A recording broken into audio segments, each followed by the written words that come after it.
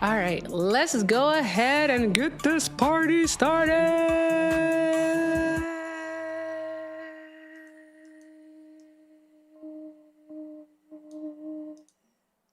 Did y'all like that? It was like an echo, but it was me holding a note. That was crazy, right? Yes. Wicked work. All right, welcome in, welcome in, welcome in. Happy Sunday, happy Mother's Day, happy leave me the hell alone day. All right, let me sleep in past 8 o'clock in the morning day. All right, happy all that. All right, happy mom gets the big piece of chicken. I don't know. Just happy Mother's Day to everyone. All right, glad you all are here because you could be anywhere else in the world, but you are here with me and I appreciate you. So while we are here, let's make sure that we are having fun and that we are doing all of the good things. All right, if you're over here on the tube, let's make sure that we are tapping that screen. We're sharing and reposting the live. Let's go ahead and knock out our first penny goal.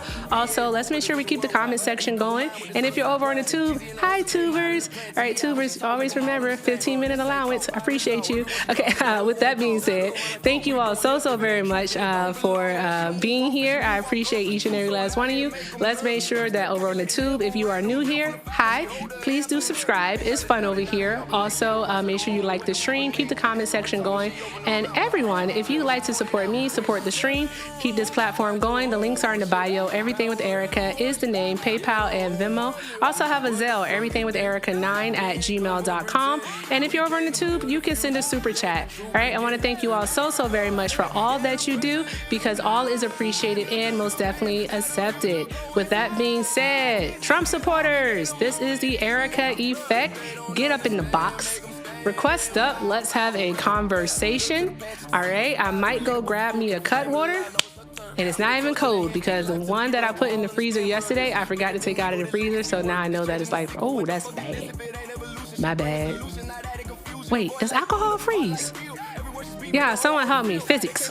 Is this chemistry or physics? I can't remember. But someone help me. Does alcohol freeze? I don't think so. Cut water does? Oh, fudge sickles. Darn nabbit. Well, they said cut water does because it's not fully like all alcohol, so that makes sense. What is wrong with my contact today? Anywho, there's that. So we'll see what happens. I'll get up in a few if one of my mutuals comes by, and then we'll see what happens. But yeah, it might be slushy. We'll see what happens. All right, but Trump supporters, get in the box, request up. You are the demographic of people I like to have a conversation with. All right, let's do that. And yeah, and we can also, of course, talk about the news because Trump supporters are pussies. Oh, I said that out loud. I said I was not calling them that word anymore. And look at me. Here I am calling them that word. My bad. I'm not sorry, but my bad. Oops, I daisy. Anywho, hello, welcome in everyone. All right, with that being said, y'all, let me see. I had some pretty interesting conversations this morning. I don't know.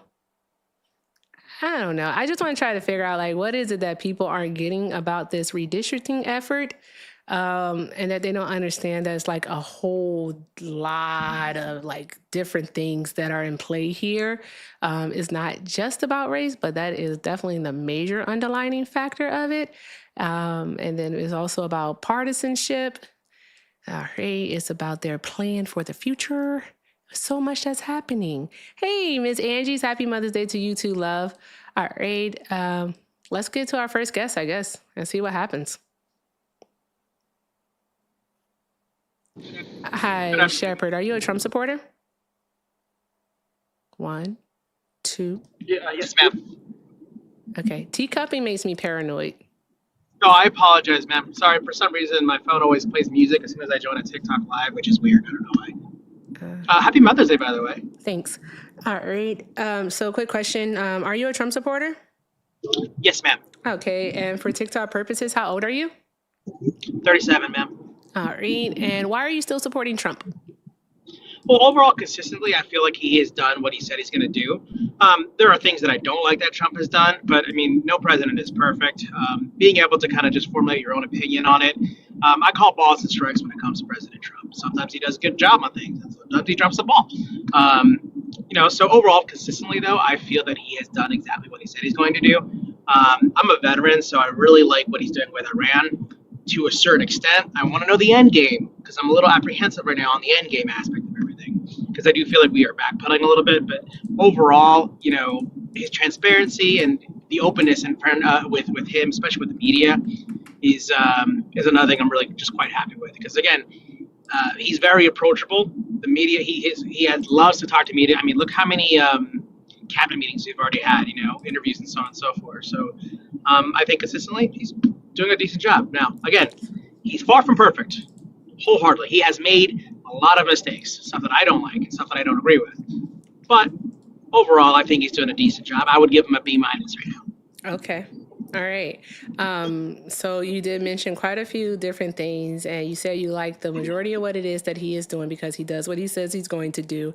And you said as a veteran, you appreciate what he's doing over in Iran. And you also, you mentioned one other thing. You mentioned transparency and that he's held cabinet meetings and whatnot. I think like the latter thing there would be pretty like opinion based. And I don't really care about that. I'm just being honest. I don't care about that part. No, I respect that. Why do you support what he's doing over in Iran? So I was during the surge in Iraq. I was there in 2009, 2010, and also part of Operation New Dawn. I've lost 3 friends of mine that were fighting in Sadr City. In Sadr City, you had a lot of the Iranian IRNC and GC, Iran proxies and so on and so forth. They got the weapons and so on and so forth from the Iranians. I mean, we actually were actively fighting Iranian people or service members. And with what had happened in the past, and with all the Soleimani when he was basically in charge of them, would do improvised explosive devices, the daisy chain IEDs. A lot of our casualties are from what they were doing. And for me, it's a sudden sense of vengeance. I know, we shouldn't have that, hatred or anything like that, but history is, ideals are peaceful, but history is violent. And the fact that we just eviscerated their top people, it's like, wow, it took real gall to do what Trump did. And, President Biden, President Obama, Hillary, Bush, they all said they wanted, do what they need to do with Iran. But I feel like President Trump is the only one that actually had the goal to do it. I'll let my plan there. Okay. I find like your assessment to be very interesting, considering that when it comes to Iran, what they've done to the United States, whether it be like overseas, like attacking a military base, like striking one, is in response to what the United States has done. Like we can look at Lebanon in 1983. All right, we can say that that was basically a part of the Lebanon civil war that was going on, and they simply like Hezbollah attacking that because you all always mention their proxies. All right, and so Hezbollah, you always say that there's one. I'm just getting ahead of the game here so we can get it out of the way. So you'll mention that, but why mention that when that was in response to Western aggression in Lebanon? And then also what we end up having is with the war in Iraq, that again was United States aggression, right, in Iraq, because we attacked Iraq. They didn't attack us first. So that's that part right there. So they, as basically a neighbor state to Iraq, and also I guess an ally, right? They helped out their ally in providing the IEDs. Not saying that what they did was correct, but if we're going to say that they were wrong and that they're a threat, then we have to look at the totality of the picture to see why they are that way, and it's pretty much based off of Western and U.S. aggression, is what it is. We can't deny that. May I rebuttal, ma'am? Sure. So I was referring to specifically what happened during the Iraq War, during the height of the Iraq War. Now, I'm sure, do you know the difference between Sunni and Shia? Yes, different type of Muslims, yes. Yes. So, I mean, again, the things that I've seen that the Iranian proxies have done to Iraqis and individuals in general is atrocious. And again, what they did to us was atrocious, and so on and so forth. Now, I can see the argument. Hold on. Here, I'm about to concede the argument. I concede the argument. We should have never been to Iraq. I am proud of my service. I'm glad I served in Iraq. But Iraq was a pointless war that President George Bush and Dick Cheney did. We should have never been in Iraq. I'll be the first person to tell you that. But we are there.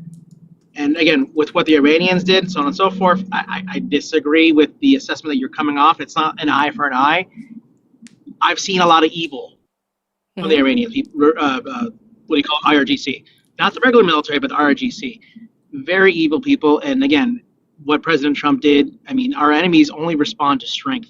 You know, they don't like weakness, period. They don't respond to that. And again, with what President Trump has done, he's literally scared the living bejesus out of all of our enemies, which is a good thing. No, he hasn't. Because again, our enemies only respond to strength. And with what President Trump has done, I disagree wholeheartedly. Our enemies are taking advantage of what the Trump administration is doing right now and basically raking in money hand over fist, i.e. Russia. Like, because of the closure at the Strait of Hormuz, the Trump administration lifted sanctions off of Russian oil. All right, we know that in the first week alone, that Russia made over $6 billion, and those sanctions have been listed for well over 30 days now, when they were supposed to be only lifted for 30 days. But they're still. But why did the Russian war happen? There's that. Why did Ukraine war happen, though, ma'am? Why did it happen? I'm so sorry. We were not talking about the Ukrainian war. We're talking about the Iran war that is happening right now. You said that our enemies only. All right, that they're no, you didn't say only. You said that they're afraid of Trump. Is what you said. Oh, yeah. They're afraid of Trump. They're not afraid of Trump at all. All right. They're taking advantage of his ineptitude, his lack of strategic thinking, and the illogical moves that he's actually making. All right, he basically just gave Russia a leg up, because even though Putin was already planning on stopping to provide oil to the EU, all right, because of the amounts that they have. Now, why would he? Because of the simple fact that they're making a whole bunch of money off of what's happening right now, which is allowing them to go back and create weapons, right, to go against Ukraine. We have to look at this, again, holistically and see what's actually happening. They're not afraid of Trump at all. Like, the EU, they're not our enemies, they're our allies, but Trump is like threatening to take us out of NATO and is pulling troops out of Germany, right? The EU is coming together, right, and they're figuring out, okay, here's our contingency plan to protect ourselves and to ensure our security in the event the United States of America does in fact pull out of NATO fully, all right? They're going to keep on keeping on, all right? But the U.S. is going to be left with a whole bunch of enemies, new and old, because of what Donald Trump is doing. Hey, no one's afraid of us. I would love to rebuttal pertaining to the EU stuff. Now, man, the EU is, for example, the NATO. We'll go talk about NATO. NATO is treaty bound to spend 2% of their GDP. President Obama even complained that NATO, only 3 NATO countries during his administration were paying 2% of their GDP. All Trump wants is for NATO, as the Democrats like saying, pay their fair share. If we, America, under Article 5, are treaty bound to come to any country that's attacked in NATO's defense, and we're treaty bound to do it, NATO and the countries in NATO, specifically France, Germany, the major powers, need to spend 2% of their GDP because they are treaty bound to do it. They have not, and that is not fair at all. Democrats are so famous for saying, pay our fair share. Do you think our allies have been paying their fair share? We've been subsidizing their defense. They're not spending 2% of their GDP. That is, they're treaty bound to do that. All Trump wants is for NATO to pay their fair share. Why do you go back 10 years, though? Why do you go back 10? Why do you go back 10 years? Because President Obama expressed his frustration that they are not paying it. Even President Obama called NATO out saying, 10 years ago. What's going on? What has been going on since 2020, 2021? They haven't. They have been. Well, yeah, under President Trump, because he pretty much bullied them into doing it in his first term. And then guess what? As soon as President Joe Biden took over, as soon as President Joe Biden took over, they stopped spending percentage of their GDP. And now, because of what Trump's doing and the maximum pressure that he's doing, our NATO countries, our allies, except for Spain, are going to now, no, you're wrong, are going to spend 5% of their GDP. No, not at all. Actually, Yeah, when it you comes you kind of are wrong, though, and it's funny to me that you think that it is. I do want to make sure that we do have an understanding of what the 2% is. All right, so you do understand that it's a 2% of the nation's GDP. I believe you did say that, yep. so that's awesome. All right, and what is it that they're spending this on? Say it again. What is it that they're spending this 2% on? Well, they should be spending it on their defense On their right now. defense, right? British. Oh yeah, Okay, great. All right, so collectively. I don't. Again, I just wanted to make sure that we had an understanding of what this money was for. All right. Do you think that they are pooling this money into like one big pot, or is individual defense? I just want to make sure. Individual defense. Okay. Individual All right. defense, and Awesome. there's also Okay. goes to Fantastic. like certain we try to share money as well in like mutual defense, but like especially when it comes to France, which I give France a lot of credit for, and Poland. But again, ma'am, it all comes back to Anywho, they I just wasn't need. finished. I just wanted you to answer that Oh, I'm question, so but sorry, thank you. ma'am. I Appreciate you. apologize. I'm so sorry for So interrupting, ma'am. as I was saying, so you do understand how the 2% works, and it's all Yep. proportional to that nation's GDP. So with the US having the largest GDP, all right, that of course means that we will contribute more to our defense because again, we have the largest GDP. So there's that part. Another thing is that in meeting this requirement in 2023, the majority of countries did meet that requirement. And in 2024, all 32 countries met that requirement. All 32 countries.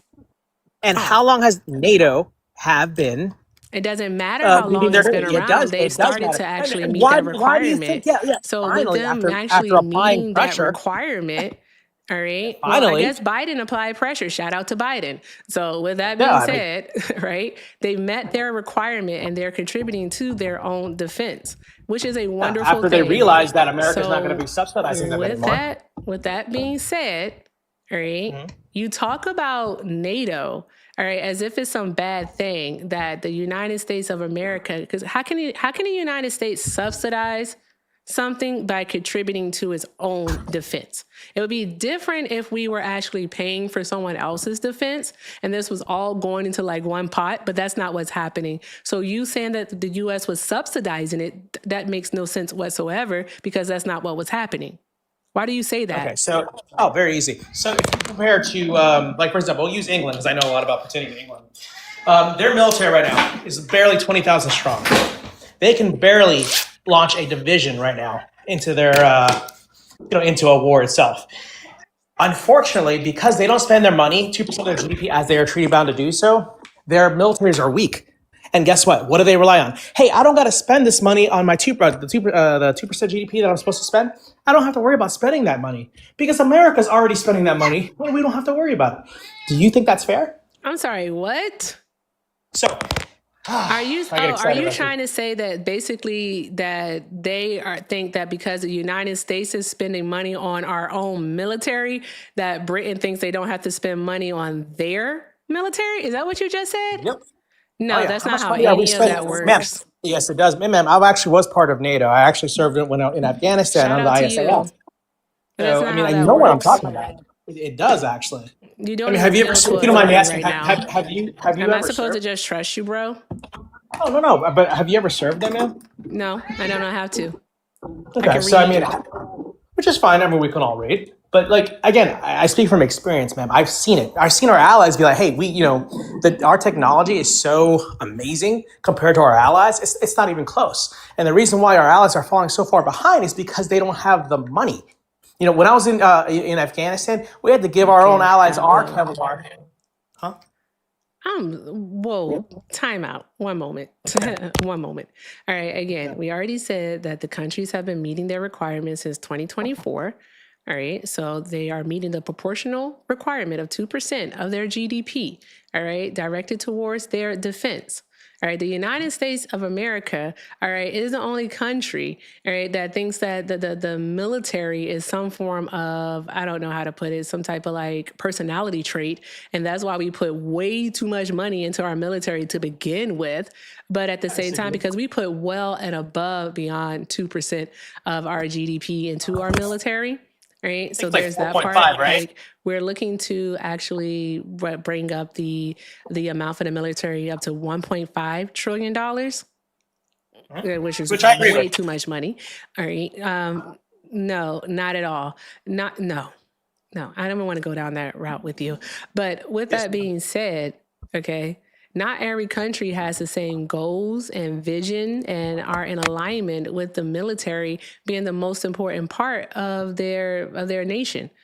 All right, they have other concerns. So for the United States of America to, all right, invest money and do all of these things where they put all of this money into, let's say, research and development for weapons, that is a personal choice for the United States of America. Now, here's the other thing about it, right, is that you don't think that the United States of America should necessarily be in NATO, all right, because you feel that we've been taken advantage of or whatever.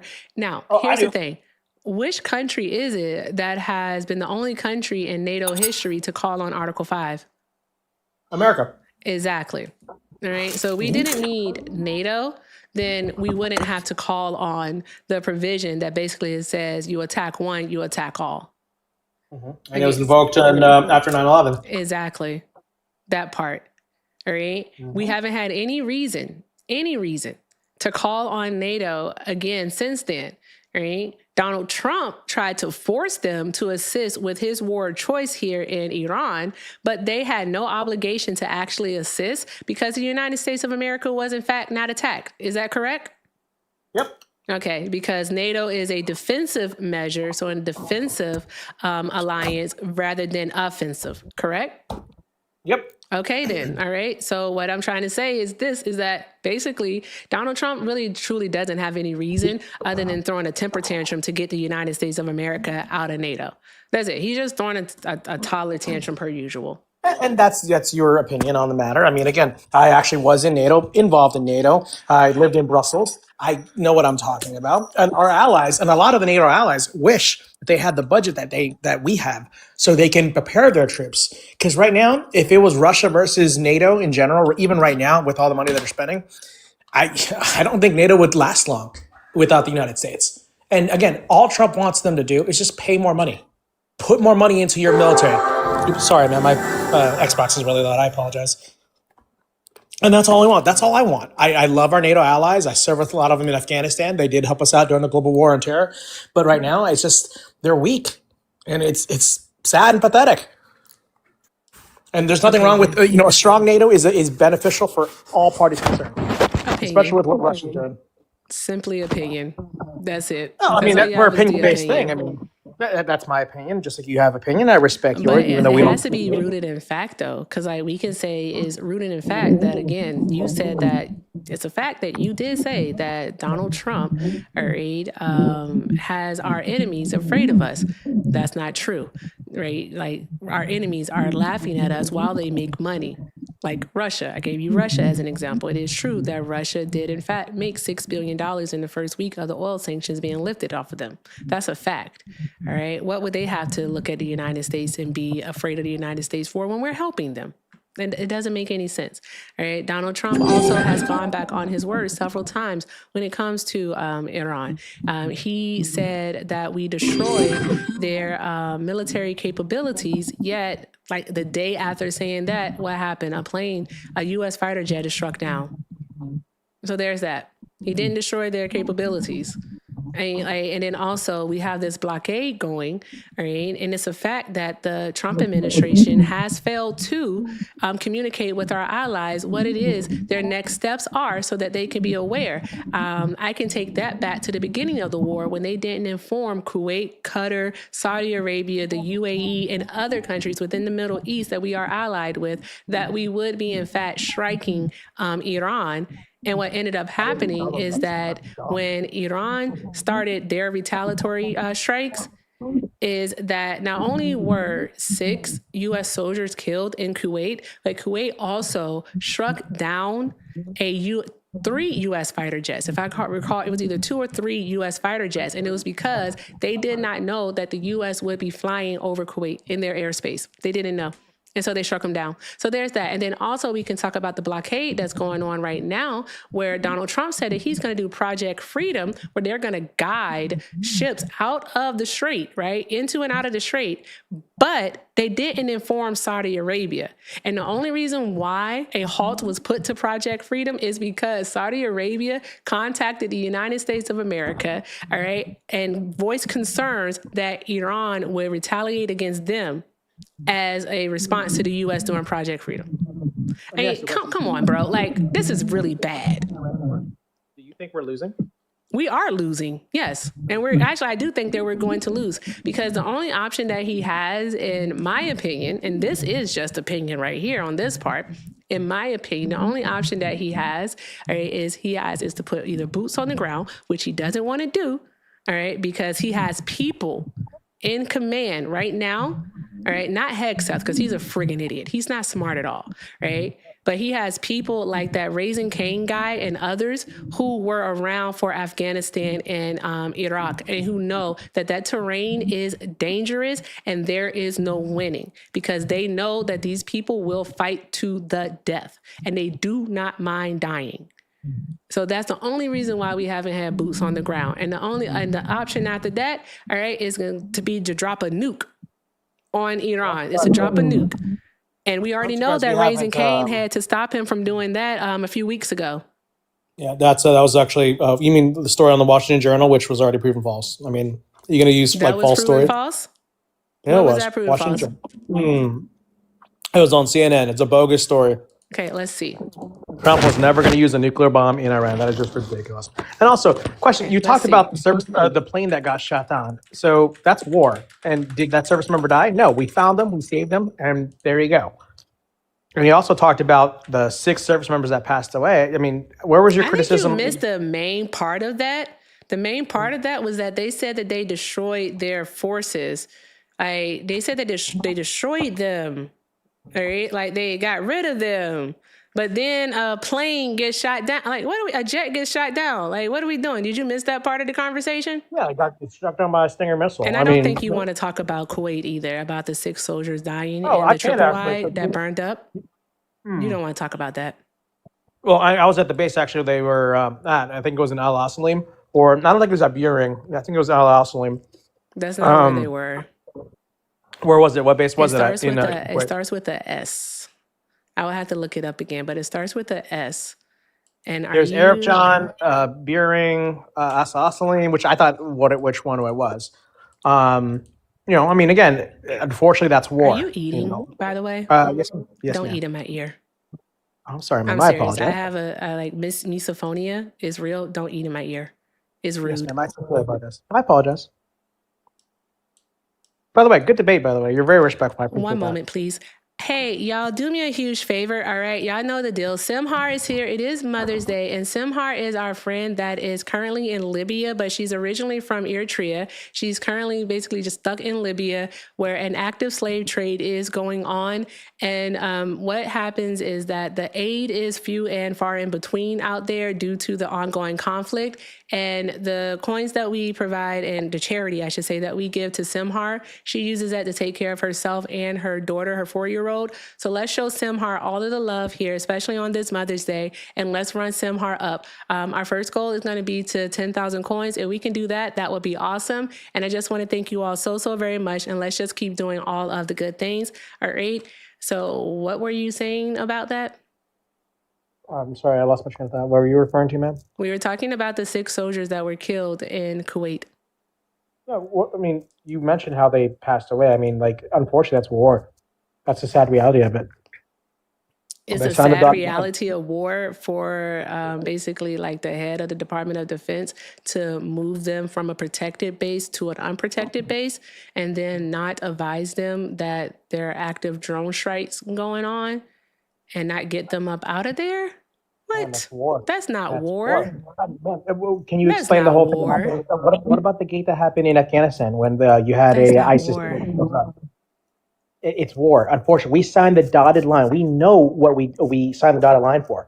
We know the risks. To be put into danger, to be purposely like put into danger is a part of Yes, war. ma'am. Does the United States Yes. command not have a duty to its soldiers that they have out there, all right, to make sure that they are protected? Are you really saying that placing them in this triple wide trailer and not communicating with them an active threat Part of war, is ma'am, a part of unfortunately. war? Ma'am, yes, ma'am. Bruh, I got that is motored like not 50,000 war. That's times. fucking murder. That's negligence. That's incompetence, That's bro. actually not negligence, ma'am. They did I the bet best you they have can a with the problem force with protection. Benghazi, though, don't you? You have a problem with Benghazi, don't you?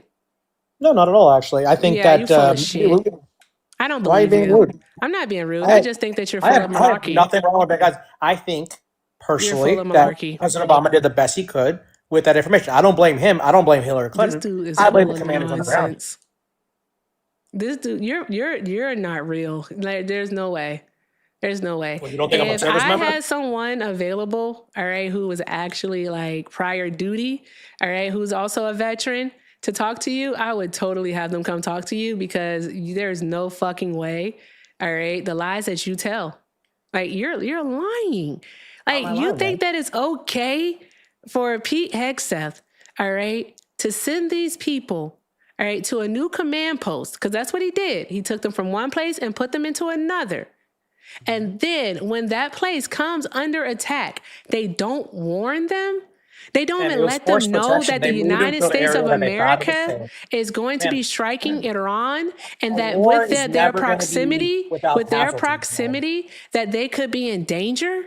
You think that that's just war for the United States of America not to communicate with their soldiers that are based out there? Unfortunately, Does that's not make war, any man. I got sense. mortared. I got mortared myself so many times when I was in Mosul, down back in Marez, when I was in Iraq. Ma'am, unfortunately, we do the best we can mortared do. does not mean no, do. darling. You knew that you were in active combat. Let's be serious here. Ma'am, You you knew signed that the you were dotted in line. You active know that there is a risk. combat. Where on the dotted line does it say that we won't let you know when you are in active combat? Where does it say that on the dotted line?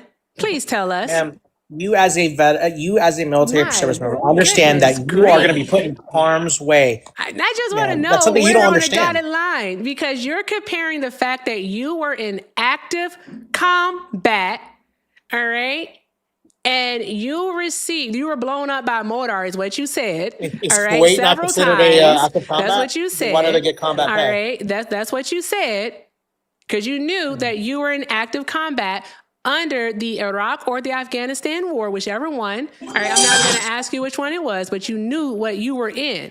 These people simply thought that they were at a command post. That's it. They did not know that a war was being started right under their noses. That is the whole problem here. They didn't know anything. It's different for a person at Camp Lejeune, all right, or Fort Hood, all right, Luke Air Force Base, here safely in the United States of America, not to be told, but a person that is stationed in the Middle East to not be told, all right, that they are going to be under active threat does not make any sense whatsoever. Ma'am, did you realize here's something that you're a civilian. Here's where you're a civilian. It's hilarious. For you to actively you get hazard duty pay in Kuwait. That you do not have the honor in which you think that you have, because you are United excusing you are running the risk service of members getting killed. fucking being killed because of the negligence of Pete Hegseth.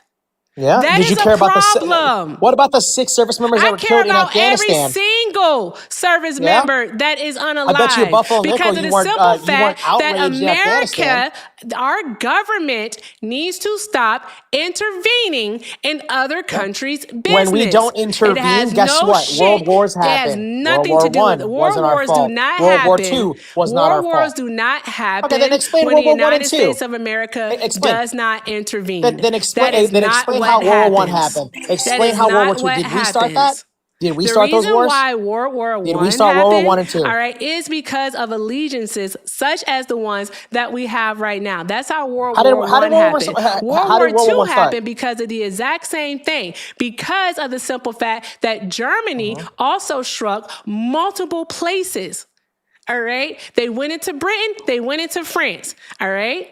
They did things to Poland, so on and It so actually forth started in because Poland of on those September 1st. allegiances. So there's that part. And how did World War One There start? we Out of go. curiosity, Like, you what want are to play we like you even know everything. doing How did World War here? One start? My How did World War One goodness, start, of man? Latter-day Saints. Archduke Ferdinand was murdered by a I Black already Hand know who Archduke operative. Yes. Ferdinand is. The 12-year-old Yeah. has But told me see, about it several times, many times, like 5 years but ago. Like, you come know, on, be fucking serious I here. understand your point of view, Anywho, man. But unfortunately, you're not a anywho, service member. You I don't know don't what the have to dotted be line a is. service You member. don't know what it is. I'm There's sorry. actually many You don't service understand. members who will come up here and who would tell you that they are fully against American imperialism, something that they stood for prior to because they thought that they were protecting their country. And then after they have served in wars and they have seen combat, guess what they say?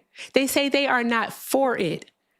They are No one's not for it. I'm not for a for war the either. American military complex. They're not for it. Oh, are you talking about the military obviously industrial are. complex? Yes, I'm the not military. actually. Yes, I mean, you are. remember You literally are. Eisenhower's Oh my God. warning about the military industrial complex. Have fun, Itchy. This dude's out of his mind. This is crazy work. Yeah. But again, I find it very interesting that you don't care about the service members that were murdered and unalived in Afghanistan. You know, in that little I forgot what was the How gate many that it was did you called. say? Yeah, how many did you say? Are you talking to me, sir? Yeah, how many in Afghanistan? I believe it was 6 or 7 that got unalived in the ISIS attack during the pullout. No, it wasn't. This is exactly why 6 or you 7. as a veteran. No, it wasn't. That's why you as a veteran How many was it? should. Hey, sir, listen. Go ahead. What I'm not gonna do is what she just did and argue back and forth with you. Mm-hmm. I'm not finna scream over you. I'm not finna see whose voice is stronger. You're gonna go on mute and allow me to finish. Now, appreciate it. So again, it was 13 service members.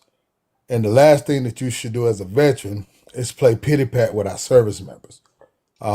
Also, that 13 service members, both presidents played a huge role in. Donald Trump initiated the pullout.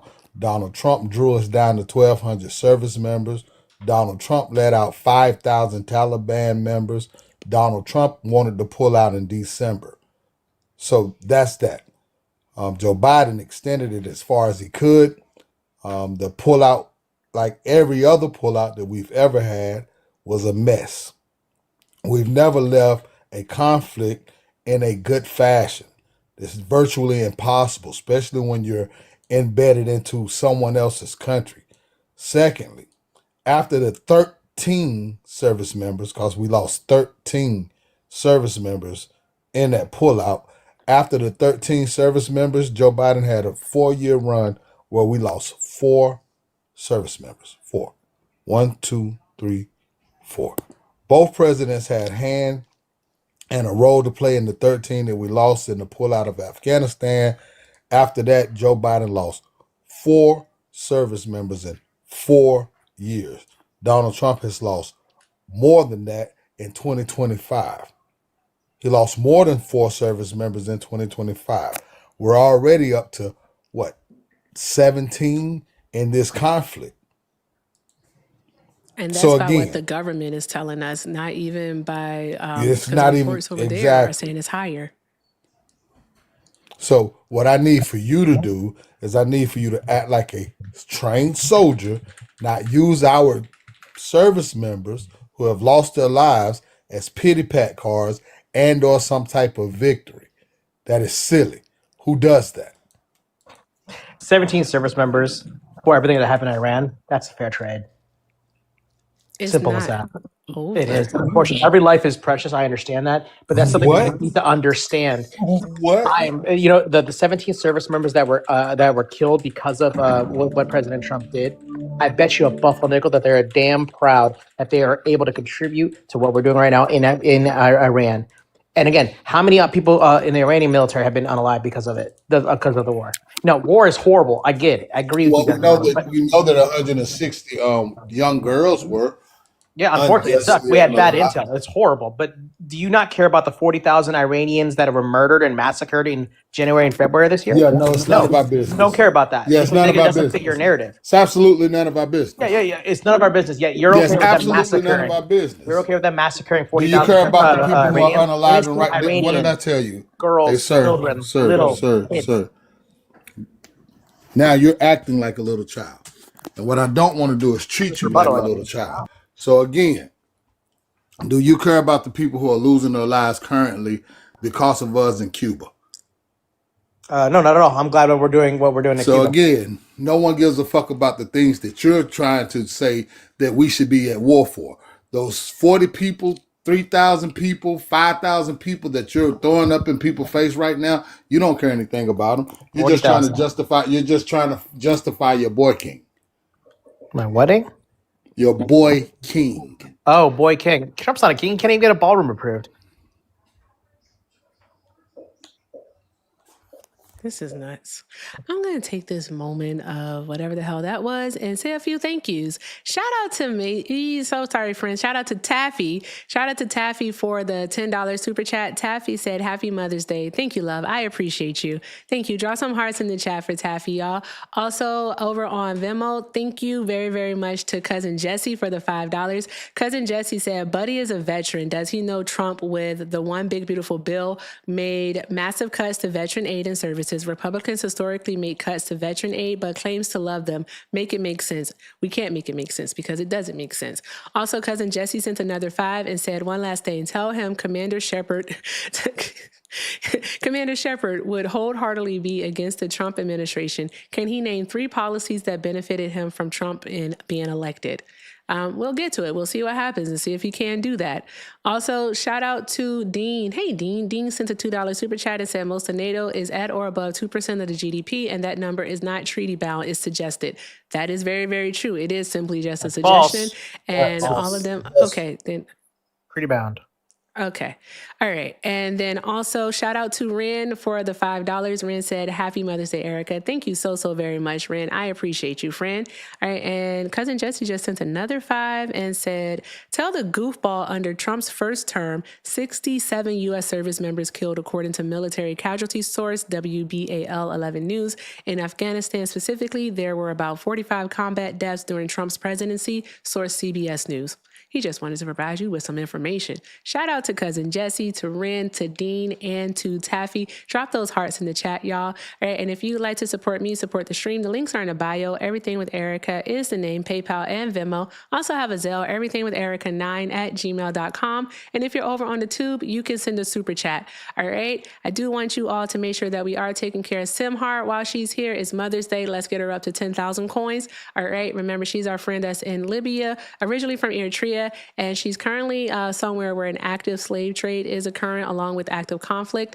And we just want to make sure that whatever it is that we give to her, all right, she uses it. We don't want to make sure of that part, but I'm just letting you know. She uses that to take care of herself and her daughter. So let's show some love and some charity here and make sure we take care of Itchy. All right, because that's mine. All right. And also my bestie's here. Hi, Dan. Hi, Erica. Happy Mother's Day. Thank you. Thank you. Thank you. Thank you. Hi. Tell Mac I said hi. All right. And also happy Mother's Day to your mom. Okay. But guess what, guys? My bestie's here and he is on a timer. So he'll probably be leaving in like 5 minutes, but there's that part. But yay. Hi.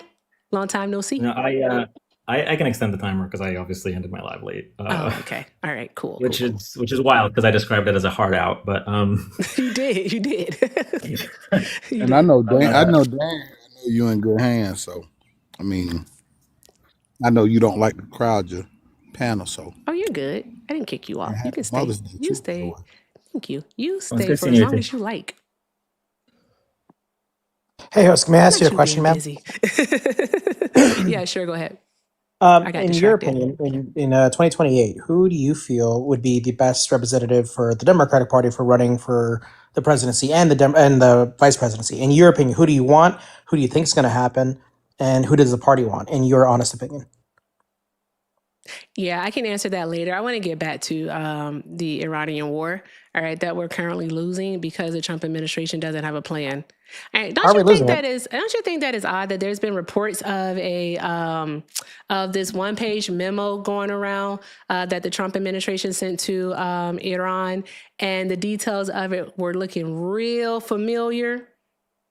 And like, like getting rid of their enriched uranium for 15 to 20 years. Remember that part? Oh, you're referring to the already the debunked first offer that the media kind of ran with. That wasn't true. That wasn't I know true. exactly what you're talking about. Where Yeah, did you Marco see Rubio that even debunk? Where was it Marco debunked? Rubio in his little press conference when he did it the other day. There was three. Actually, there was also. I think it was also. No, actually, no, not Marco Rubio. It was Vice President J.D. Vance. J.D. Vance is like, it's interesting how the media went with the narrative that one person from the Iranian regime posted this little thing saying, "Hey, this is our terms," when it wasn't even any of the terms. It was the second one that the Iranians sent us specifically to our government. So that one has already been debunked. And Vice President J.D. Vance actually already debunked it the other day. He thought it was interesting how the media is just playing to a random source in Iran saying, hey, this is their terms, when in reality they weren't. But I really would love for you to follow up with my question. Who, in your opinion, pertaining to the presidential thing in Yeah, 2028? no, because that's something that I'm actually going to look into because I don't believe you. Let's see That's fine. here. Go right ahead. But who do And you want it Ishi to or be? Dan, if you've heard anything about it, then you can speak, but it's okay. Let's see here. Who do you want for them to be to run for president in 2028? It's funny how all of the information that's coming out of the White House proves to be wrong, but all of the information that somehow leaks from Iran tends to be proven right within 2-3 weeks. I disagree wholeheartedly with you. Give me an example where that it's been 2-3 weeks, everything's been fine. Go ahead. Oh yeah, the Go ahead, bases, the military bases. Yeah, they said that when the president and the administration came out, they said that it was only hit a couple of military bases. Come to find out, they hit 15. Yeah. Okay. So you just asked me a thing, and I just gave you an answer. 15. It's actually funny. I find it very interesting that you, as an American citizen, try to go to Iranian propaganda pertaining to stuff. I mean, I bet you a Buffalo Nickel. But my presidential administration told me it was only 5. I don't know. A lot of our bases were hit. I think it was what, half a dozen actually that were hit. It was 15. like 16. It was like like 16. To be clear, so- you asked him for an example, and he gave you one. It's a wrong example. I'm sorry, Papa. It's not true. We had multiple bases. We never denied that it was only 5 bases that were hit. I mean, literally, there were so many bases that were hit. It's not even funny. And again, Russia had to play with it, and China had to play with it as well by giving them the Iranians the intel. Very interesting. But he told me to give him an example of when our administration misled us. And I disagree. I don't think they misled us. You just said that the Iranian information is more accurate than the U.S. information. That's blatantly dumb and false. I mean, I just feel like I'll give you another since you don't want to go with the first one I gave you. Iran said that they weren't opening the strait. Donald Trump said that it was open. The day that they tried to go through it, Iran proved that what they said was correct and what Donald Trump said. Well, right now, Iran is having the problem with who the hell is in charge, because the RRGC right now is pretty much in charge, not the Ayatollah. That's an awesome pivot. So right now, they have no idea who's in charge, who they're talking to. It hasn't been debunked. It hasn't been debunked because even Donald Trump has actually referenced the progress of these negotiations himself in regards to it. Now, as it being the entirety of a peace deal, no, it was just basically like a bullet point of what it is that the United States of America wants from Iran in order to actually end this war. Right, but the memo itself has not been debunked. I don't know where you get that from, unless you're just choosing. I'm not finished. Thank you very much. Unless you're just choosing to believe everything that the Trump administration actually says. I do believe J.D. Vance. Yeah, absolutely. You know, it's interesting. Again, the media played on. I think it was the Washington Post, I believe, or was it the Wall Street Journal? One of the two networks were saying, "Hey, this is the bullet points of the Iranian deal," which was completely false. And once they even did a revise, from my understanding, according to what J.D. Vance said on the in his little speech, I think it was yesterday or the day before. You know, it's very interesting that you guys are quick to believe stuff that's coming from the Iranian regime. But you said that it was debunked. but It was. no JD one Vance has debunked it. been able to actually prove, The all right, the that this original. actually that this bullet point plan, all right, this 14-point memorandum of understanding, all right, did not exist. That's the I never said thing. it didn't exist. I said Yeah. a Iranian person from one of the Iranian things said, "Hey, this is the bullet point stuff that America sent us," which wasn't true. It's already been debunked. The JD Vance is like, we've never seen what the hell these 14 points that they're talking about. We have this one, not this one. I'm so JD sorry. Vance So you're debunked it. telling us the administration that once again didn't even advise its allies that it would be striking a country, a neighboring country. All Iran. right. What does That that I'm have to do so anything to do with what we're sorry. talking I'm about? so sorry. Actually, it You're does because pivoting. it shows pivoting. no, it does not. This shows a pivoting. trend that they do not communicate with each other.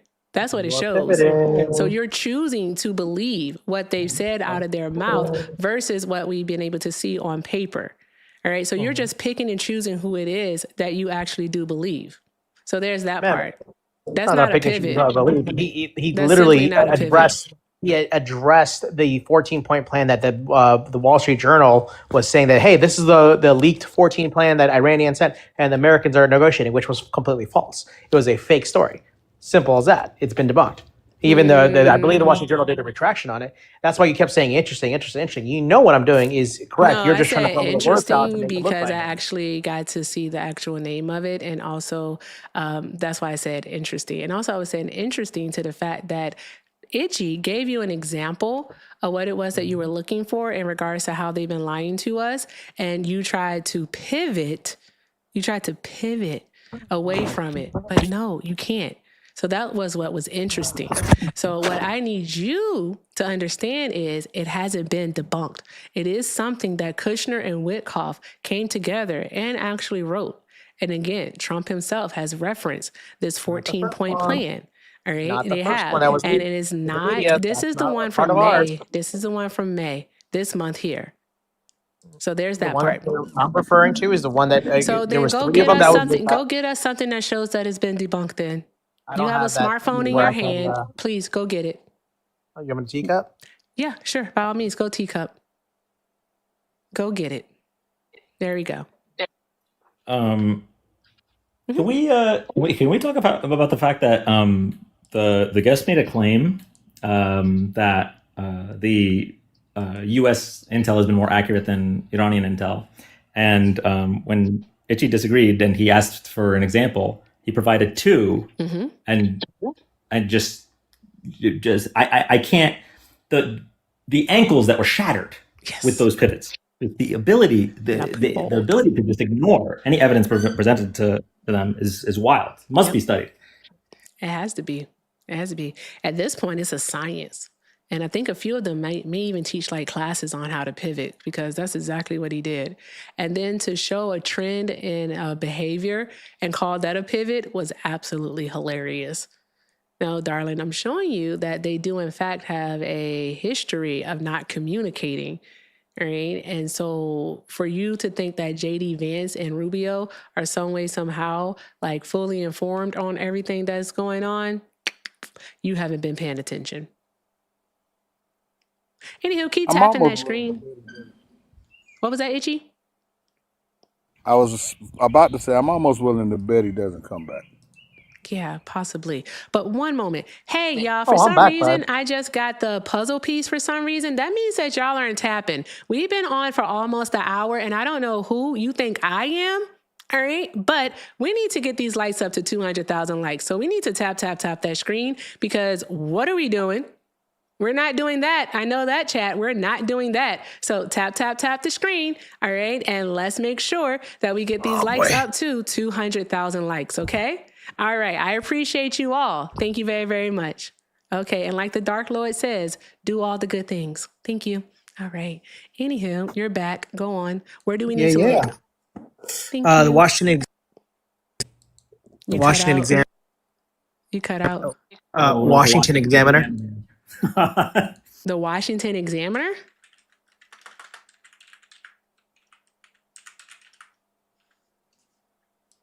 Okay, one moment. All right, and you said the Washington Examiner. Okay, and what's the name of the article?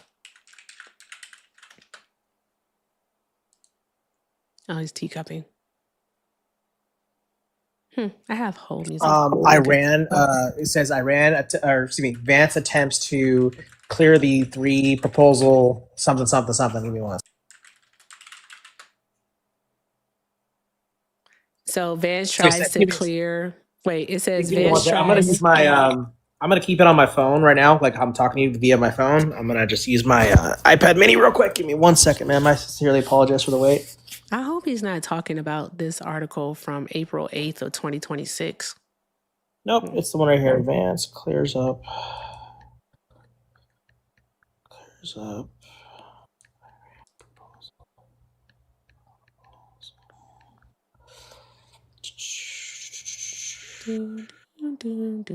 Yeah, hold music.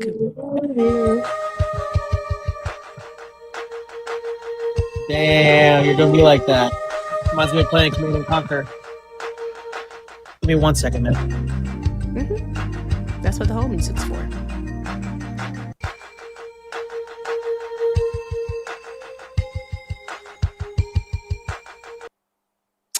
Gotta get that, what's it called, y'all? You gotta get the iPad Mini. All right.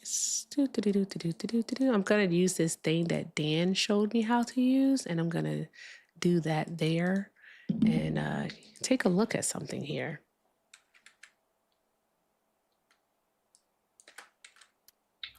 Wait, are we waiting for the title of the article still? Yeah. Because he has to get his iPad Mini. Well, it's hard to do multitasking on the same device without teacup. And yes, you're right. It is the article from April. Yes, ma'am. Why would you reference an article from April 6th when we're talking about a memo, all right, that was supposedly, all right, given to Iran in May? What are we doing?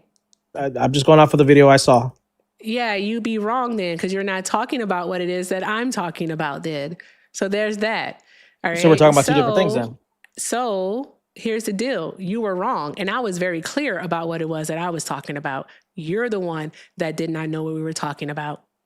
So there's that part. All right, that's fine. Hey, I can see that. So the memo. No So problem again, with that. back to the point of this entire conversation, right? All right, because you cannot be. The chat is calling you that. All right, they're calling you a headline hoochie. You can't be a headline hoochie, right? What is that? A headline hoochie is a person who doesn't read. All right, you only read the headline. It's in there, right? It's in the name, headline hoochie. All right. Sometimes maybe read the byline and then a paragraph or 5. With that being said, right? Why is it that the Trump administration has pretty much presented, all right, the country of Iran, the JCPOA Part 2? Why is that? All right, we had a deal in place that prevented them, all right, from, obtaining a nuclear weapon. And that was going pretty well until Donald Trump decided, once again, to throw a hissy fit and remove the United States from the JCPOA and then also place sanctions back on to Iran, plus some, all right, so like more, removing all incentive that they had to be in accordance with that agreement. Why is he just reintroducing it? No idea. I can answer that. Yeah. Sure, Dan. Floor is yours. Well, because this version is a lot better, as it doesn't have Barack Obama's signature on it. Just because it has President Barack Obama's signature, that's all it is. Yep, that makes sense. Do you think it was a good deal what we did with the original Iran? Both of his administrations, his first administration, that's literally what he did. He would go in and he would take legislation and policy and he would revamp it. He would rewrite it. Most of the things that y'all brag about were rewrites.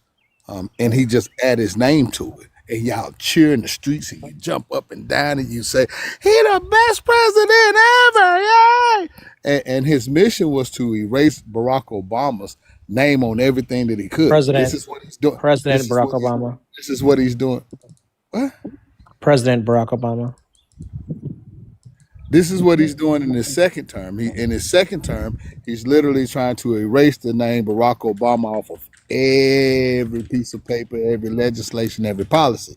This is why he's having a failed administration for the second time. Oh, that's your opinion. It's not a fact. It's not an opinion. Your gas That's is your almost opinion. $5. Your gas $5. It's funny. Did you care how gas Your was under gas Joe is Biden? $5. Did you care? And that was Let because me ask you a of Trump. question. Why? And that was because hey, of Trump. Itchy, let me ask you a question. High gas Why- prices under. Hey, right did you now, know that right now, did you know- absolutely. Hey, Richie, right now, I'll give you. Yeah, did you know that high gas prices under Joe Biden was because of Trump policies? Did you know that? I disagree with you on that one. President Biden, what do you call it? Stop the Keystone Pipeline, made it a lot harder for them to drill in the oil thingies, and it got so bad that he ended up having copying President Trump's ritual Did we patrols. just That's the say truth. the Keystone Pipeline? Oh yeah. Like, seriously? That would have been done by now. That would have helped us out a lot, big time. I mean, the policies, the No. regulation. I think the biggest thing is regulations. That's what's hurting us the most. Go Yeah, ahead, not Dan. the deal that the 2-year deal Trump signed with OPEC to reduce production to artificially increase the price. We were energy independent though. I mean, how was gas prices? Hey, question: what was gas prices under Trump compared to Joe Biden Is this real? in 2016? From 2016 to 2020. Let me ask you a question: why did President Trump win this past election? I don't care. Was everything? No, hold on. Was Because everything Americans kumbaya? don't read. That's why. That's what because it is. Americans don't read. Do you That's think literally Vice President why. Kamala Harris Because of was the a good OPEC candidate? The OPEC Plus deal played a part in it, and actually Joe Biden, due through strategic planning, all right, and being able to look at logistics and figure out how we can actually do stuff because he understands mechanisms and how policy works and how trade works. He understands these things, right? And he also has a team of people, all right, who understands these things. They're not flying by the seat of their pants. What he was able to do is he was able to sell off the strategic reserves, all right, and then he was able to buy them back for a smaller amount. All right, so a lesser amount, actually netting the U.S. a profit. So we have that part into place.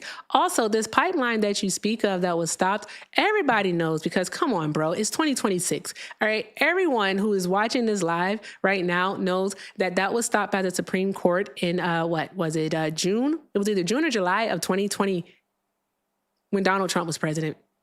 All right, and the reason that it was stopped was because of environmental reasons. And we all know that. It's just simple as that.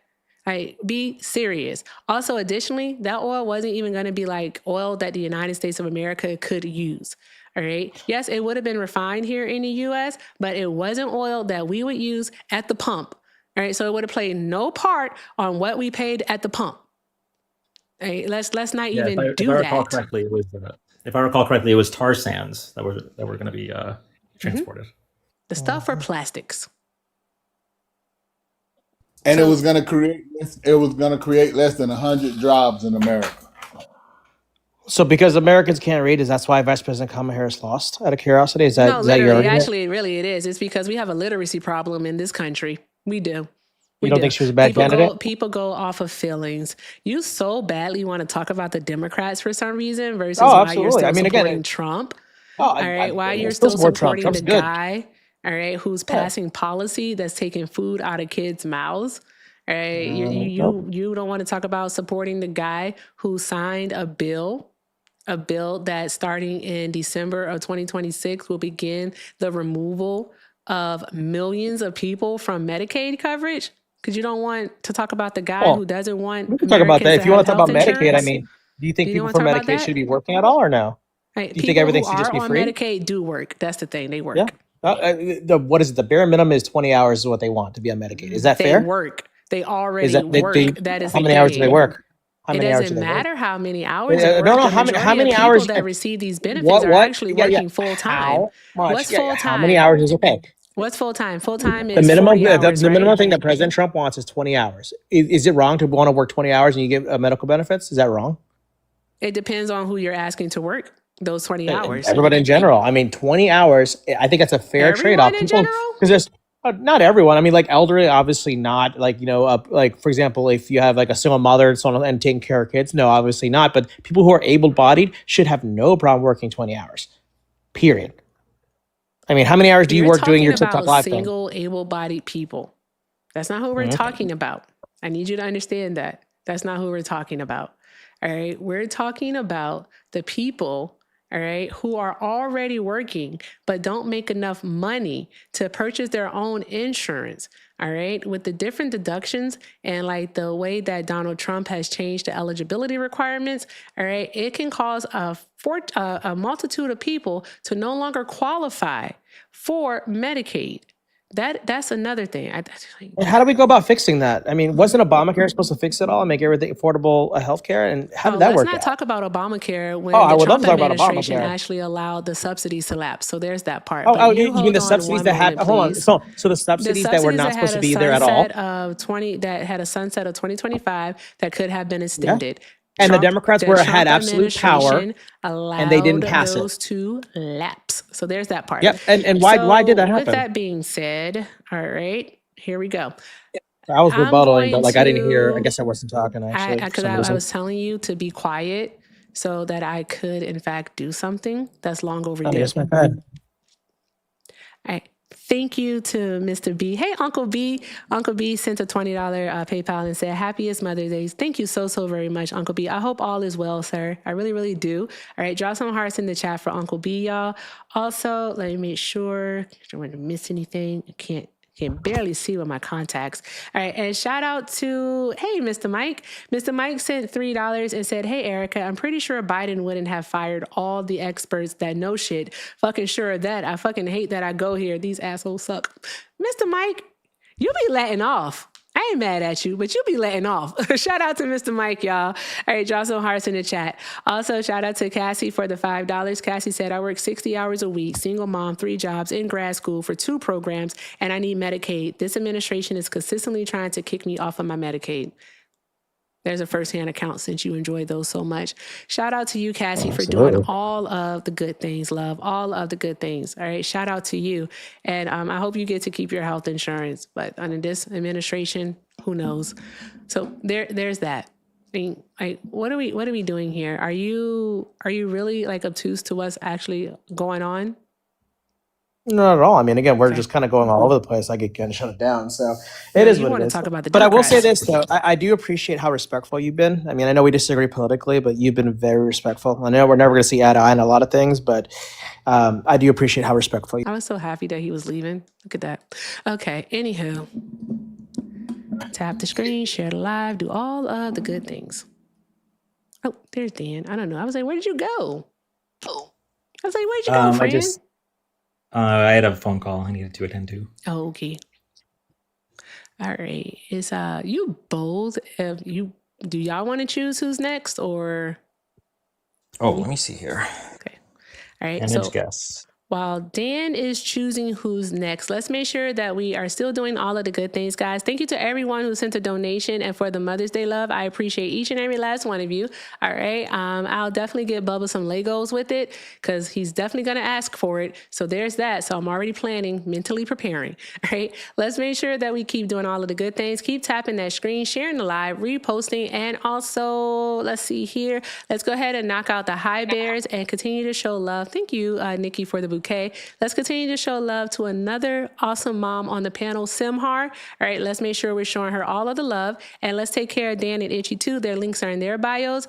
And yeah, let's get into this next conversation. Hi, Rands. Are you a Trump supporter? Rands going once. Rands going twice. Damn, I tried. You did. All right, Itchy, you want to try one? Good, go ahead. Okay, all right. I will see. All right, if you are not a Trump supporter, go ahead and get out of the request box, please. I don't know how to clear everything over here, but if you're not a Trump supporter, go ahead and drop. I was just tapping. I did not mean to come up. I am not a Trump supporter. All right, no worries, Joe. So I'm so sorry. All right, you have a great day. You too. All right, there we go. Okay, what's this here?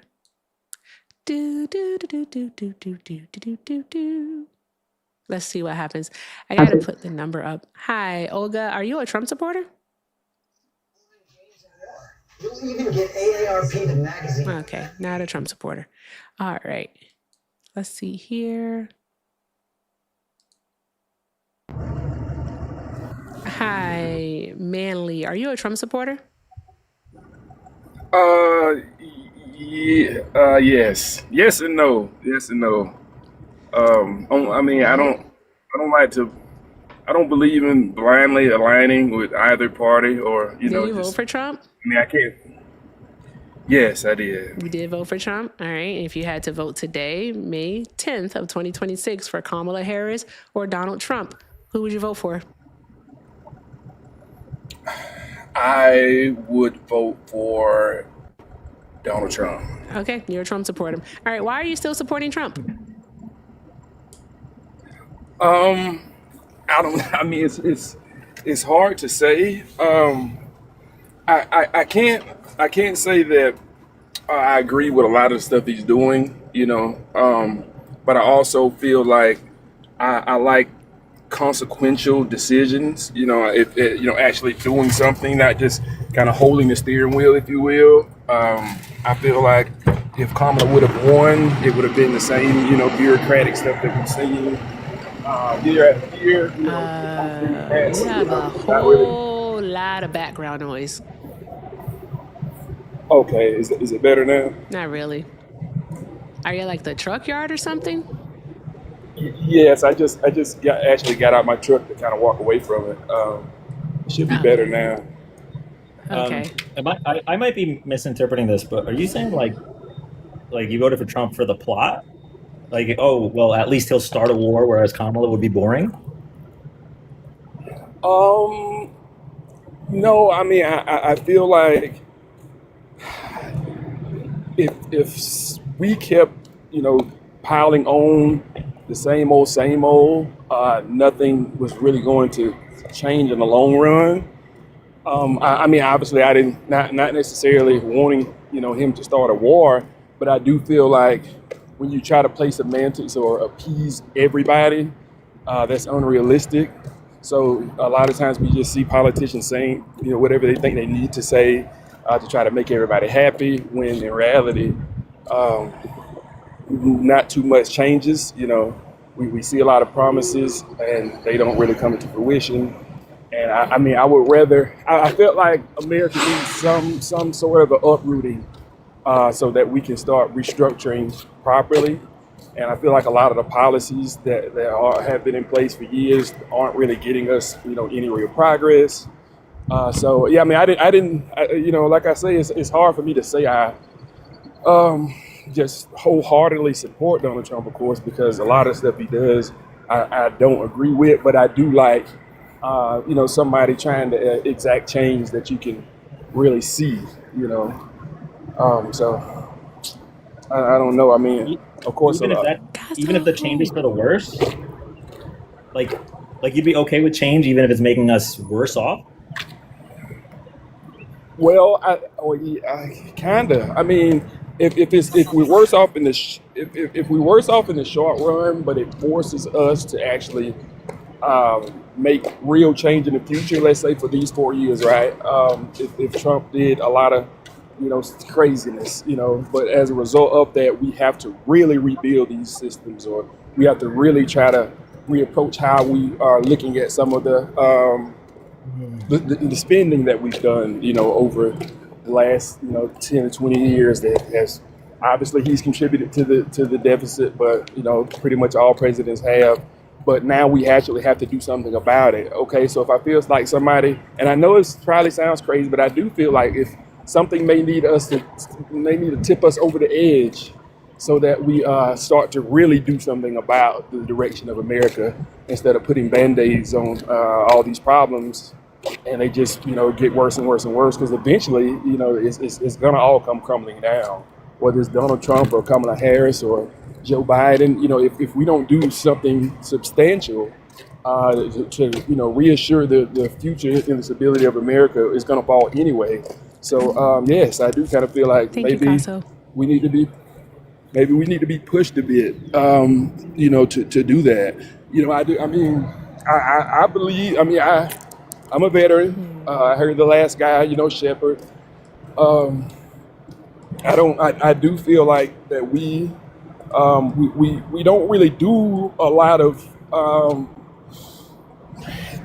meaningful things in politics anymore. It's all about trying to get points on a scoreboard.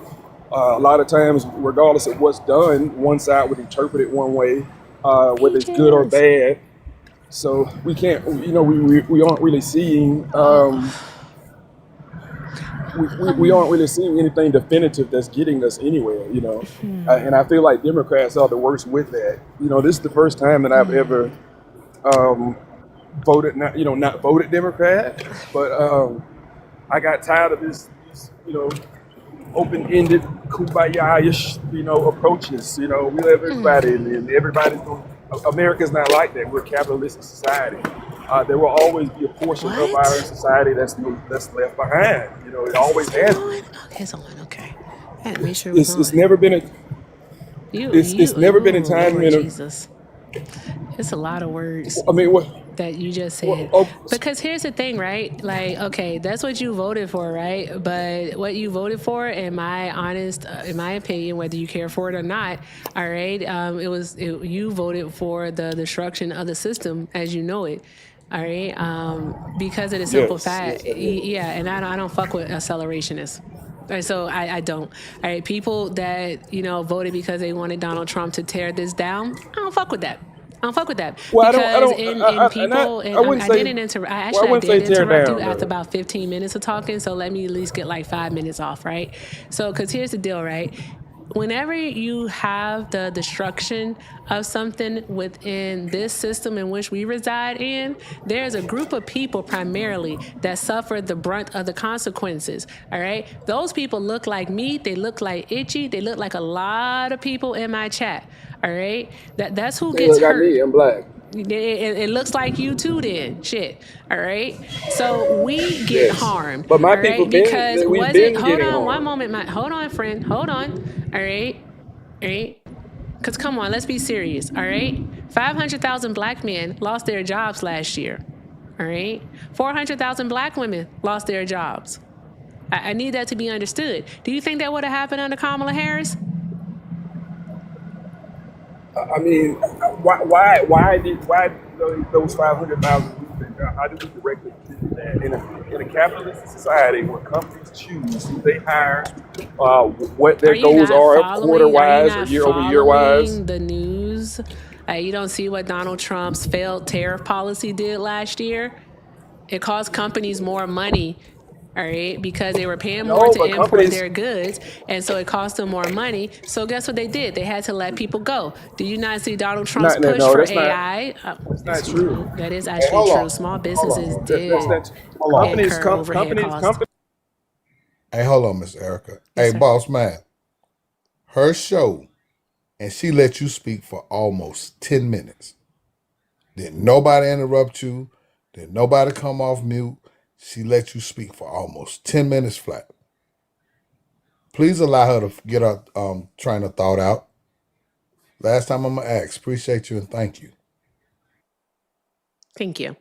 So, as I was saying, all right, we saw hundreds of thousands of black people lose their jobs. All right. Donald Trump's tariffs did, in fact, play a part in that due to the increase in costs that small business owners specifically had to go and pay, along with corporations looking to save money because some of them were, in fact, absorbing the cost. Last year, Americans paid approximately 60% of the increase in tariff costs. We did that. That's how much was passed on to us as the consumer. All right. And it was expected in this year, all right, that we will be paying 100% of the increase in costs. Additionally, another thing is that Donald Trump has been a massive advocate for AI. All right. Now, with him being an advocate for AI, we have seen companies like Meta lay off employees, Amazon lay off 30,000 employees between 2025 and 2026 thus far, along with other companies do exactly the same. So we have that in place too.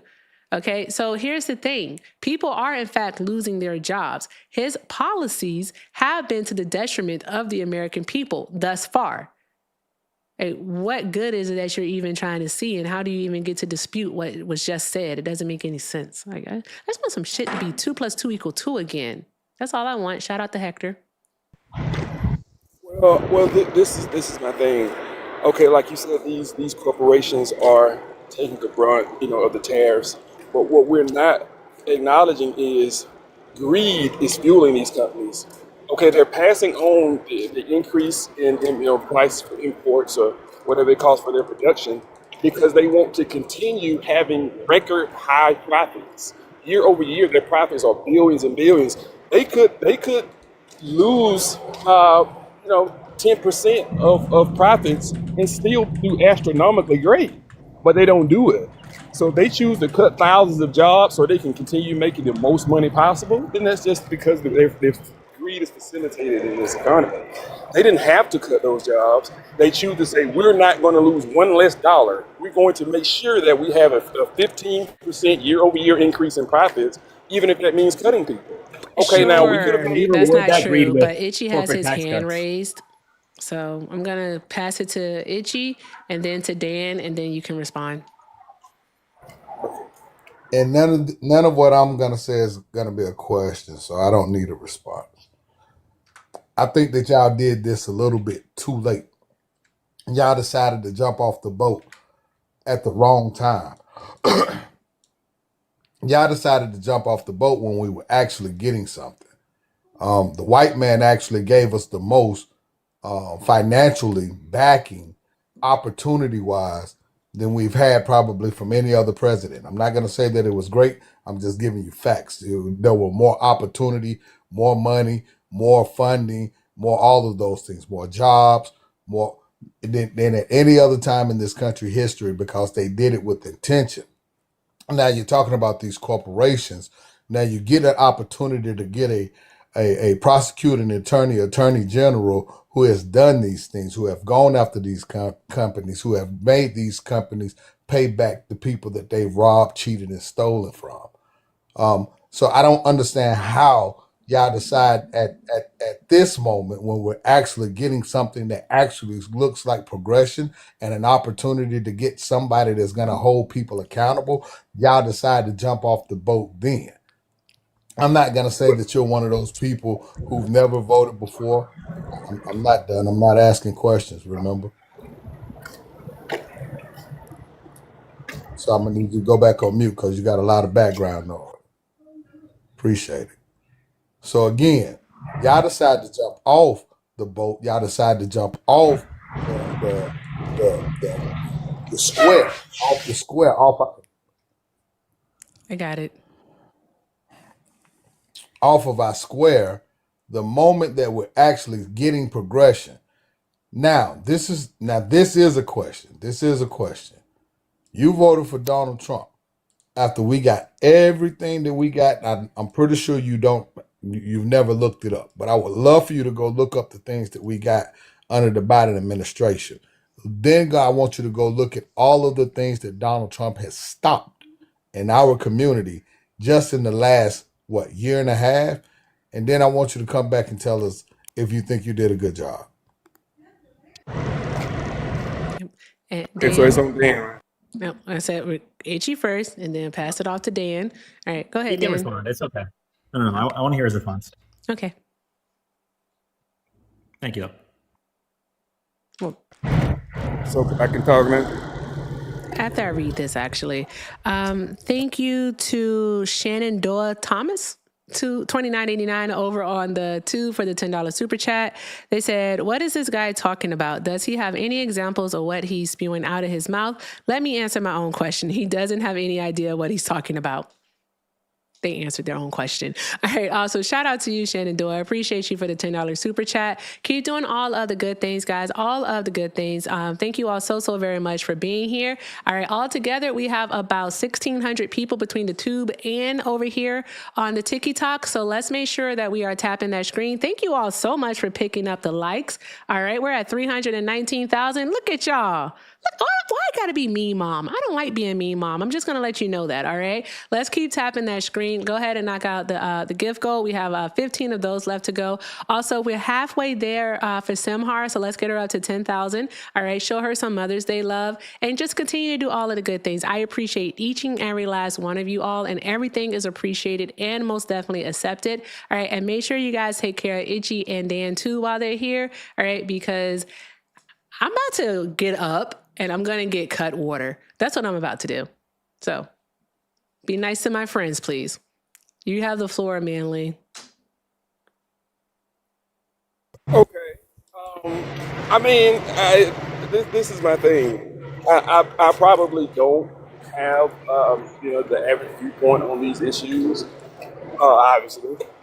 But I personally don't feel like, especially people of color, should have any reliance, dependence, or expectation for our government to assist us. I mean, when you look at the history of our people, right, through, we'll say before, this Trump second term, I think that the resources that we need are available in this society. I think that we make more excuses than anything about why we are where we are. I don't think that we should be looking to government to get us anywhere in a free market system. It's too many examples of people from all backgrounds and demographics who made certain decisions, and now their life reflects it. I'm from South Georgia. I mean, I'm from the heart of what we look at as like, the cradle of racism in this country. Backwood, old timey, riding past cotton fields in, Tifton, Georgia. But I don't feel like we should be expecting our government to save us, And in this society, if you have a education or if you have a skill set that is valuable, you can translate that into higher income, right? Access to higher education, and you will likely be afforded a better life. So when we see the stuff that Trump's doing, I don't believe that a lot of this stuff, if we were, and I'm not saying this is what we should do, but if, especially people of color, if we were to turn off the news, not saying, I'm not saying we should do that, but I'm saying in my day-to-day life, with the exception, that's why I say I can't agree with everything that Trump did, because us, attacking Iran, I drive trucks now, so, well, I own a trucking company, but I mean, I drive one of them. But I'm looking at diesel prices right in front of me that are over $6. So that is something that, of course, that was directly detrimental to my company. We're spending about 25% more, literally, every time we fill up the pump. But at the same time, aside from that, I don't think that anything that this government is doing is causing my quality of life to be diminished. I don't. And I think that we have always got wrapped up in this, especially being in this blind alignment to the Democratic Party, to somehow save us from hurting ourselves, save us from killing each other, save us from, whatever it is, anytime you have a money-driven capitalist society, money will always rule everything. And if you want to have a higher quality of life in this society, you have to have more money. So as a result of that, looking for the government to come save us, looking for somebody to implement policies that's going to magically make everybody else start living well, no, it wasn't designed like that. And somebody's always going to take the brunt of that. Somebody's always going to be, a poor. In order for there to be rich people, they're going to be poor people. In order for there to be, to have an unrealistic expectation that everybody can be a part of the middle class is just not going to happen. It wasn't designed to do that. So I feel like we get so emotional and so, riled up by stuff that's really not even bothering us. In my day-to-day life, it's not. With the You're exception very of this, like I said, five. individualistic. It's like you want him to I mean, I'm destroy a only one system person. that you find comfort in, is what it is that you want him to No, do. I You're don't. very I don't. individualistic. No, I don't find comfort in the system, and I Yeah, don't you feel Erica, like I do. we should want be you to know how trying to much I find comfort. love you too. Oh, Because do yes. you know how many times I wanted to just do what I would normally do right now while he gave probably one of the longest, driest, dumbest speeches that I've ever heard a truck driving CDL demon give? Not a CDL demon. Sorry. Yeah, But it's always one of these fucking CDL demons. CDL And I'm demon's gonna be you're not I'm hilarious. gonna saying be that. I'm trying to be demure. I'm trying to be cutesy. I don't care. But I don't, I just took it's like not 3 sips mine. of cut water, so it's whatever. I don't care. But that was probably the dumbest shit I've ever heard somebody recite. Not an original thought in his mind. Not a policy.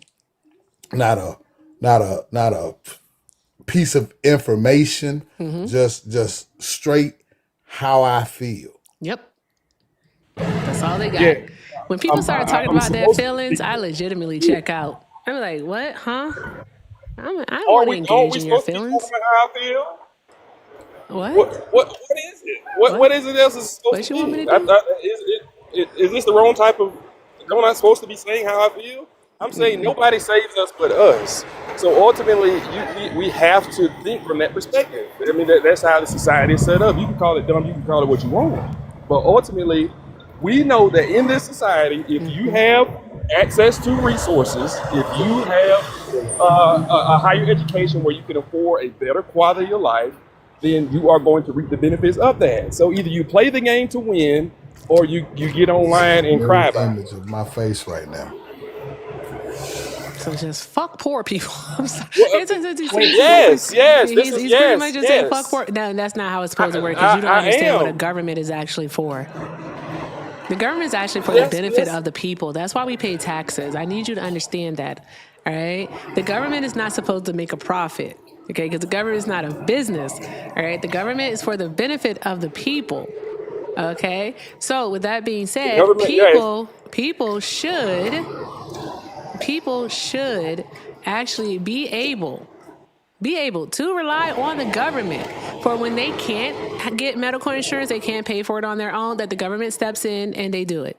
All right. People should be able to rely on the government that when they can't afford to buy groceries on their own, that the government steps in to ensure that they can.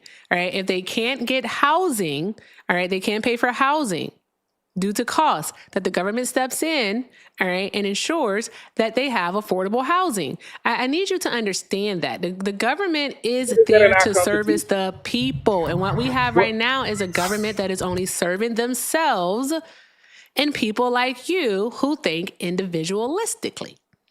That's what we have right now. What I'm saying is, in the structure of this country, where do we see the obligation for the government to do that? Is it in the Constitution, or is this Homestead Act, the Homestead Act, New Deal since One. Now you asked the question, sir. And I'm he's trying to give you answering the it. That's information. crazy I'm work. literally trying but to you give didn't you let the me finish? information. You can cut Sir, me off when you ask feel a like, but I have to be question. quiet. Do you Yeah, I want the wasn't answer? done. I wouldn't do that if But I you were you. asked the Just chill out. question. Okay, I'm listening.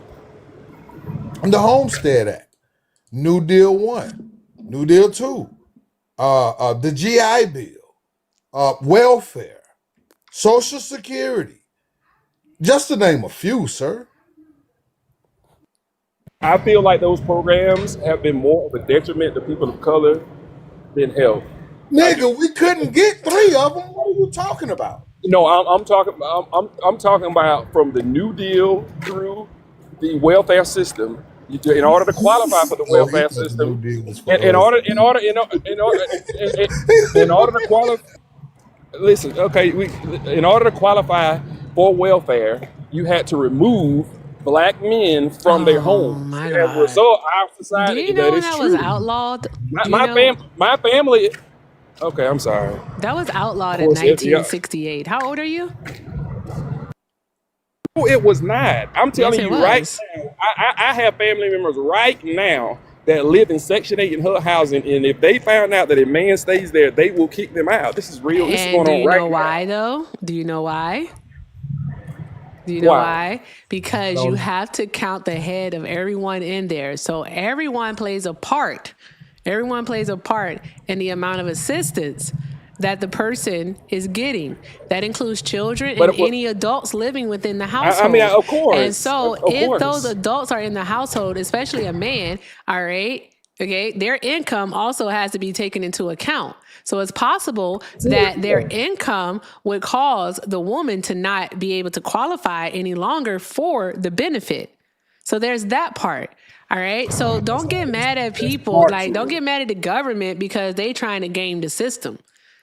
All right. Let's not do that now. Okay. That's Let's not do that's that. that, that's partly true. But if a man, even if a man didn't have a job at all, and he tried to get on the application, he would likely be denied. First of all, a lot of Don't times tell me because a likely lot be of people. denied because that's not true Well, either. okay, okay, I can't see how. So a lot of times there's a correlation with uh, being convicted felons, right, and poverty. When we see people who've been subjected to a lower class system, they have a higher tendency to have bad records. not to necessarily qualify for these government programs, and we know especially our people are targeted for that. So as a result, they're disqualified early. But you ain't got a Now lot of Craig. We I'm get all saying of now, we get all of the nuances. Have a real right? legitimate conversation with us, and or you're just wrong. So what I'm saying is, so we have, so what can we do about outside of what we see that's happening in politics? What can we do specifically, like for our communities, that's really going to help us in the long run? It's not trying to force the government to give us more money out of programs. And I just don't agree with that. I think that we need to start playing the game to win economically, and that will fix majority of our problems. You know, that's why I say, man, we have the luxury of getting on TikTok and arguing about something. I can get off this thing right now and continue living my life virtually unaffected. Like I said, with the exception of the high gas prices, like you all can. So we can manufacture this. You know, oh man, I'm so mad, I'm so upset by what's going on, while living in this while living in this society that's beautiful. You Hold know, on, sir. You say I'm you live not in struggling. Georgia? Okay, cool. And nobody up here is struggling. You said you live in Georgia? Yes. Well, gas prices is not the only thing that's being affected. Well, the good thing is Kemp isn't participating in some of the fuckery and debauchery that's going on right now, but just in states next door to you, South Carolina, Mississippi, Alabama right next door to you. All of these states are participating in what we're calling right now voter suppression, out loud voter suppression. So I agree. it might not be affecting your state right now today, but because of the precedent that has been set, your conservative state has the ability to next year and or this year change your the count of your vote, how much your vote weighs.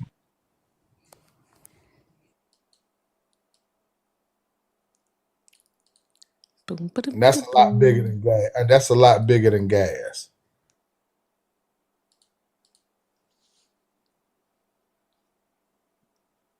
You have a response? While we wait for a response. Oh, okay, go ahead. Is he gonna Okay, respond? like you I'm sorry, I'm muting and unmuting so much.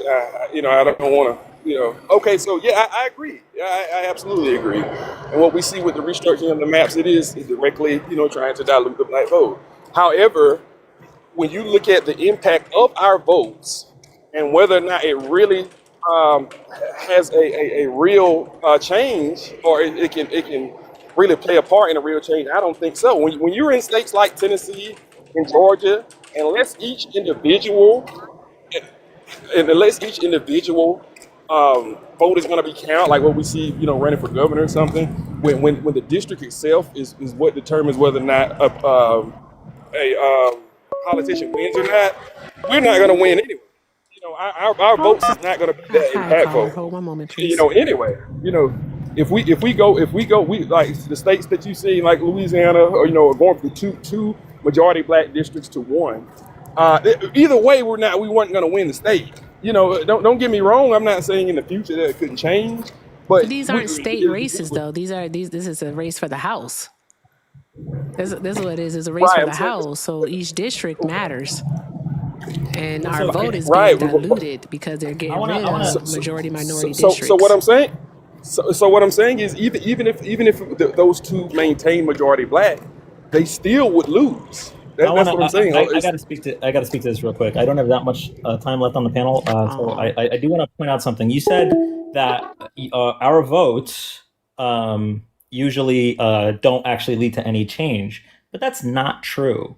A vote for any of the Democratic House members back in 2008 that supported the Affordable Care Act, a vote for any Democratic senator, and a vote for Barack Obama directly led to millions of Americans who otherwise couldn't have afforded having healthcare. 21 million low-income adults were covered because of the Medicaid expansion.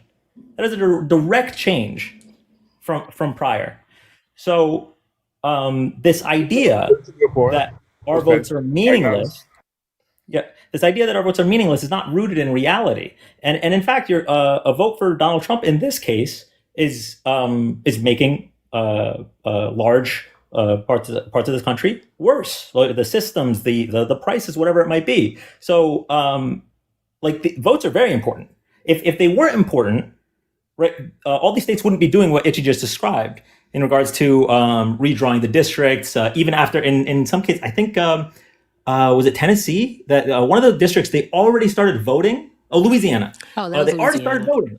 Yeah, and they're just pausing the election so they can redraw the districts. If voting didn't matter, if these votes didn't matter, then they wouldn't be trying so hard to prevent people from voting, or reduce or dilute the representation of certain groups.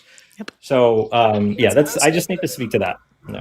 That's yes, sir, and that's absolutely a fair point, and I acknowledge that. I kind of see, I see exactly what you're saying, and I think ultimately, maybe I've gotten to a point where I feel like expecting for our government to do anything for our long-term benefit is foolish. Maybe my perception has just been so skewed from studying history or seeing what's going on right now that I do have little expectation for our government to bring us out of anything. I mean, I would like to hope that could happen, or that we can unify voices and kind of see representation that's fair. But I don't expect it, look from the origin of this country through now, especially people of color, when have we ever got the fair end of the deal, and the people. So what and are you I think advocating for then? What is it that you're advocating for? Get to like the gist of it. What is it that you are advocating for? So ultimately, I believe that if we, especially if people of color, want to see our livelihood change, first of all, we have to unify as that collective Black voice. Number one, so that our votes could have more power. Just from that, we all voting That's in not how any of alignment. that works, by the way. What, you want us to unify in one state? What do you mean unify? How is unifying going to do anything when the vote, again, the main word here is diluted. That means that they take like the Black vote, all right, and they look at our neighborhoods, and what they do is they say that, oh, in this neighborhood, they vote majority democratically, all right, and what they do is because they want to protect the Republican within that district, they crack us, all right, so they like, boom, split us, and they take us and they put us into another district.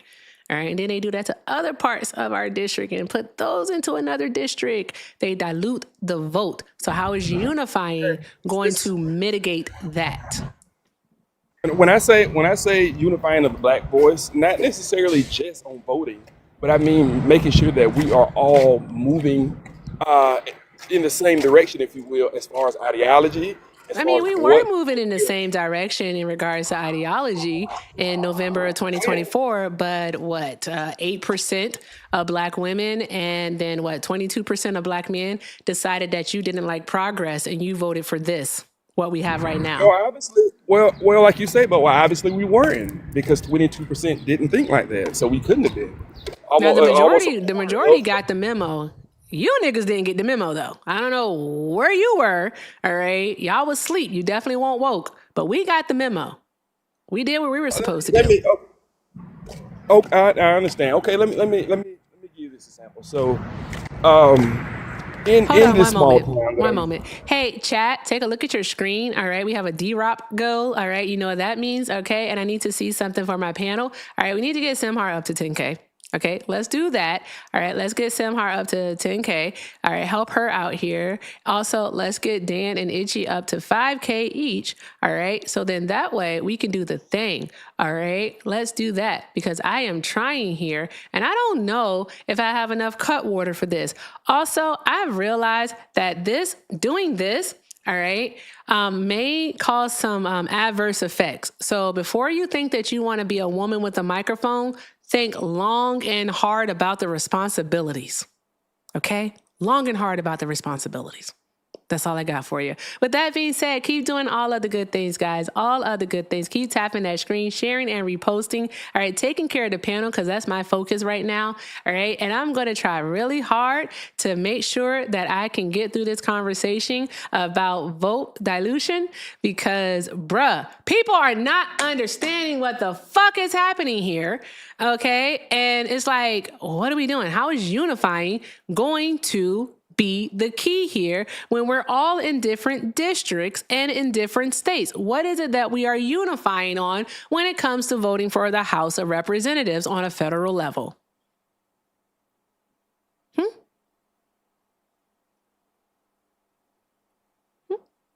Okay. So, this is, I guess, so, during the formation of the country, right? And the concept of the invisible hand, or that self-interest drives all of our behavior. I feel like in reality, we all move for what's best for us first, us and our family first. Then, if what matters to me also matters to people who it probably does, who look like me, then we may collectively move together. But for me, like how you say, I'm moving from an individualistic perspective. That is being a human in a nutshell, And in this society, we all do what's best for us first, and we typically taught to do what's best for us first. So unless we are all struggling with the same problems, we can't expect everybody to have the same viewpoint on it. So, for example, if I have a graduate degree and I make $250,000 a year, and my wife does as well, right? We both are educated, we both have benefits, we both have a flourishing 401k. Then we may be more aligned with some of the ideologies that we see from the Republican Party. I may not care as much about benefits going to poor people, especially if I was born poor and I worked to get out of it. So I feel like it's hard for And that's everybody just simply called being selfish. But he used a socialist program to do that. Yep. Let's not forget he used a socialist program to do that. You literally went to the military, sir. You used the now I'm not, and I'm a veteran too. I'm not saying that you didn't trade. It wasn't a trade. Even swap ain't no swindle. But you literally used socialist programs. Well, when I joined the military, I wasn't, and I guess yes, okay, we can look at it as socialist, but ultimately I felt like what was best for me, who's going to be able to give me an education to allow me the ability to make money, a free education, who's going to allow me to, get these free certifications, finance my own personal dreams. And as a result, yeah, if I was, playing a part of a socialist program, it wasn't that intention. I didn't do it with the, caring about everybody else is playing a part as well. I did it for me. And I feel like in the society, that's what we do, And when you look at and I feel like one major issue when you see, especially affluent people of color. You know what the crazy part is, though, Eric, and I hate to interrupt you, but hey, the craziest thing about this is when Europe and Scotland and Ireland uprooted their poor, impoverished people. They came here and there was a social safety net for them. They came here, they got free land, they got free education, they got free tools to work those lands, they got free Caller, hold. Go ahead, Itchy. They got all of these social programs. Then they got free labor. And then when they stopped getting free labor, Black people still had to pay into a tax system in which we couldn't benefit anything from it. So for over 300 years, these people poured into this country and they got government assistance. And now you got niggas like this who tell Black people who are still paying taxes, who are still paying into the system, no, you don't deserve anything from the country. I mean, from this country. Hey, bro, can I finish? It's exactly what you said. It's exactly what you said. Pull ourselves up by our bootstraps while we continue to pay into this tax system that's supporting white people. Because white people still get support. White people still get schools built. White people still get hospitals made. White people still get their roads fixed. Off government subsidized, tax paid money that you don't want us to be a part of. No, but because white people control the system. And white people are. See, this is why they do. What are you talking about? If you look at people that are in positions of power throughout the United States, it is predominantly, if not overwhelmingly, white ran. So it's designed that way. So until we But have we a have a higher, party. But we have a party in which we've made strides just in the last 66 years. You're looking at this and comparing yourself to a group of people that have had 400 years of sovereignty. You've had 66 years, my guy. 66. And I commend you for having a truck. I commend you for turning that truck into 2 trucks. Whatever it is that you have currently, you got because of the progressive policies in which we fought for. Nigga, you ain't what I'm got saying nothing to is, conserve. There's nothing for what you I'm to conserve. what I'm saying is exactly. Yeah, exactly. I don't have enough, but what I'm saying is that's all I need. Hey, What who are what your what el- what senators? el- Who are your senators? what else Who are your what else do I senators? need? Sir, who are your Uh, senators? Raphael Warnock and John also. Okay. And as soon as I remember that you was from Georgia, those are 2 of the most popular senators that you have. I really don't think you know too much about the government as far as like politics, policies. You're not a stupid man. But what you are not is you're not informed. What I'm saying is, I feel like I do think I may have more pro-black ideology, and I don't feel like the system is designed for us to integrate in and get a Hey, fair when was the treatment. first So I time don't you expect voted? for us to do that. For real, this is my last question to you. When was the first time you voted and how old are you? The first time I voted was in 2012, and it was for uh, President Barack Barack Obama. Obama? How old are Yeah, and you? I'm 33. I'm young. Okay. All right, at least you're not that old. Yeah. All right, go ahead. So, okay, what's your plan? What is your What I say plan for Black people? Well, this is my thing. So where I come from, right? I see so let's just take my like you say my class of 2010, right? And from my community. Let's say of the few hundred, we would say because ironically we're kind of majority black in a majority white area, but my county's kind of it's like 47% black. But at the same time, when I look at the people that were in my community. We have people that graduated me, right? That's let's say Patrice, right? She's a Cloud 3 architect making $400,000 a year. We have data scientists, that had a vision for what they wanted to do in their life, and as a result, they were able to capitalize on that. They actually knew how to get out of the system that they wanted.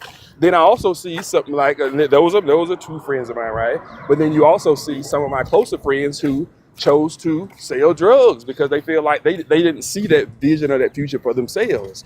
I feel like what happens is there's a widening gap between black people who have figured it out and them making a caring enough to try to see others get what they have. I feel like that's what that hurts us a lot. Let's look at, for example, the Latino or Spanish community in my town. 20 years ago, like you say, in 08, 09, we have a market where they sell enclosed cargo trailers, right? Like you see the landscaping guys use a lot. We have dozens of those manufacturing areas where we're from.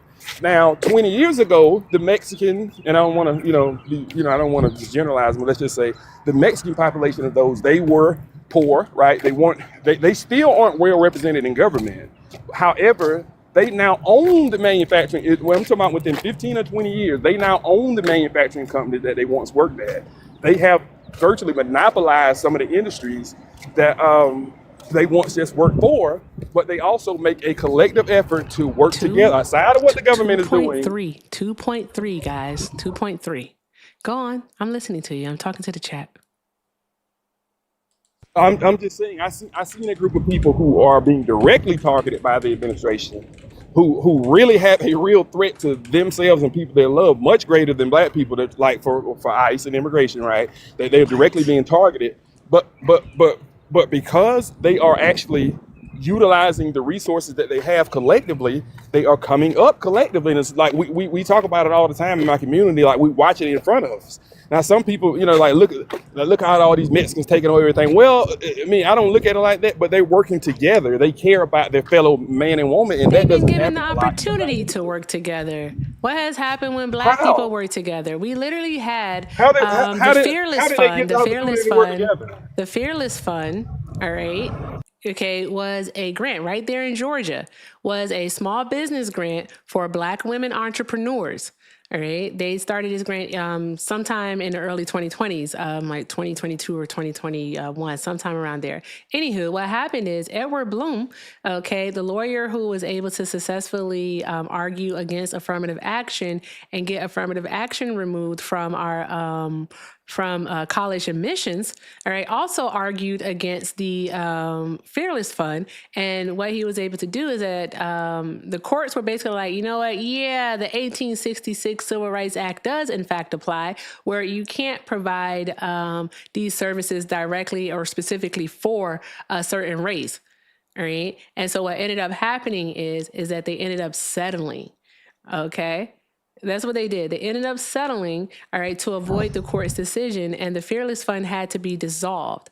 All right, so it was a bunch of Black women, venture capitalists wanting to help out other Black women, all right, and some white folks got upset about it. They were sued, and they ended up settling. Okay, so I mean, like that's modern history. That's modern. That's an example from today. Okay, all right. Then if you look at history, when we got together to do stuff, you can look at things like Rosewood. You can look at Wilmington. Women. I'm saying you said Black women in the Fearless Fund, but I was talking about a oppressed community, if you can look at it like that, that are the Latina community who are working together to help each other because they have a vested interest, or if it is just caring about each other. But in our community, we don't see that. Once somebody figures out how to get the money, they could care less if you know how. And I believe maybe that's something that's structured from, obviously, some self-hatred that we may have picked up through, slavery and oppression, Jim Crow. But the two groups that I'm talking about, they could care less to speak to each other. I just gave you an example of how Black people tried to help Black people within the last 5 years, and they were stopped from helping Black people. Okay, I need you to understand that, okay? All right, you got that part? Do you understand that part? Do you get that? What I'm saying is, how many people pulled? No, I don't. How many people? It was Black venture capitalists helping Black women, and the white folks didn't like it. It's an example of us helping each other. That's what I'm trying to tell you. It doesn't have to be directly in the Durham community. That's not how it always works. Okay? Like fucking A. There's a network. There's a network. Networks can be built to help each other. But what ends up happening is that when we try to go about it the legal route so that a multitude of people can be helped on a national scale within the Black community, it is stopped. You're not listening to actually understand anything that is being said. You're only listening to respond. All right. You're also not thinking about the hurdles that are actually in place that go against Black people. You're not thinking about those things. All right. Because then you have to ask ourselves, all right, why is it that even though we have seen, especially under the Biden administration, a record number of small business loans granted to Black people, why is it that we're still denied at a higher rate? So we have to ask ourselves that. You're going to go ahead and say, well, they got bad credit. All right. So why is it that they don't have access? Okay. Why don't they have access or even know about the credit repair courses and things of that nature? Because not everybody can afford to pay $500, $700, or $1,000 or whatever it is for a credit repair class online. Like, not everybody can do that. All right. But why don't they have access to that information? Because here's the thing. People don't know what they don't know. I need you to understand that part. So what is it that you're doing to help people, since you are very, very concerned about the community coming together? What are you doing? I've done a lot actually. I run a small, now outside of this guy, I guess trying to joke about this CDL, I'm only in this truck to cover a load. I actually started a small business consultation company called Lifelight Consultation, where I've helped over 24 small businesses start. This is what you do when you care.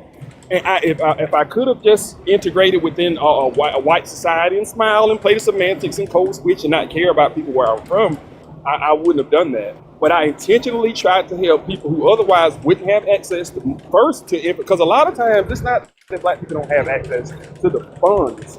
They don't have access to the information to be able to execute I properly. literally just They're said that. trying to get it, but I did it without being attacked by a fund. By saying, hey, if you are trying to start or grow a small business, contact me and we'll start from the idea to take it from idea through fruition. Sharing Yeah, information you is, do it. is I've never done it. going to be actually illegal or anything of that No, nature. I didn't. It's I'm not. saying I But did I don't it. mean to I'm cut you off, saying but can that I tell I you have something? held, I really do want to tell you I've something. held black people's hands from I start understand, through but I want to tell growing a you company. something because you keep Right talking. now, like I'm not All just right. talking. I swear to God, I really swear that this is my juke joint. This is my juke joint. For the fucking love of God, this is my juke joint.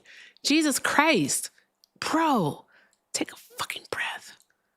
Anywho, you can come off of mute if you want to. I just want to tell you something because I'm trying to understand exactly where it is that you are coming I from, can tell you what but I've you done for have them. a tendency to just be very, very long-winded. So I want to tell you something.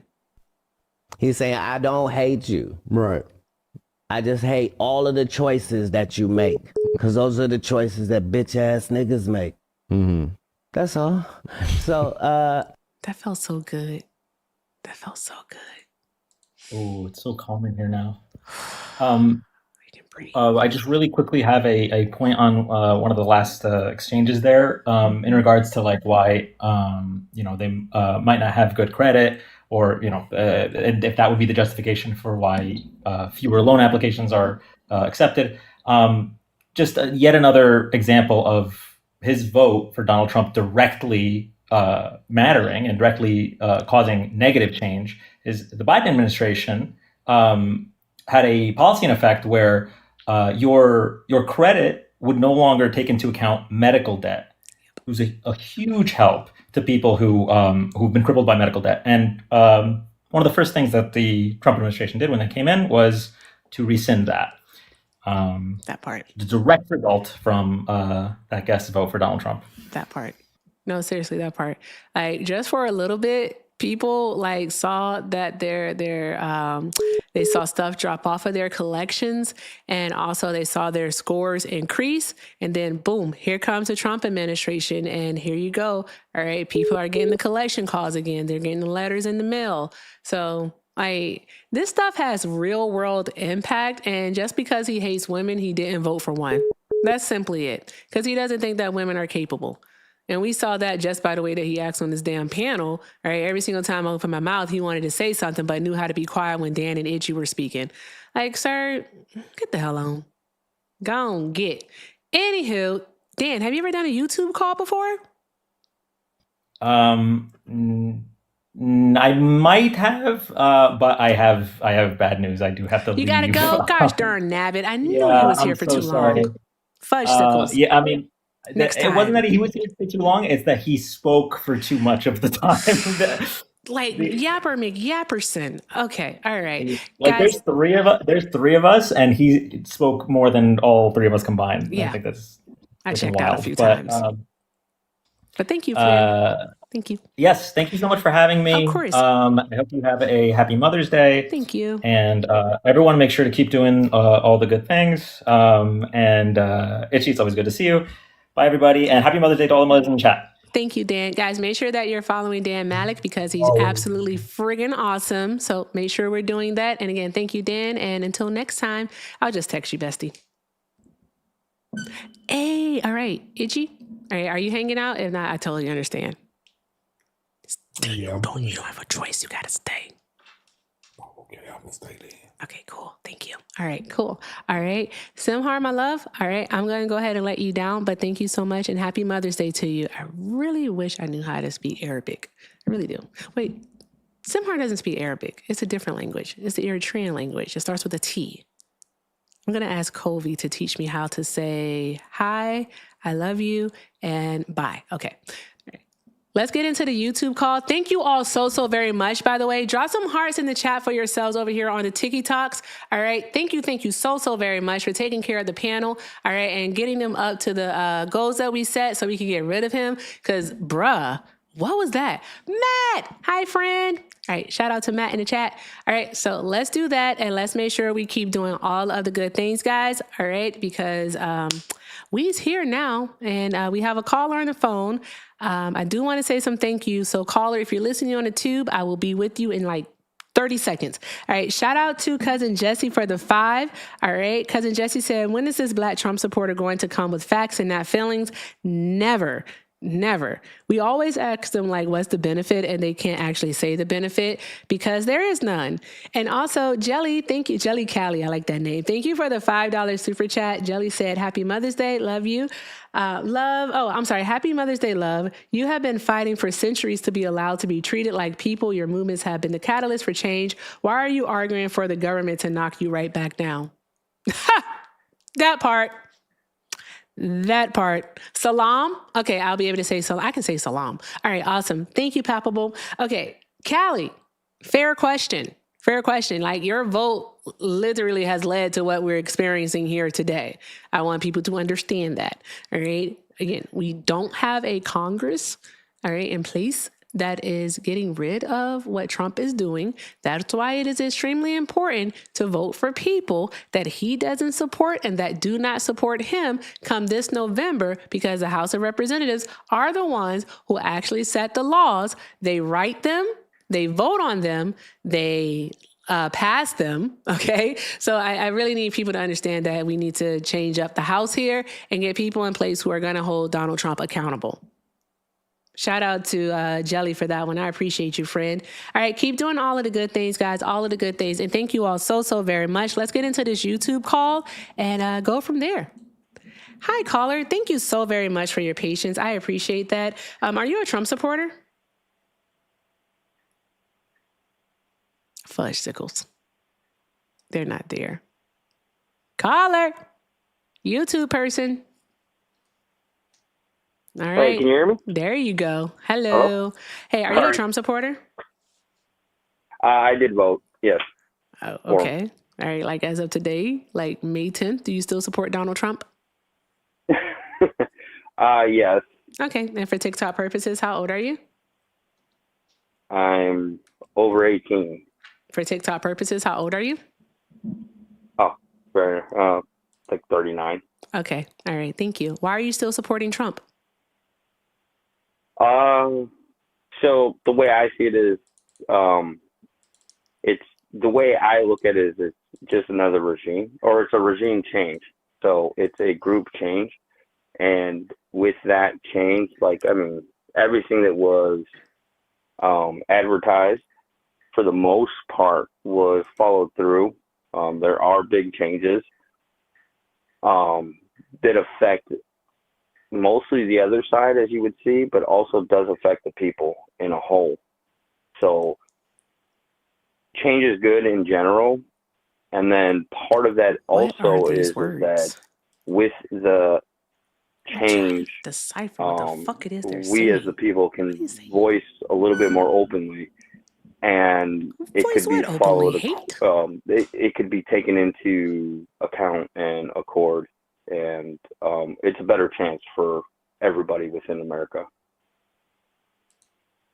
What is it that people can now voice openly that they couldn't before? Things that they like taxes. So from the people's perspective, we, as far as taxes go, state and federal, and then laws and just different laws that have been in place for a while within the other presidencies can come to light. What policy, like, of Donald Trump's or actions that he's taken as president in his second term that you support? Be like concise with us. So, as far as us voicing it, as far as the people voicing it, or as We've far as always been able to voice our opinions. Like, we have the First Amendment, so we have a right to air out grievances without consequence. So we have that. As long as we're not making threats towards the government, we're good. So what is it like? What has Donald Trump done? Because I don't want to assume what it is that you're talking about. So if you're going to give us some examples, then please do. But like, other than that, I have no idea. Okay. So it's kind of, well, really what I'm kind of going off a little bit. Unfortunately, I was watching, not unfortunately, but I enjoy your podcast or your cast, and very informational, and I love that you give the room to go ahead and have people talk openly and freely. That I respect 100%. Also, by the way, thank you. But as far as if we're gonna focus in on just that, I was kind of a little bit tied up with the guy before on why we as a people in general, despite color or nationality, we don't perform or profit from growth. You know, I was kind of like hung up on that. But if we're just going to focus on that, then I would 100% say that honestly, as far as like Trump coming through and doing the border protection and you know, stuff like that, where okay, you bring yourself in and they'll release you, but you'll have a green card or you'll get citizenship depending on if your background checks out. To me, it sounds like that they're working also with whatever country people are coming from, and they're trying to figure out like who they really are and what their background is. It's not to say they've always done that though. I'm trying so hard. Oh my God.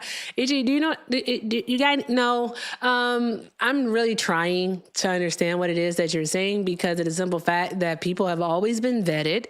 All right. And then also people have always come to the United States. They were vetted. They were. That you don't have any like proof to say that they weren't. So I don't think we should even try to traverse down that route, because it's just going to be a waste of time. Right. So they've always been vetted. Okay. Like background checks completed. And then they would be admitted into the United States of America while they waited for their notice to appear for their asylum claim. That's it. All right. And then after if they are granted asylum, after that process over, they're granted asylum. Then a year after that, they can file for their green card. I mean, like, it's a whole process. It's been the process. There was no legislation that Joe Biden put into place that actually changed that process. So with the open borders policy that went accordingly, we were seeing there was a big rise within different cultures. So, you know, Asian, you know, a lot of the Southern, and then you know, even people from Baghdad. So like some of the people that were actually I would say caught or transferred back that had entered before Trump's administration was Abu Bakr al-Baghdadi.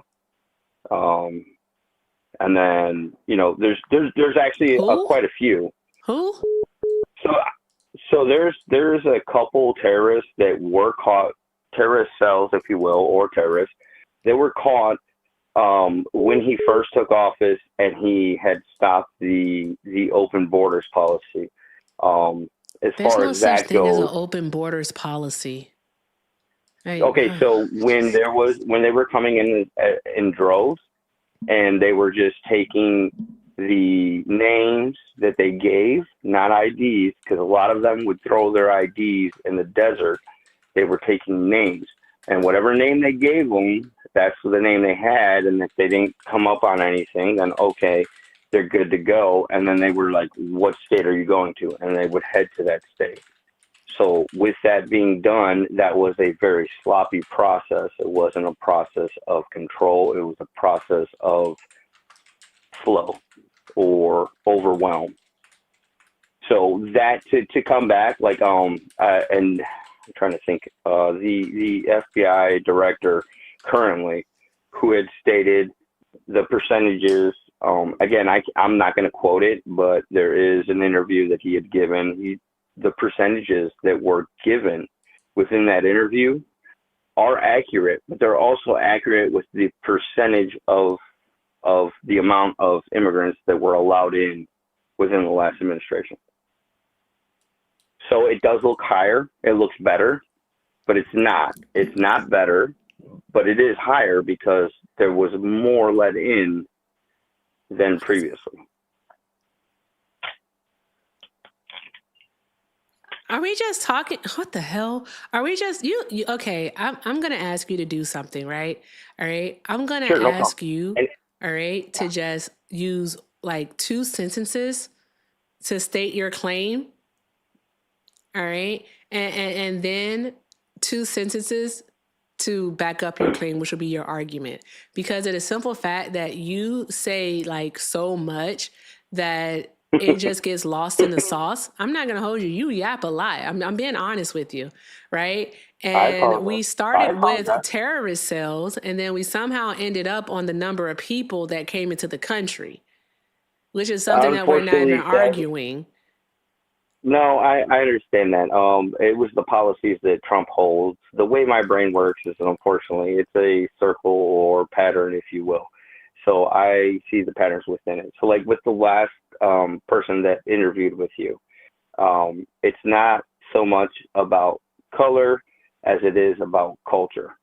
People from again, I know, it sounds like we're jumping, but this is the only best way I could give an example, is that we as the people. No, you're just trying to say need you're come trying to together. preserve American culture. So the question would then be is what is American culture? American culture is the melting pot of the world. We take and accept, and we love the food, the culture, and religion. And we may not agree with the religion, but we allow the religion because it's self-expressional. Are you The one looking thing to we are you don't. looking to like sustain that culture, what you just described, this melting pot, right? Right? Yeah, Is that what you're looking to sustain that?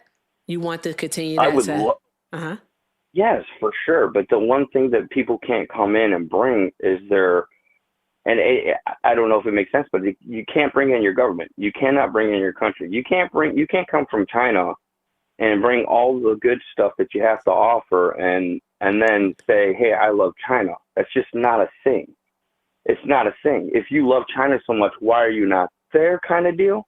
And that's the stupid, honestly, that's like the dumbest way to say it. But at the same What? time, it's the most plain way to say it. What has your country done for you that you are not there? Why do you choose to come to America to be allotted so many freedoms? Am I What wrong? makes you think that when people say that they love China, that they're not saying they love their culture? Mm, Think about what it you're is that you're absolutely right. saying. No, Okay, you're then. absolutely right. Okay, so But basically what you're saying though, if you say that they can't say that they love, their home country, all right, which is their culture, which you said that you're mhm, okay with sustaining here in the United States of America, all right, you're not yeah, understanding that basically what you're telling people, all right, is that you don't want them to bring their culture here to the United States of America. no, gladly bring your culture, but your culture is not your government. Your allegiance No, and shouldn't rely with did the anyone say that they love Xi Jinping or however the hell you pronounce his name? I always mess it up.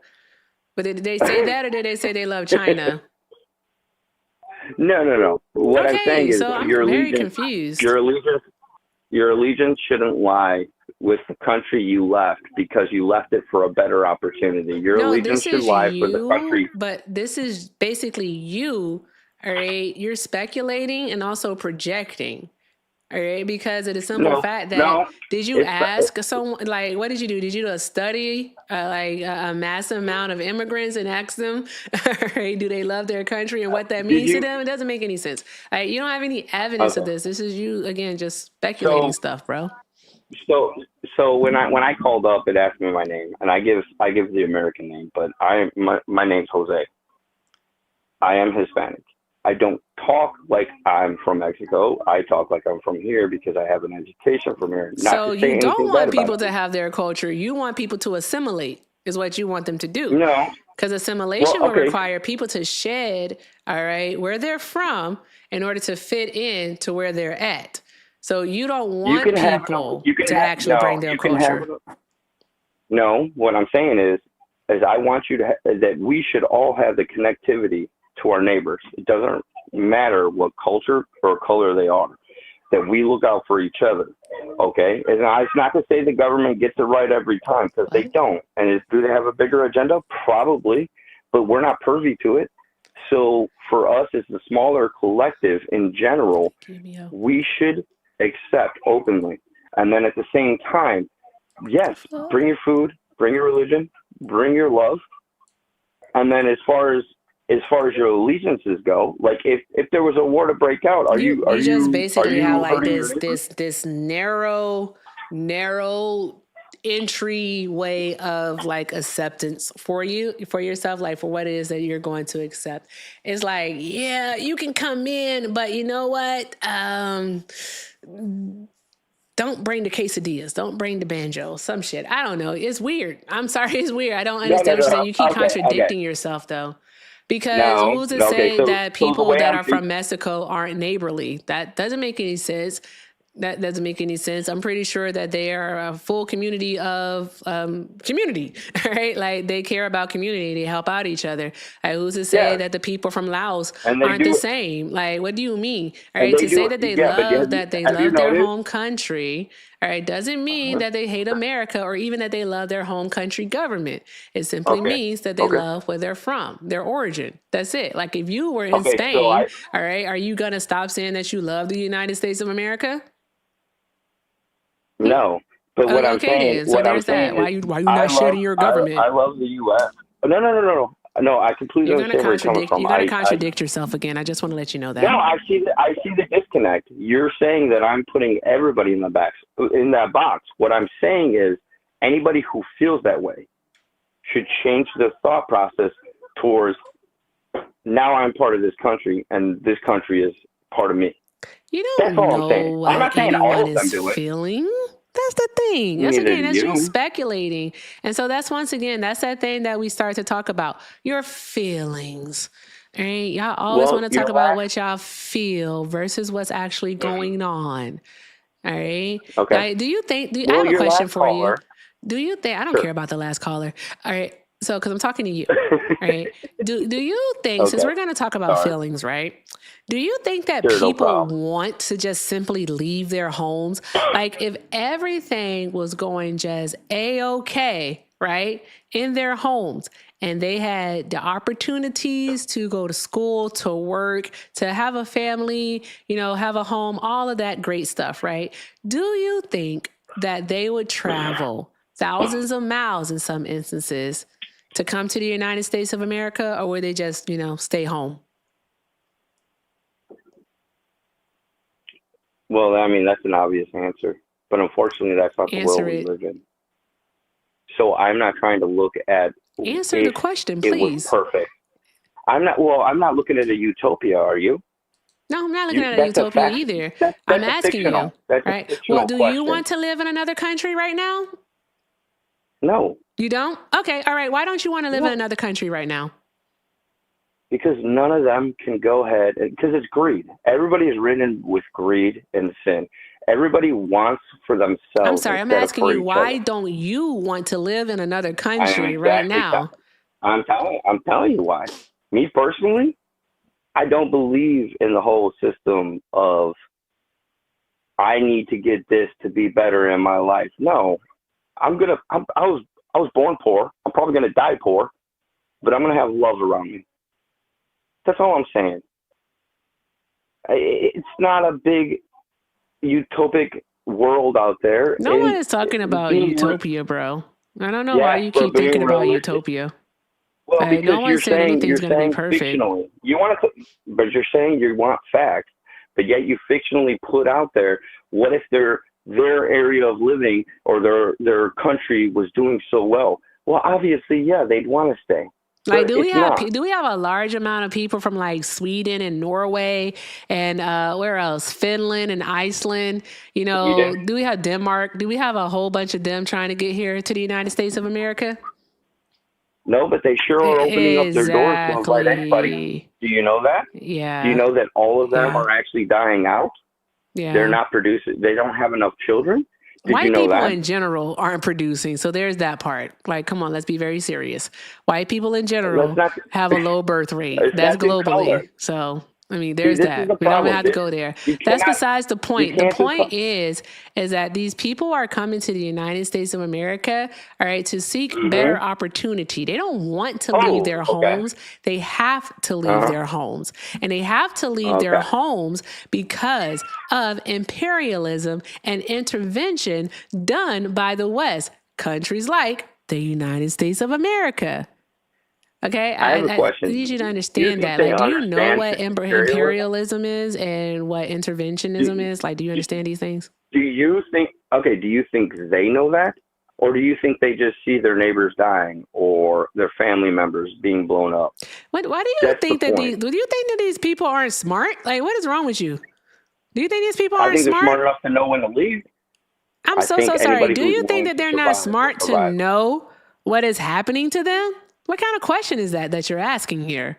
The fuck are we doing? I'm asking you your mindset, because right now what you're doing is a full twist on everything that I said. It's not a full twist. You just simply have contradicted yourself this entire time. You say that you want people to bring their culture here to the United States of America because we are a melting pot, right? But then what you say is that they should shed that culture because they shouldn't love their home country, all right?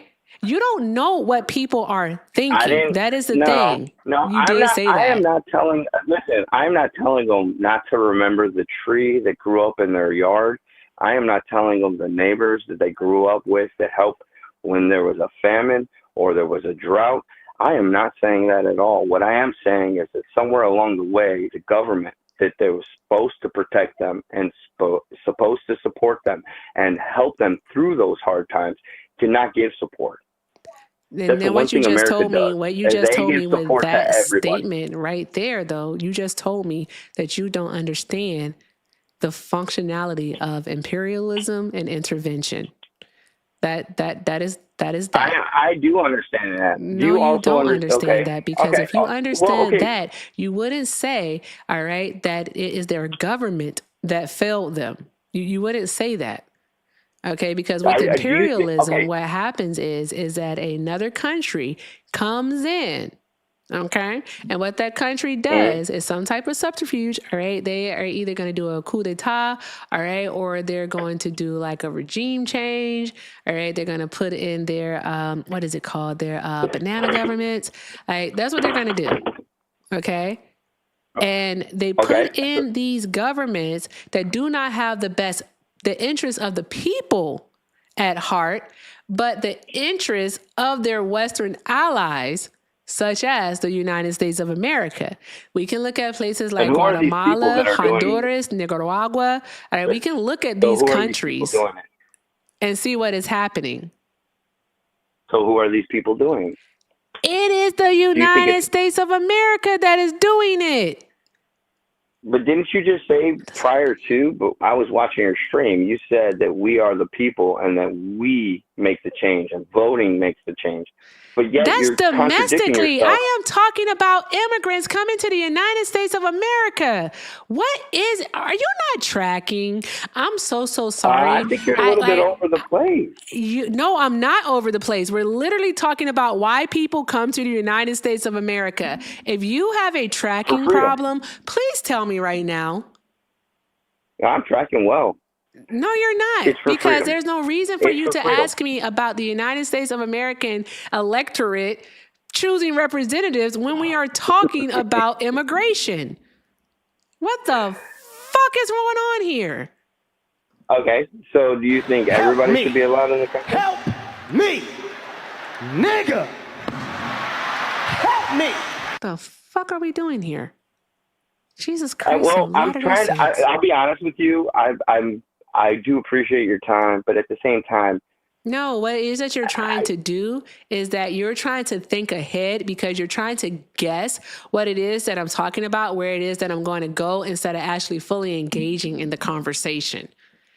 All right. So what you're doing is that you're listening to respond versus listening to understand is what you're doing. No, yeah, I understand that, but you're also trying to navigate the conversation and the interview.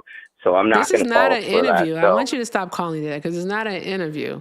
I'm not interviewing you You're at all. absolutely right. You're absolutely right. So there's that that part. part. Control the conversation. Additionally, I'm not trying to actually control the conversation.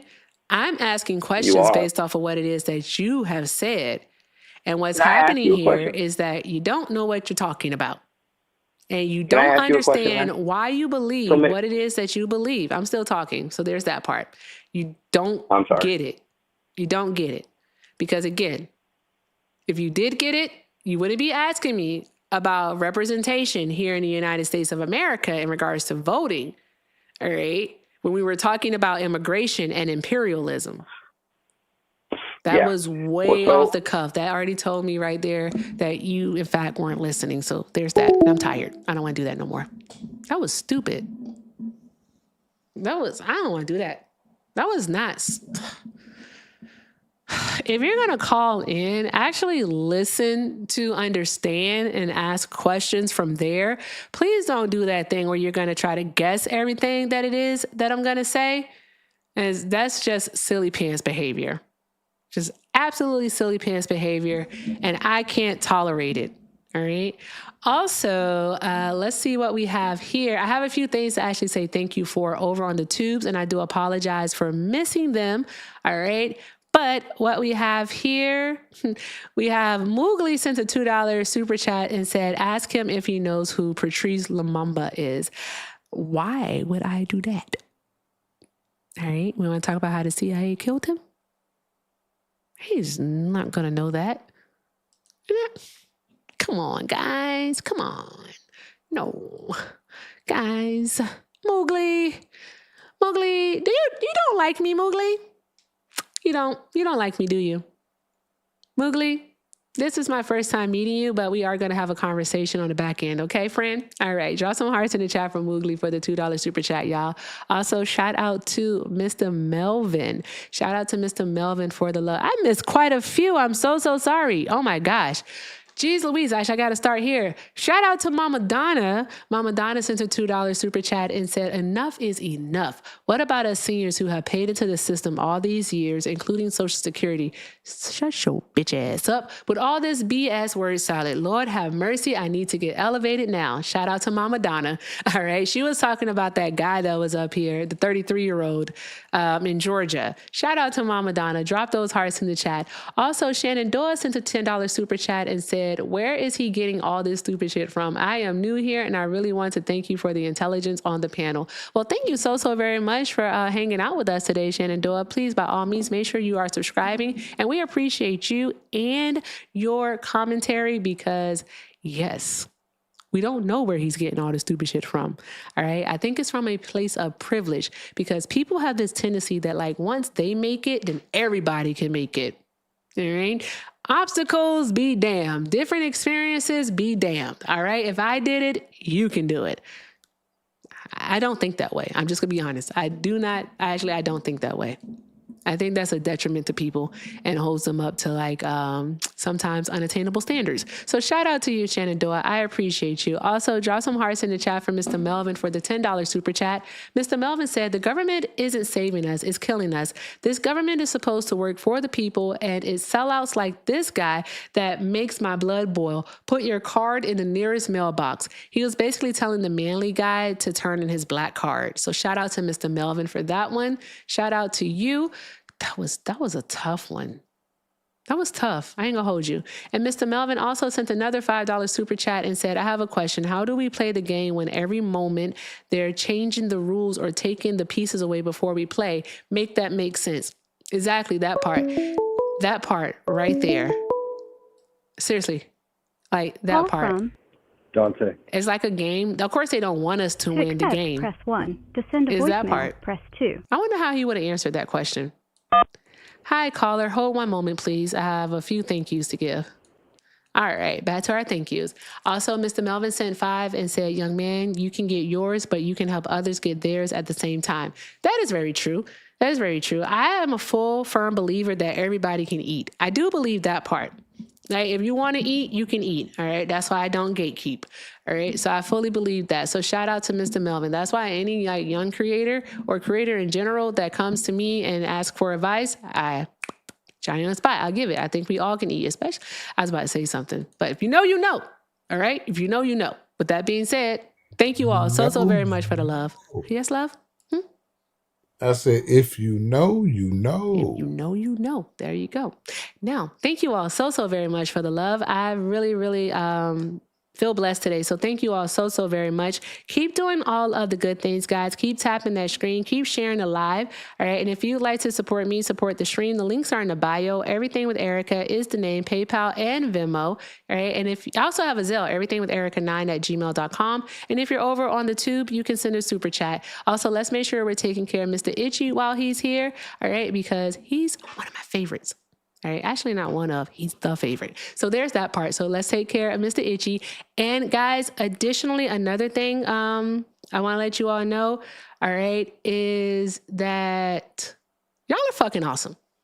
Y'all are fucking awesome. How the hell did y'all get up to over 600,000 likes? Drop some hearts in the chat for yourselves. Like, come on. Come on. Hey, tubers, do the thing where you get the stream over 300 likes. Let's do this, guys.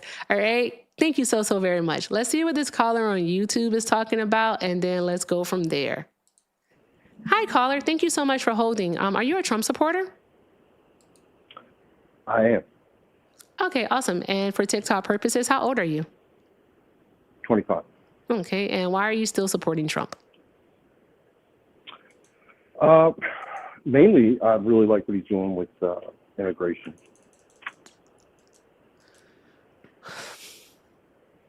I like what he's doing with immigration. Okay, what do you like that he's doing with immigration? Well, I mean, he's obviously deporting illegals, but the reason why I called in is I wanted to ask you a question. So, and it does pertain to immigration. But I was looking at the population the other day, and I noticed that there are now more Latinos in America than Black Americans. And I just wanted to know what your thought on that was. Okay, Ann, what? Oh, do you not have any opinion on that? No, I don't care. Okay. I just wanted to know because I know that, you know. How do you feel about that? How do you feel that your demographic in about 20 to 30 years, 40 at the most, is going to be the minority? How do you feel about that? I mean, there's no evidence to support that. There actually is a lot of evidence. You know why? It's because white women keep having babies with Latino and also with Black men. But Black women keep on killing their babies. In fact, almost 400,000 I think that's a crazy year. that you say that.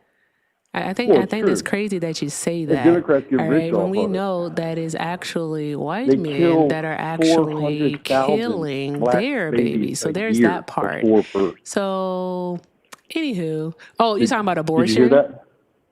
Yeah, so Did here's you the hear thing, all right? Because with that stat that you have there is definitely wrong because we know that white women go through private insurance. So there's that part. So yours isn't tracked because it's done through private insurance. So anywho, how do you feel again? Please answer the question, sir. How do you feel that, you know, at max, 40 years from now, your demographic of people are going to be the minority? How do you feel about that? I'm just not concerned about it. I don't think that is so much an issue. I don't think that, I haven't really been complaining all my life about being a minority. So I'm not really concerned about that. But that's really what I was asking you. Yeah, because Like, I think that's it's been a big weird. issue. I think it's So are weird you that just you going to let me called to talk or ask no? that question specifically. All right. And then you wanted to bring up Because it makes you abortion, look the stupid. abortion rate. Matter Right. of fact, today is Mother's Day and it's Sunday. You know what Right. I And you're did doing a at great 9 job. a.m. this Obviously, morning? you're I'm not with sorry. your Shut kids. up. I'm talking. Be quiet. You know what I did Yeah, at 9 right. a.m. this morning? I went don't know and about got my 6,007th abortion, and it felt great. I am so close to that trip to Disneyland, I can taste it. All right. I can't wait. All right, to get to I mean, 10,000 does it make so you feel better to, I like, can joke get about to it? Disneyland. Additionally, I think it's crazy that you're talking about the black You're just abortion you're being rate serious, when in man. fact we have more babies than you do. I think that's wicked. Yeah. Our population isn't declining while yours is. Look Are at you serious? that. That's crazy. So you're Anyone saying want that to there is help no me get black to genocide? Disney? Does anyone want to help me get to Disneyland? All right. She's just not Anyone want to serious. help She's me not a get to professional Disney? At person. Like, she 11,000, doesn't I get really to go want to to have Disney serious World. conversation. Oh, look, he sounds like you can't have a real conversation. Like he thinks I'm going to entertain his racist ass. Like, sir, please kiss the blackest part of my ass. Pull the All card. right, there She we go. already Matter of pulled the fact, go on card. hold. Shut up. Mom Donnie, the fuck he thought this was? What do you think this was, guys? That's what I want to know. Right? Like, what do you think this was? Like, let's be honest here. The fuck? Stay on hold, bitch. Anywho, keep tapping the screen, sharing the live, doing all of the good things, guys. All of the good things. All right. Let's do that. Okay. Let's go ahead and knock out this round. We're all in this together. That's what I call them. Oh, no. I'm going to call those Ebony and Ivory. Ebony and Ivory living together in harmony. That was not the melody. That was not the melody. All right, gonna call up here with that old racist shit on my darn going phone. All right, and then think that I'm actually gonna genuinely engage with him. Stay on hold like the bitch you are. All right, that's what he can do.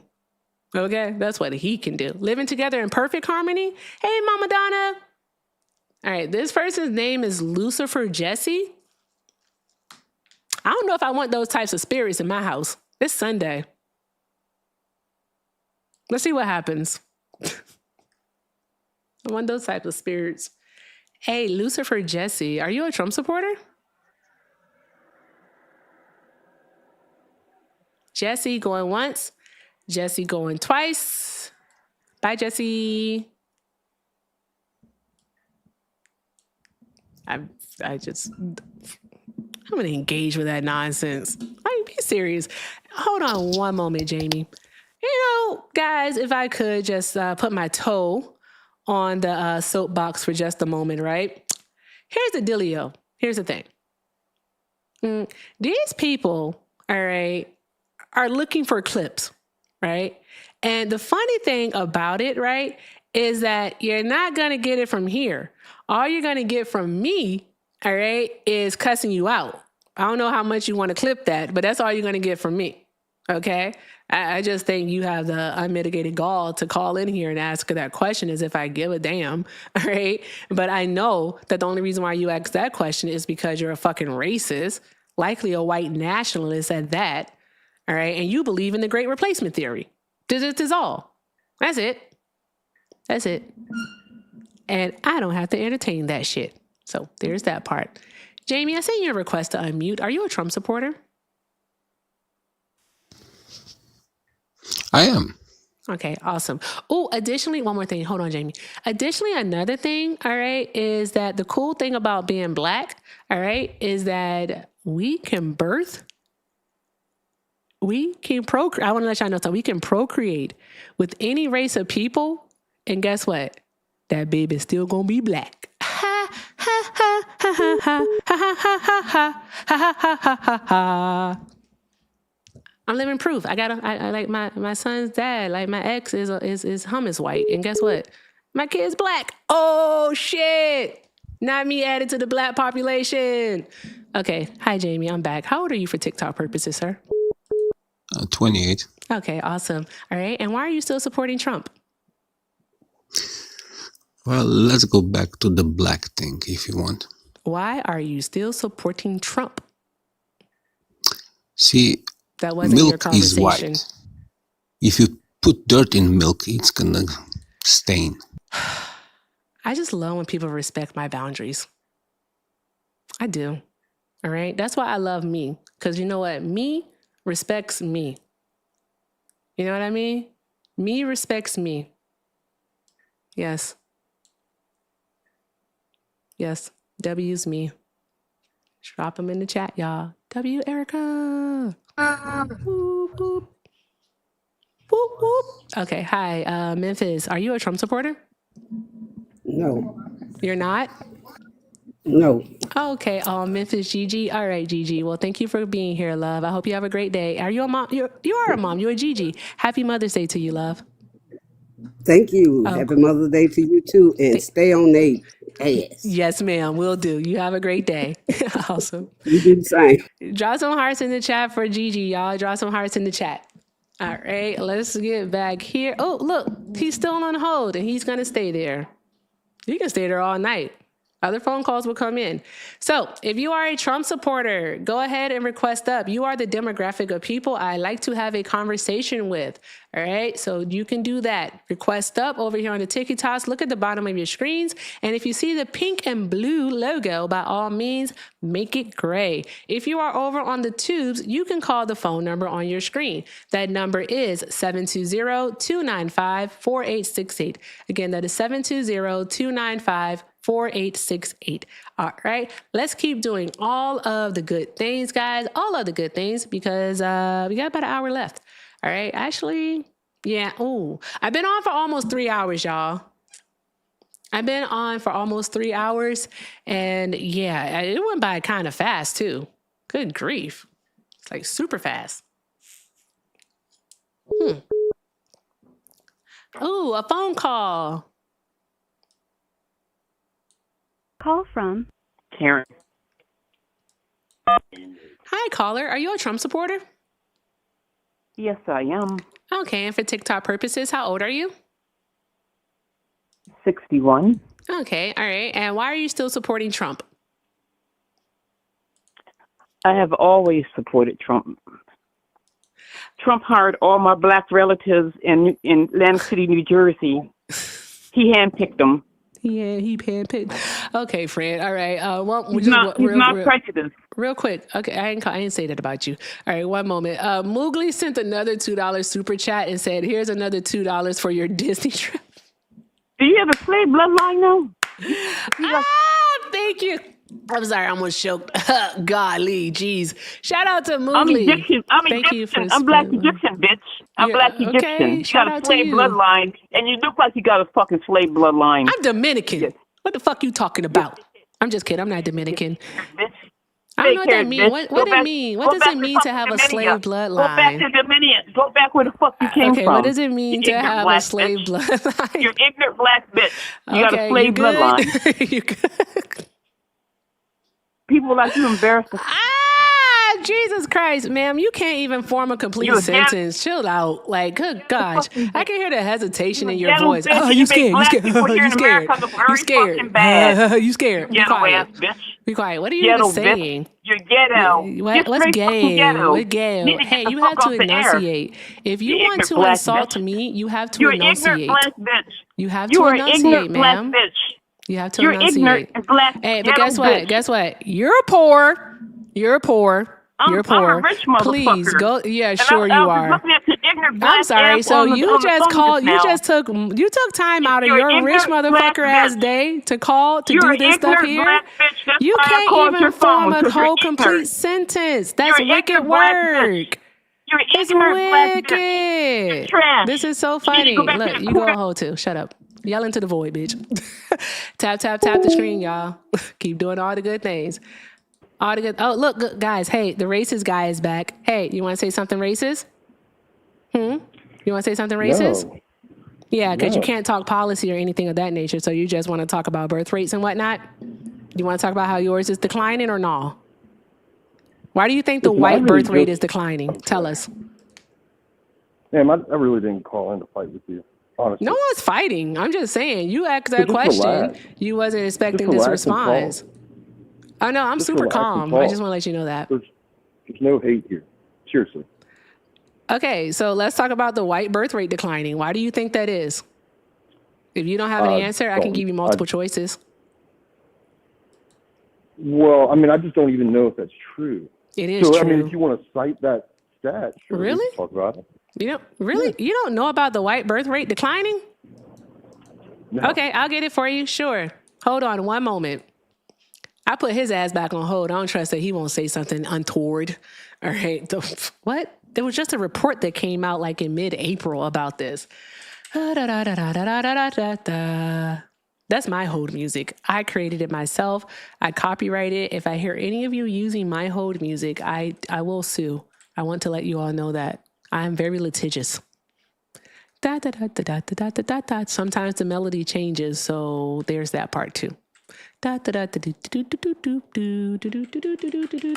trying to type and hum and think at the same time. Oh my God, bruh. Someone give me some bubble gum so I can show how truly awesome I am. All right. I had to stop humming. Oh God, if no one else laughs, I laugh. All right.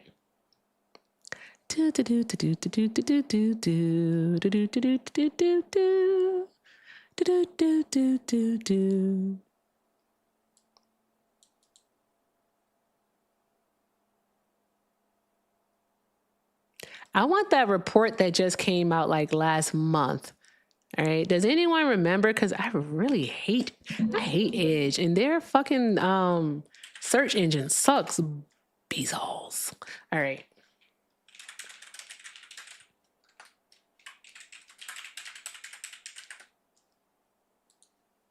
There we go. Yep, white birth rates, according to the Center for Disease Control and Prevention, that's the CDC, have shown a 17% drop from 2010 through 2023. That is wicked. Damn. And minority births do constitute the majority. So there's that part. This is a study that I want right here. Boom. I think this is it right here. This came out in April, right? I can't see shit. Erica, copy. I really got to stop using Edge. Make sure I ain't got no violations. Okay. Here we go. Meaning births not constitute. Okay. All right. Thanks for holding. Are you able to watch the stream while you're on the phone? Like, do you have a second device? Not you don't? ready. Okay. No I worries. mean, I have plenty of devices, but I'm not trying to. It's no worries. No whatsoever. Let me So see we were here. talking about the. One moment, please. You were saying something about. Thank you. One moment. So this isn't a All call. right, there we show. go. It's just Apply. Listen to Erica talk show. There we go. Okay, so no, you wanted it. So from Hofstra University, Hofstra. All right. What's that? Study Hofstra. Is that in America? You never heard of that university before? Yes, it's in America. Okay. Yeah. Yeah, I just didn't know. Okie dokie. Study finds minority births are in the majority in U.S. for the first time. This was published February 2nd of 2026. Right. And it's going to cite the study, which does come from the CDC. You can read the study here, actually. And it's from the Journal of American, JAMA is Journal American Medical Association, is what it is. It's on the screen for you if you want to look at it, or you can look at it on the playback. It's up to you. Okie dokie. So what are you saying? That y'all ain't having babies. You asking me about how we feel, like as a black person, how I feel about like the like Latinos. Okay, so non-white Hispanics being the greater population. All right, and so I'm asking you, how do you feel about like your birth rates declining? So becoming the minority. So your answer to my question is to ask me a question. I told you I don't care, and then I asked you a question. Okay. So I just want to be sure. So you don't care that Black Americans are now like Oh, look at you not wanting to Latin talk about Americans declining are birth rates in the white community. overpopulating you in your own country. Like you're Don't not care. concerned about that. This is their land. Like, this is the Americas. This is their land. I don't give two boops. It's I'm not whose land? you. I'm not you. It's I don't whose land? care. Is Whose this land is are you this saying the it is? Americas? This is the indigenous people's land, and also this is the indigenous people of Mexico's land. All right, so Latino people, I don't But care. it's not yours. I don't care. But are you I saying didn't it's ask to not be yours? here, It's everybody actually. else's except yours. I didn't ask to be here. My people were forced here. Okay. I mean, that's really all I was curious Sure. about. Swan, did you want to ask this person a question? Yeah. So, do you know what Latino is? I mean, vaguely, sure. I would say of Latin descent. Hey, did you know that there are Black Latino people? So we're in both of those categories, my guy. I'm a Black Latino woman. Plot twist. I was about to say that. I was going to say, plot twist. Right, but I mean, do you think Mm-hmm. that all the Latinos that came in were Black Latinos? Is that what The you're saying? ones that are not white go by Hispanic. Okay. So Because what do you Hispanic is like? what? Do you What are know you what that trying to term say? means? Hold on. Wait a minute. Do you know What what term? Hispanic means? Do you know what it means?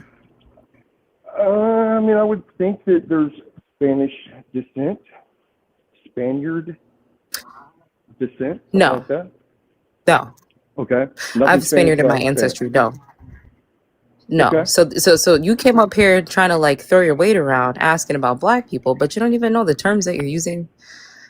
I would So help me suggest out. Like, looking so information. why I'm don't so you sorry. help me I'm out instead of so sorry. this I am kind so of sorry. I'm half-baked, talking. do you know this? Yeah, Do you I'm know gonna this? finish. Okay, please I'm do. gonna finish.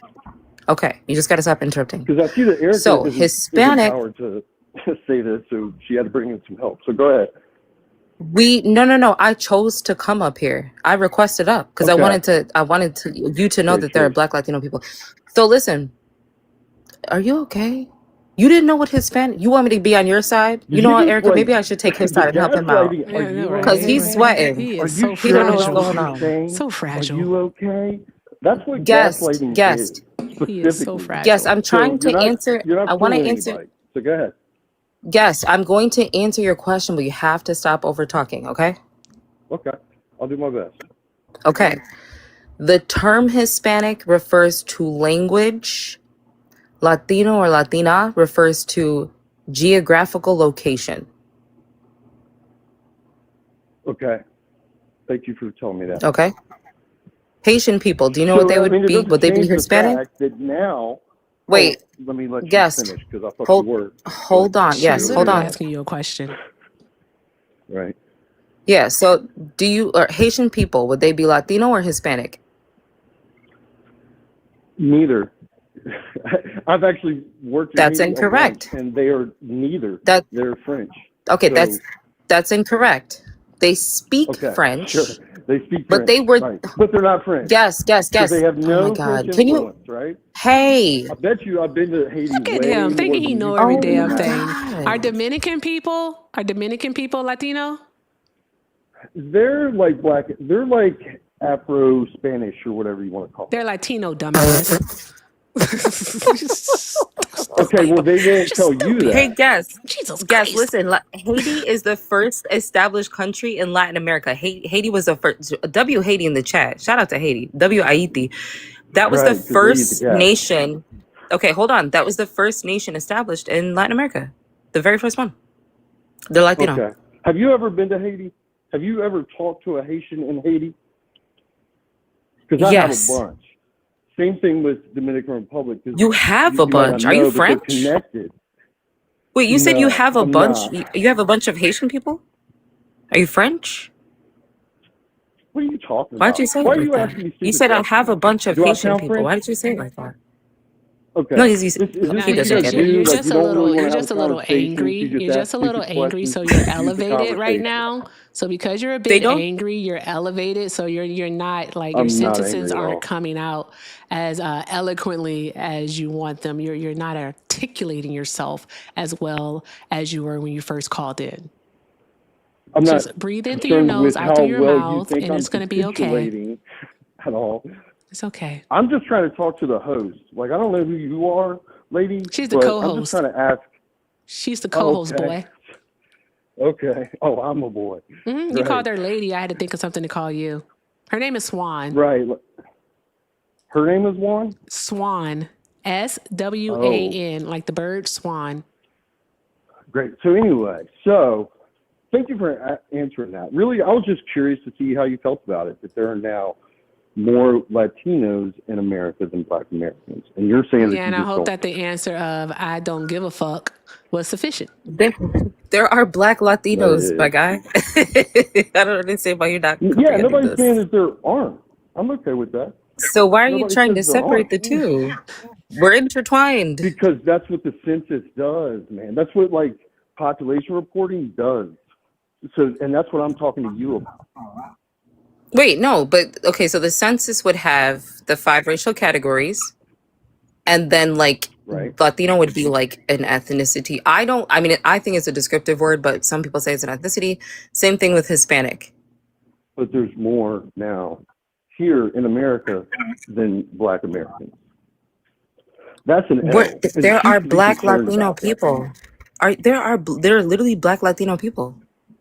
What does that have to do with anything? You're talking to a Black Latino person right now. Like, there we What go. does that have to do with anything? Because what you're not understanding is that, should I just tell him, Swan? Yes. Okay. Latino is not a race. Just want to let you know that. It's an ethnicity. It's not a race. What does that have to? Black is not a race either. So if you really want to think about it, they're all social constructs. If you really want to apply that same logic to it. You know what? Oh, you don't believe that?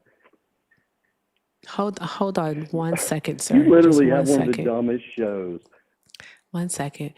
Swan's about to like educate him. I already know it. So she needs to be compensated. There are links in her bio. It goes to help out the Congo. Okay. It helps the Congo. And also, please do show her love here on the panel. It's not for free. It's not for free. Swan, in a count of 3. 1, 2. Y'all better help. Y'all better do the good things. Okay. Thank you, Bella. Good God. Swan, what the hell? Okay. I'm sorry. We're engaging. What was that, Swan? I'm sorry. No, it's okay. Thank you for the gifts, y'all. Yeah, we're going to engage, sir. Okay, you said Black isn't a race and that this is all a social construct. Okay, all right. You are right that race is a social construct, all right? And the reason why we follow it is because we as a society have actually agreed to it. That is why. But I'm going to be quiet because my friend Swan actually is extremely, extremely knowledgeable on this matter. All right. And she can explain it to you in a way that would actually not cause her to cuss you out, because I would just cuss you out. So here's Swan. Because that's all you can do. You're right. You're right. You got it, partner. Okay, guest. Deep breath in. Let it out. So, okay, you said that race is a social construct. Do you know what race is defined as? If not, just say, I don't know. I'm not like, there's no trick questions or anything like that. Why don't you just tell me? So why don't you just tell me? Okay, so you don't know. On the same page. Okay, race is a superficial set of physical characteristics that a particular society would deem important. That's right. Did you say another stripper earlier? Did I see another Is that what you stripper? said? Yeah, did you say that earlier? Did I see another stripper? What does that mean? I don't understand what are you asking me about a stripper? He said another streamer. He said another streamer. Oh, Yeah. So what the hell? He said another Okay, streamer. gotcha. Okay. All right, so race, a superficial set of physical characteristics that a particular society would deem important. Does that make sense? Maybe. Guest? I mean, that's subjective, so sure. Like, what a society would deem important, sure. Yeah. You might Yeah. think something Sometimes is it's different. Like you might think something is more important than I would. So that's very subjective. I'm guessing this is well, no, is this like a wiki definition or something? no. That's just so a lot of people. Okay, so listen, follow me here. A lot of Oh, so people you're think not that actually reading the race. definition. No, I have Okay. this memorized. I've been doing this for a long time. I bet. So listen, Okay. oh my God. Okay. So race is there are different categories that people are put into, right? Depending on what time period you're talking about and depending on what part of the world you're talking about, the names may slightly differ, right? But for the most part, we know 100% there's the No, I racial can't. It's hard to classification. understand you because I feel like I hear. Is it the gift sounds? No, I feel like I hear that other lady's voice and yours. Are you echoing? What's that? I don't hear any echo. I don't hear any echoes. There's no echo that's No, I can hear happening. her talking and hear you That talking. means you have the stream playing in your ear, so you need to mute the stream. I don't even have the All right, stream up. did you get it? Did you figure it out? It just turned off, but like I don't even have the stream up. I literally just Okay. clicked off the stream and dialed this number. All right, are That's you locked okay. in? Go ahead. Okay. So, race, right? There are different categories that a person would be, that a society would have, right? We have 5 here in the United States. We'll just stick to the US. There's white, black, Asian, indigenous, or Pacific Islander. Those are the only 5 racial categories that we use here in the United States of America. Does that make sense? Is that right? Yes, that is correct. If you look at the United States Census, it'll list them out for you. Did you get that? So if I Google population by race and I click on the Census Bureau. Hey, y'all. $100. $100. Links are in the bio. saying Swan and I exactly are definitely splitting it. All what I right. asked Yeah. about And is shout out that to Taffy there for the are 10 over still on the tube. more, and Because it goes Taffy into sent a Swan detail 10. Shout out about to Taffy. But we're non-white and splitting it. white, Links in the bio. Let's Latinos do all of and the all good this. things. So I'm only using their language, He's so right? stupid. So I just wanted to know Yeah. what she thought about it. Like if she had any Thought pride about in what? terms of her country or her race, and whether she was concerned about being a minority and then being Wait a minute. kind of Okay, pushed I further see what's down the happening totem here. pole by illegals. Wait, hold on, guest.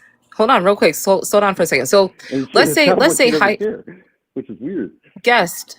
Hold on. Listen. Let's just say hierarchy instead of totem pole, because that's a term that belongs to indigenous people, so we don't want to offend them. That's their Well, I term to mean, use. they're in my We country, can say so hierarchy. we say whatever I'm we sorry. want. What did you just say? Did you just They're say in that my they're country. your country? Yeah. I knew it. Okay, so I see what's happening here. So he did the, hey, do you know about this? Asking for a friend type of thing, but he really was asking No, I'm because asking for he wants me. to. I know, but you were asking Erica these questions because do you have pride in being white? Are you proud of being white? Bruh. I'm actually not white, but I'm What's your proud race? to be who I am. Sure. That's none of your business. Okay, what's your What's race? your race? I'm black. Okay. I I'm told not. you this already. You said what? I said, okay, I'm not. Do you have pride in your race? Absolutely. Okay, so say what your race is. I don't need to tell you that. Let me ask you a question. It shouldn't matter. Do Um, you only take calls from certain races? Is that a conversation what is I should Turtle have with you Island? two? Okay, hold on. Do you know what Turtle Island is? No.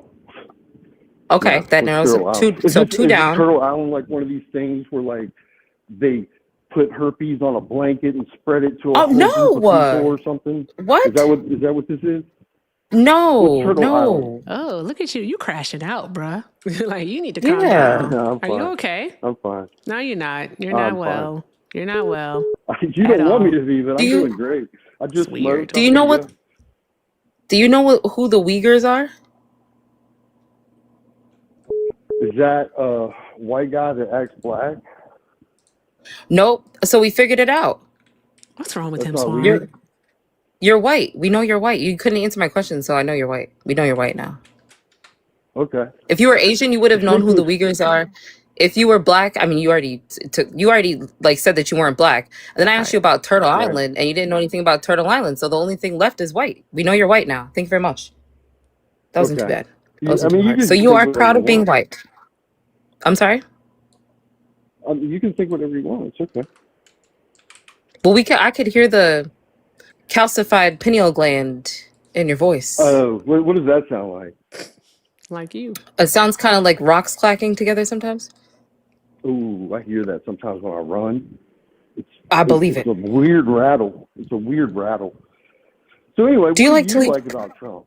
Do you leave pronouns out of sentences? Like if you're going to the grocery store, you say like car, store, pizza, home, stomach. Are you gaslighting Okay, me never again? mind. Like, what is this? What are you talking about? Nothing. You're just Why on are the you asking me outside. what I You say can't get when in I'm the riding in the club. car?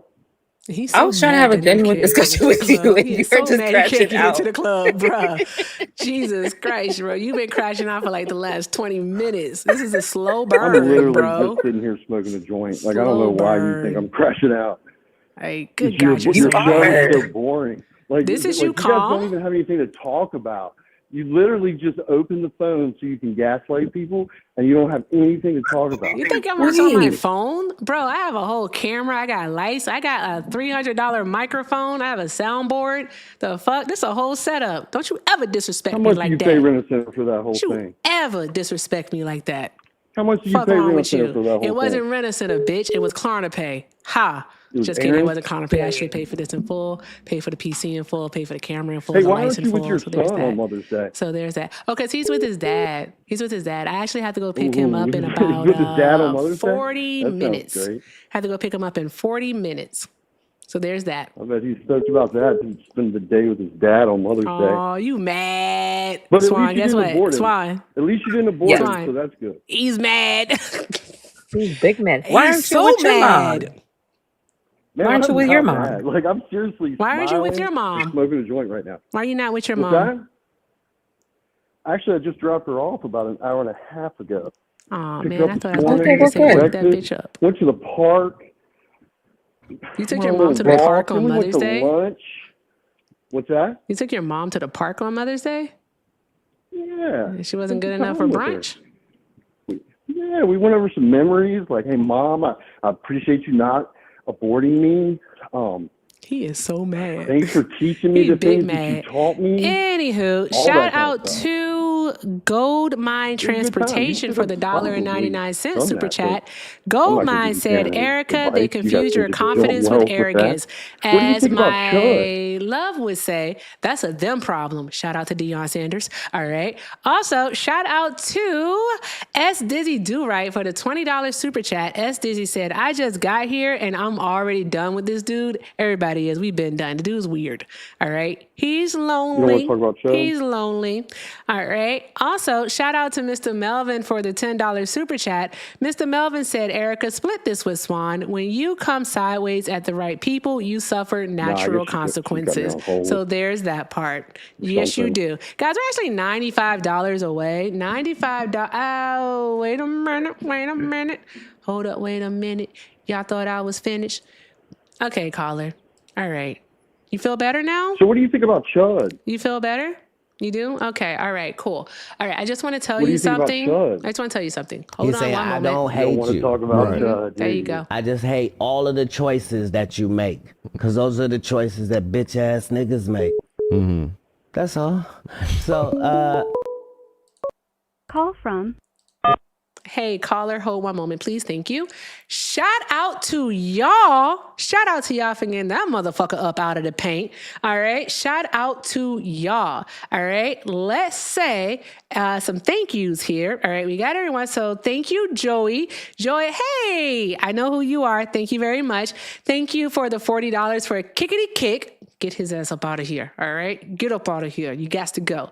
Also, shout out to Emily for the 25. Emily said, this guy is delusional. For you and Swan, appreciate you both. Thank you very, very much, Emily. Shout out to you. And Beth, thank you for the 25. Beth said, get rid of guest fund. I don't know how you don't lose your mind dealing with these losers. I drink alcohol. I'm just kidding. I can't drink a lot of alcohol. Why? Because I'll get judged, and I'm not going to tell you who judged me, but he judges. All right, he judges. You know who it is too. So there's that part. Also, Maya, thank you, friend, for the $8. Maya said enough. Also, because Black women labor isn't free. Shout out to all of our donors. You guys are awesome. Splitting the pot with Swan. All right. And so that's what we're going to be doing. And I'll be sending that over to you, Swan, because we got him up out of the paint. Hey, I didn't know you saw another person call. What are we doing? W chat. You guys are awesome. All right. And let's just keep doing all of the good things, guys. All of the good things. Thank you so much. Goddamn, y'all got Swanified. Y'all are awesome. Thank you for taking care of Swan. I appreciate y'all so very much. Like, y'all are friggin' awesome. Thank you so very, very much. Also, Swan, I haven't verbally got to tell you, but happy Mother's Day, friend. Thank you. Happy Mother's Day to you too. I hate to say this, but I have to swap phones. Okay. So I gotta drop down real quick and then I'll come right back up. Okay, bet. All right. Awesome. Right. Okay, this person's calling. I'm going to just place them on hold. Dan. All right. Hi, Dan. Hold one moment, please. There's someone in front of you. Thank you. All right. Chat, keep doing all the good things. And just, I appreciate each and every last one of y'all. All right. Hi, caller. Thank you for your patience. Are you a Trump supporter? Yes, I am. Okay. And for TikTok purposes, how old are you?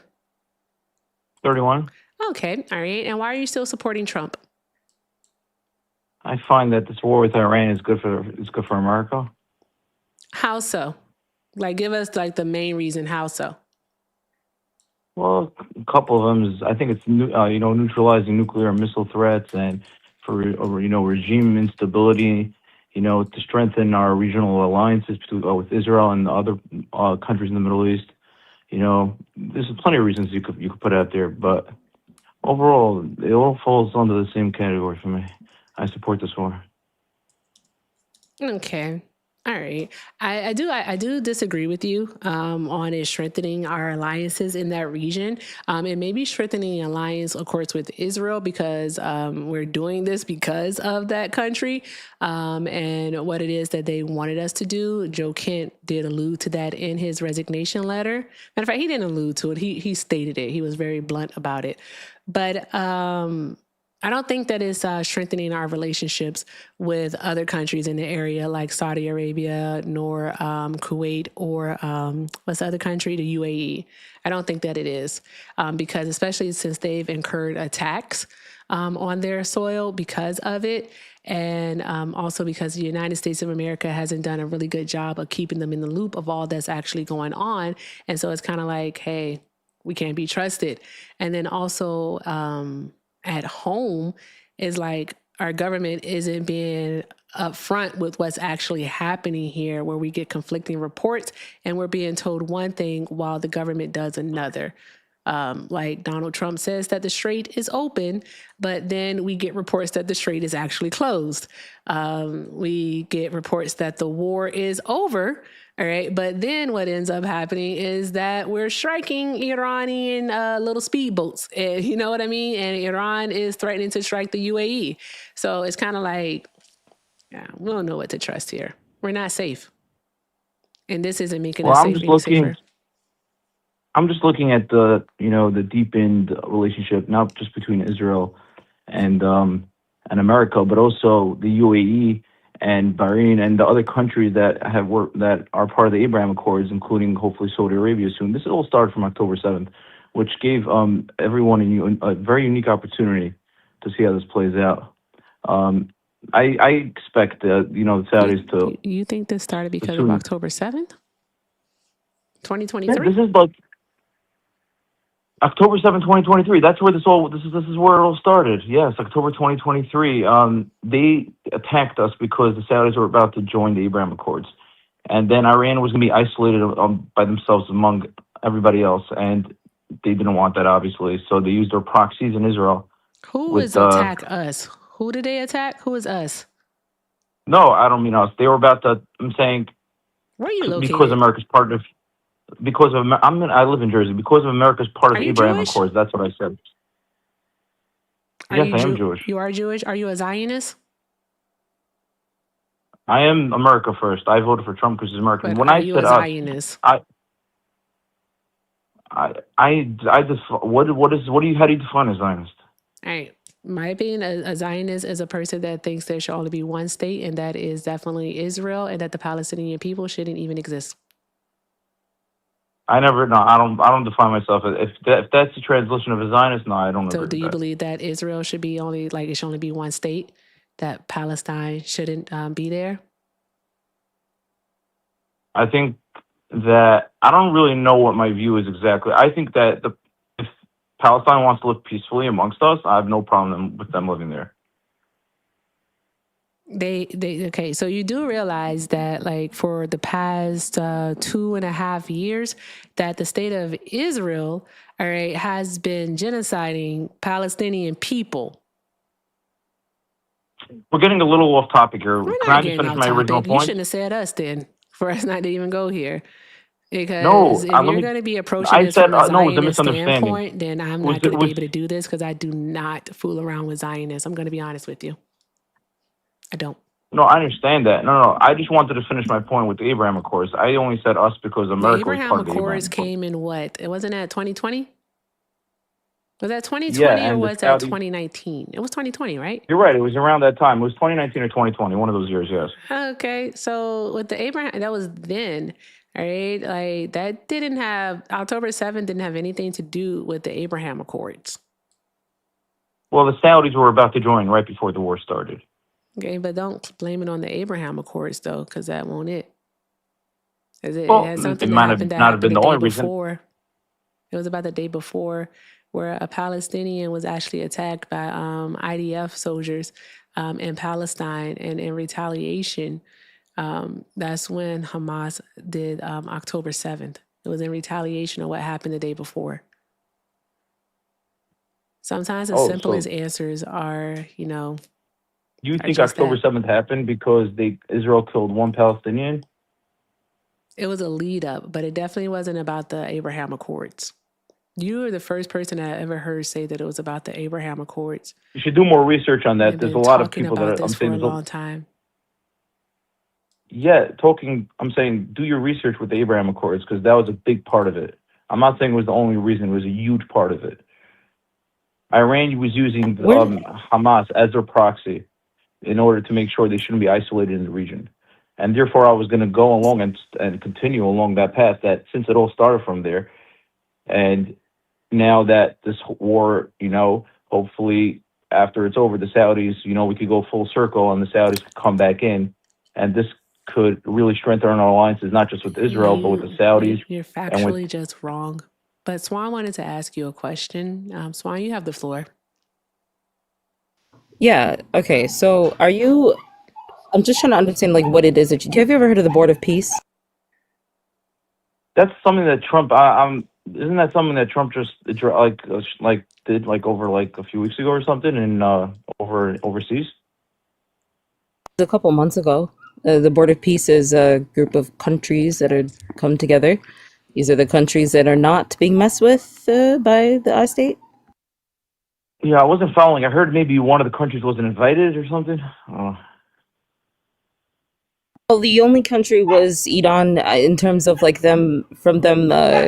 They were told that they have to give a response to Trump. He said you have 10 days basically to let us know if you're going to join the Board of Peace or not. And they said no. And then, obviously bad things happen. Okay, so what are you trying to tell me? What was your original point about why we're in Iran doing what we're doing right now? Why the war is happening is because of the Board of... I'm just not following. I'm sorry. What was your original point when you came up here about Iran? Oh, Iran. I didn't understand what you're saying.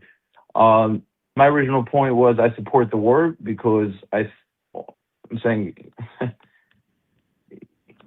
everything. I'm saying I think it's gonna deepen our partnerships with Israel further and the UAE because they're part of the Abraham Accords, and then the Saudis hopefully, and even Japan and South Korea. I think that's going to make a big difference. There's discussions right now with Japan and South Korea, with building warships to help American, the crisis, the shipbuilding crisis. I'm saying there's definitely like Dr. a lot Abu of pros that Siraj could be is on in. smoking gas. Okay, I don't know that. I'm so sorry. You're saying a lot of things. Yeah, Dr. Abu Siraj is in the chat. I think you requested it. There we go. There we go. Hello. Hello, hi everyone. I hope all of you are doing well. Thank you for giving me the chance to join the panel. I just want to introduce myself. People call me Abu Siraj. I'm a Palestinian from the Gaza Strip, and I'm talking to you right now from Gaza. And I just wanted to clarify some points that were mentioned. First of all, I really need everyone to understand that the problem in Palestine did not start on October 7th. It started long time ago when the Jewish people started their immigration to Palestine and they claimed it as their own. And since then, they have been committing massacres, working on the ethnic cleansing of the Palestinian people, and pushing us all out. My grandparents used to live in Jaffa, and they were forced out of their land, pushed to the Gaza Strip, and now we are currently living as refugees in the Gaza Strip. As for October 7th, it was an outcome of almost 8 decades of occupation, oppression, and ethnic cleansing. It wasn't a retaliation for one incident, but it was a cry out for help, because we have been asking for help and protection from the international community for decades, but unfortunately only few people cared about what the Palestinians have been suffering from. For those who don't know, the Gaza Strip has been under siege for almost 18 years now. Since 2007, the Israeli occupation forces imposed a siege on the Gaza Strip in which nothing gets in or out without their approval, in which they had control over how much food we can eat, how much water we can get, and how much electricity we can have. Before October 7th, we used to have only 8 hours of electricity, limited amounts of water and food, and the majority of the people were living under the poverty line. So when the resistance in Gaza decided to do something, they did it to break out of the jail, because Gaza has been to all of us like the largest open-air prison in the world, in which someone like me, who once got a scholarship to study at Georgetown University, I applied to travel and the Israeli authorities denied me the right to go and get education. So this is what a lot of people don't understand, that for years we have been suffering. For years they have been carrying out attacks on the Palestinian people. They attacked us largely in 2008. More than 1,100 Palestinians were unalived. In 2012, in 2014, 2,200 Palestinians in Gaza were unalived and thousands were injured.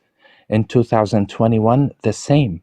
So what we are talking about is not just one incident, but it is a series of genocidal acts that started with the establishment of the so-called Israel. We have been suffering for too long, guys, and it needs to stop. And when the resistance took the decision to fight back, they are trying to put the blame on our resistance. They have made this sacrifice knowing that most of them won't be able to come back alive, but they have done it so that the children of Palestine can have a better life and a better future.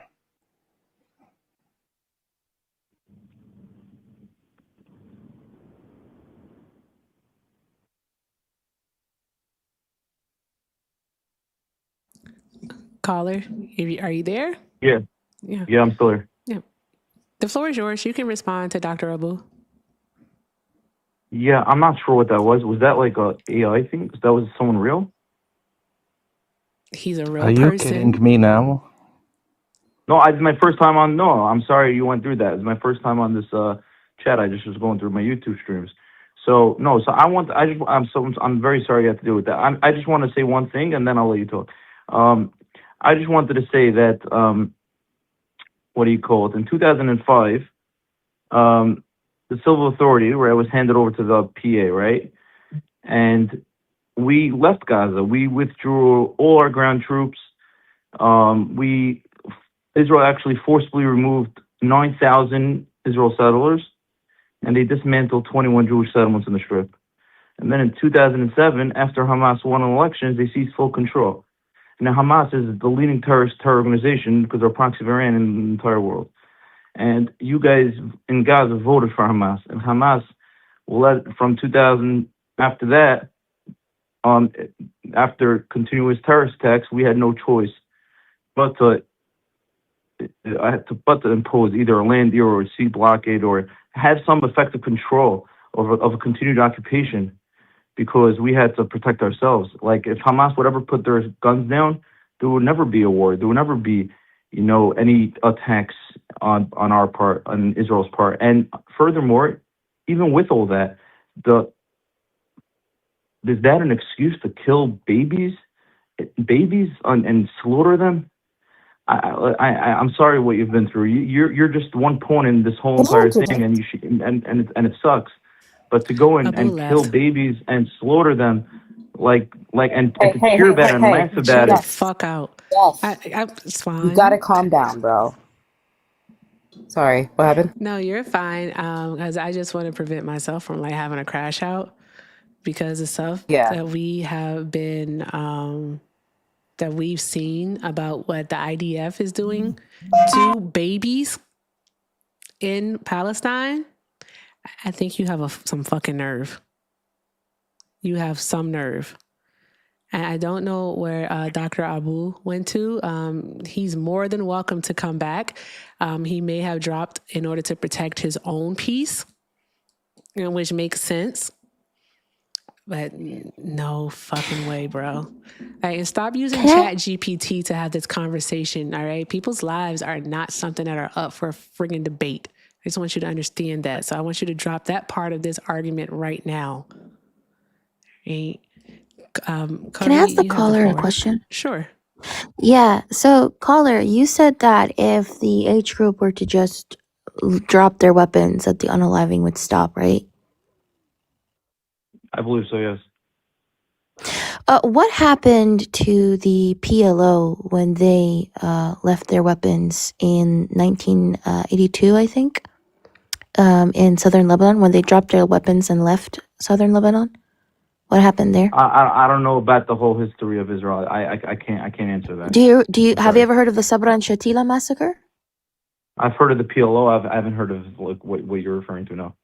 Yeah, so when the PLO decided to give up, drop their weapons, they didn't stop the war, but they dropped their weapons and then they left southern Lebanon.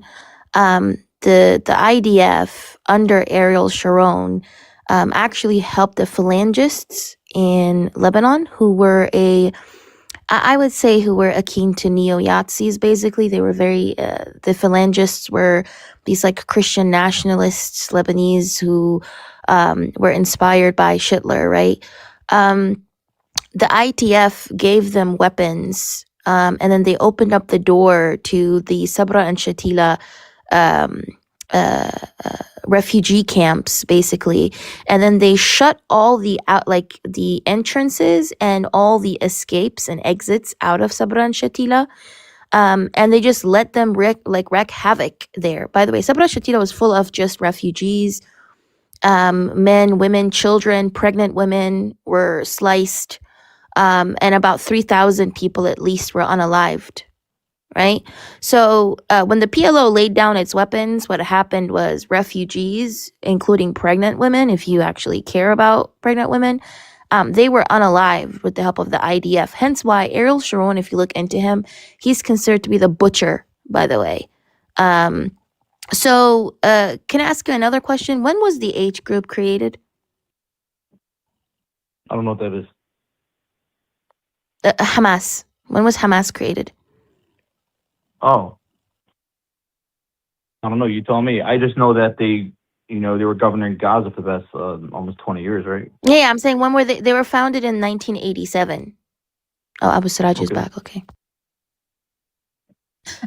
Before Abu Siraj goes, prior to 1987, was Israel unaliving Palestinians? Are you asking me? Yes. Was Israel unaliving Palestinians prior to Hamas being created?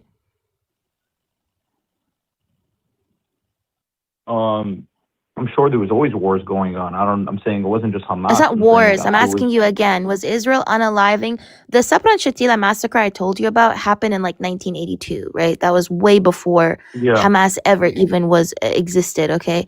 So prior to Hamas existing, was Israel unaliving Palestinian civilians? You tell me.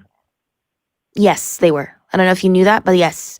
They don't only unalived them in Palestine, they also unalived them in neighboring countries. They literally followed them everywhere they went, the refugees that they expelled. So you can't sit here and claim that Hamas is the core issue or root cause, or they are the ones who started the whole thing, when prior to them ever even existing, Israel was unaliving Palestinians, and Hamas is actually just a response, a legitimate response, mind you.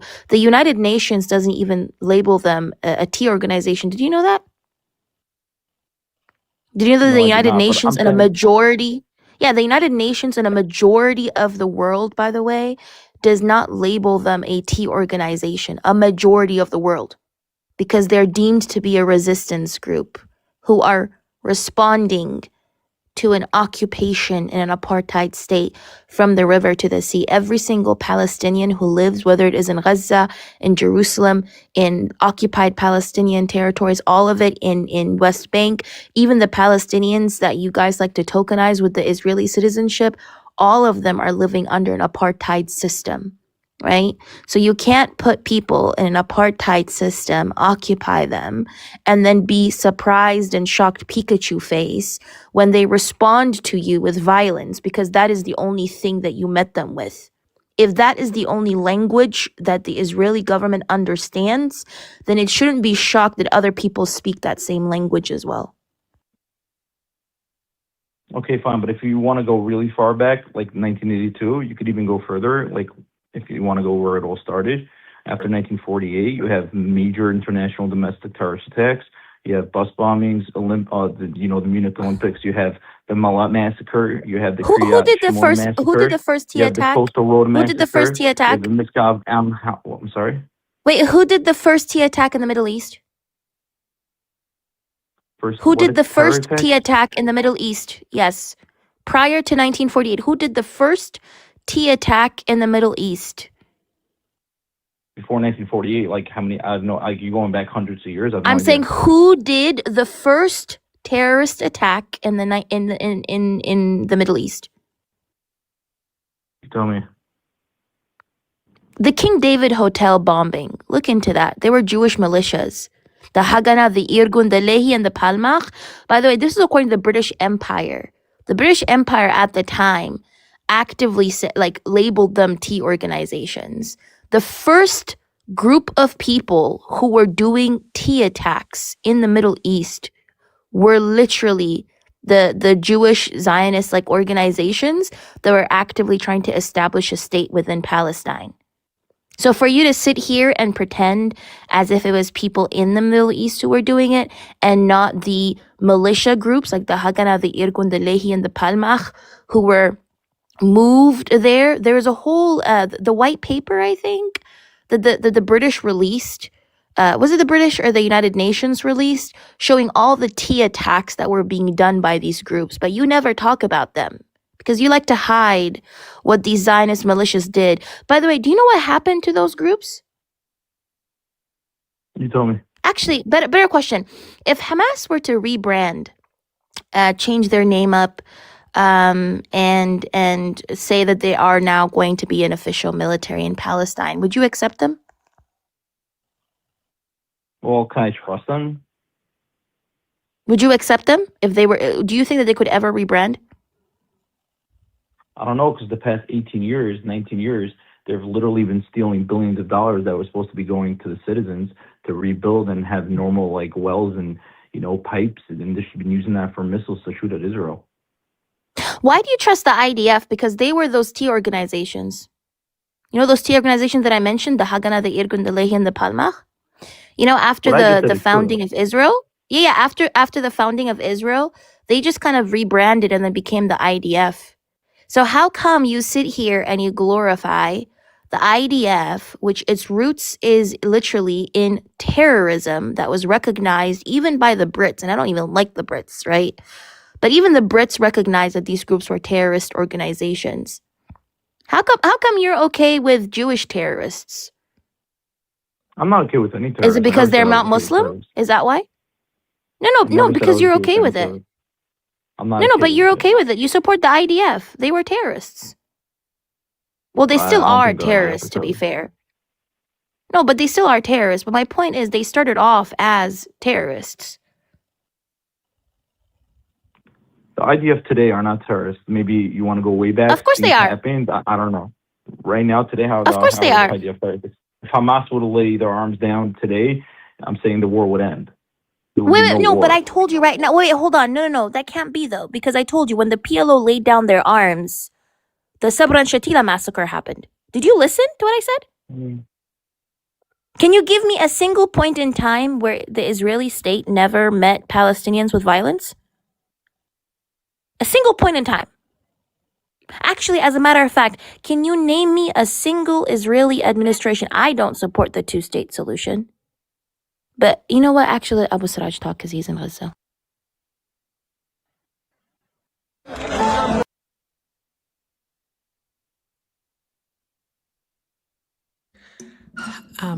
Dr. Abu, I want to ask for your permission before playing this video. This is I'm going to mute him. This is a video of IDF soldiers attacking. We can't hear you. No, we can't. But it's a, if you, I can Okay. hear you now. Yeah, can you hear me now? Okay. Yes, sir. Yeah, it's a video of IDF soldiers attacking Palestinian people who are simply attempting to go get aid. I'll only play the video if you allow it. If not, then I'm not gonna play it. Yeah, sure. Okay. Please go ahead. No problem. Because he said that they're not terrorists; they're terrorists. All right, caller. You will be able to hear the video. I'm not sure if you'll be able to see it. All right. But I'm going to play a video here of IDF soldiers shooting at Palestinians, all right, simply getting aid. That's what they're doing. And then I want you to tell us how that isn't terroristic. If that's what happened, that is terroristic.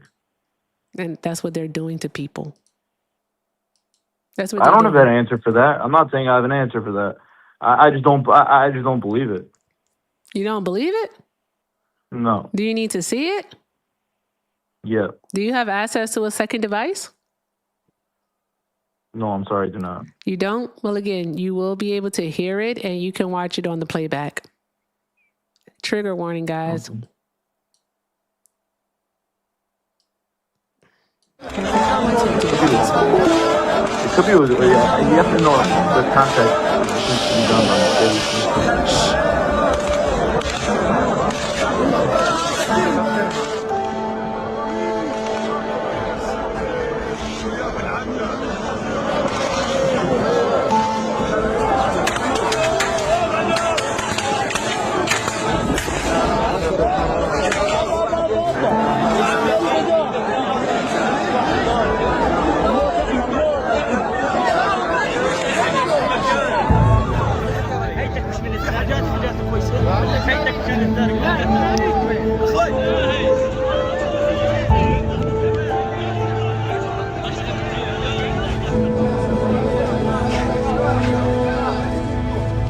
You know, with AI these days, the videos.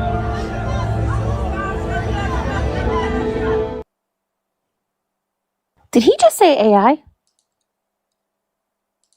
I'm not watching it. Did I hear him? I don't even know what's going on. I'm just saying I that. just wanna describe. I wanna explain to the people what they just watched. For those who don't know, during the genocide, Israel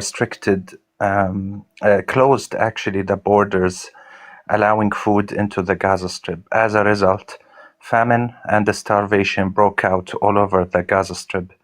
Then they decided to establish something called, with the help of the Americans, the Gaza Humanitarian Foundation, GHF. This organization established 3 points for distributing food. For those who don't know, there are 2.2 million people in the Gaza Strip, and they established only 3 points to deliver aid to the people who are starving. And when I say starving, I mean it, in which some people were not able to find food and they had to eat animal food to survive.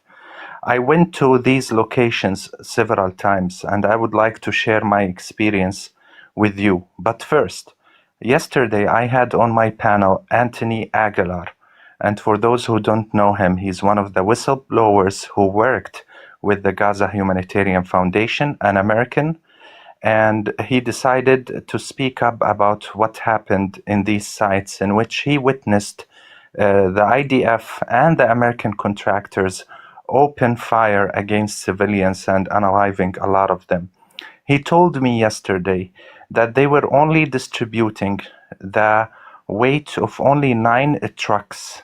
So what you just saw is thousands of hungry, starving Palestinians going to a very dangerous place so they can get food for their families and for their kids.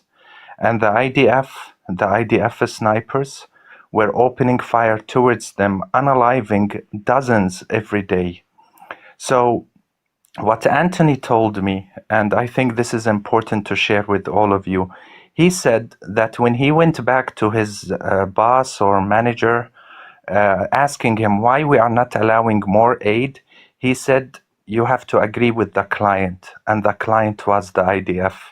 The IDF engineered famine and starvation. They had the means to allow more food in, but they didn't want to.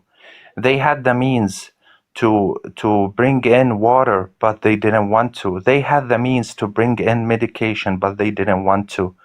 So Anthony was shocked when his boss told him that. And they kept doing that, unaliving dozens of Palestinians every day. And do you know why? Because they wanted to dehumanize us. They wanted to steal our dignity. They wanted to humiliate us and force us to fight one another. Because unfortunately, when there are people starving and about to die, what are they supposed to do when there's only little amounts of food available? People had to fight among each other in order to survive and to live. They engineered this situation to collectively punish the people of Gaza because we have chosen to resist. We have chosen to fight back. We have chosen to say no to occupation, no to oppression. For how long this injustice is gonna last against my people? And how come when we resist or fight back, they are trying to demonize us for just wanting to be free? For just wanting to have a better future for our kids? It is definitely not fair.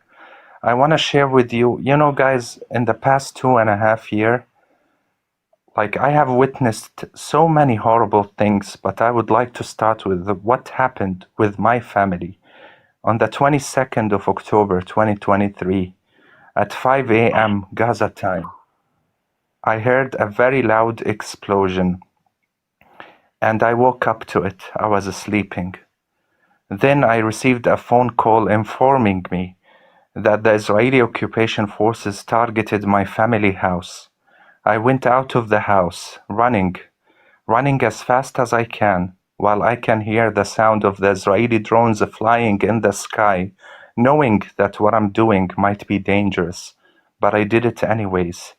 When I got to the place, when I got to the house, it was complete pile of rubble. The house wasn't there anymore. I started digging with my bare hands, along with the rest of the neighbors.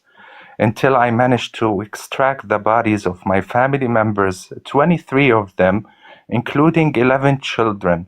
They were torn into pieces, and I barely managed to recognize some of them. I had to carry the head of my cousin to the hospital because I found him hours later. This is only an example of what the Israeli occupation forces are doing against the people of Palestine. They were sleeping in their beds and they got targeted for no reason. They were not in a dangerous area. They were in the middle of Deir al-Balah, in the middle area of the Gaza Strip, far away from the IDF, but yet they got targeted while sleeping. That is just one example of what we had to go through. And since then, we have been running everywhere, trying to help those who get targeted. When we talk about 70,000 confirmed casualties and thousands more still trapped under rubble, how can you justify that? When you have 20,000 children who got butchered and unalived, how can you justify that? When more than 10,000 women get unalived, how can you justify that? I think that after what we have witnessed happening in Gaza, it is too late to justify anything because the people have waken up and they can see the lies of the Israelis and they can see their crimes. And I hope that we will be able to get accountability and justice for the sake of the ones we have lost and for the sake of the 40,000 orphan children who got orphaned during this genocide.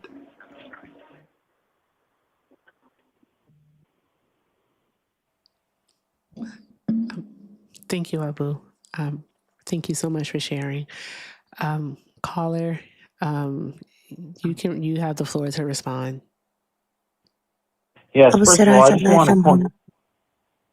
Yeah, first of all, I just wanted to, didn't I'm mean so to sorry. say I just wanted to anything. say, Abu Siraj, Hold on one moment. Go ahead, Kobe. I just wanted to say, yeah, I wanted to say, Allah yarhamhum. عائلتك يا Abu Siraj. And may their souls rest in peace. Just wanted to tell you that. Continue, sorry. Ameen Ya Rab. Thank you, Kobe. Yeah, and I agree with that 100%. May their souls rest in peace. I have nothing to say besides that. I'm deeply sorry for that. And obviously, I did not mean to say. When I said AI, I did not mean that. I was just saying that I couldn't see it. And in this day and age, until I see something, I have to whatever. Maybe I'll play back. But regarding, I just think that the civilian to combatant ratio compared to, let's say, for example, I have to go in a couple minutes, so I'll just say this point and then I'll hear your response. I'm sorry, one second. Can you, caller, Yes. caller, before you say Yes. what you're going to say, I know what you're going to say, because it's a very common talking point that is pushed by people who support Israel. Before you say what you're going to say, do you fully understand that you're justifying genocide? Like, do you understand that you're sitting there to feel better about yourself and to feel better about the entity that you support? You are willing to dehumanize yourself by justifying genocide, because that's what it is. To justify genocide, you're unaliving a part of your humanity. Are you actually sitting here and are you willing to actually I heard the sit question. here, Let me answer. and justify I genocide? don't think, just because I'm in a little rush, I don't think that I'm justifying genocide at all. Because if that's the claim that you want to put forward, then you could say that the majority or at least half of America is justifying genocide, and that doesn't make sense. Yes. Right? Yes. Trump Anybody who supports and Israel the is justifying genocide. Anybody who Okay, supports fine. Israel Then there is you go. justifying genocide. So then you're saying that we're all like justifying genocide. I'm not going to go that far. Anyone who supports I Israel is justifying genocide. Yes. So that's a big Yes. claim. You know that because you're saying half of America is justifying genocide. Would you support white children being unalive the way that Abu Siraj just described it? Because we know I that would not if you saw support anybody headless being white alive. children, It's war. It's a If war. It's a you war. saw headless white children, I understand that it's a little bit Germany okay in for World War you to II. justify the G side of children who belong to people who are not white, who are in the global south. Would you make the same justification for headless children in Europe by saying the enemy combatant to civilian ratio is okay? Because that's what you were trying to say. It's not that bad because more combatants were unalive than civilians. I knew that you were going to say that. Would that be the same excuse you use for headless children in Europe? I'm not justifying genocide in any sort of way. You're You I not need to are. make that justifying clear. genocide. You Let me are. just I'm saying finish. If you again, would support you Israel in use this, you support genocide. That's it. Tis all. yes. Nothing more to it. I just want to finish my comment that it's war, No, you think that and you want and to get that unfortunately, off, you can fuck off, is what you can do. I don't think you understand that this is not the space for you to express your depraved, deplorable thoughts. That's not my space. It just simply isn't. Dr. Abu, thank you very, very much for you stay as long as you want. You can stay into there. I'm just saying thank you for sharing. Thank you for sharing. That can't be easy. I don't really know the words to say, but just thank you. Just thank you for being here and for taking time out of your day to share what has happened and what is happening with us. Thank you. No need to thank me, actually. Thank you for allowing me the chance. The thing is, for so many years, we have been silenced as Palestinians. And since I joined TikTok, I have been trying to do my best to join American people panels so I can address the American people to help them understand that if you don't do anything to bring about justice, one day you too will experience injustice. The blind American support for the state of Israel is the reason why I have lost my family, because they were using American weapons. And this blind support for them needs to stop. This is why I try to go up on panels to address everyone, to answer questions, because I think that there are still people out there who don't really understand what's going on here on the ground. And another point I just want to, before I lose connection, I heard him saying that after 2005, they dismantled the settlements in Gaza. And yes, he was right. Yes, they did.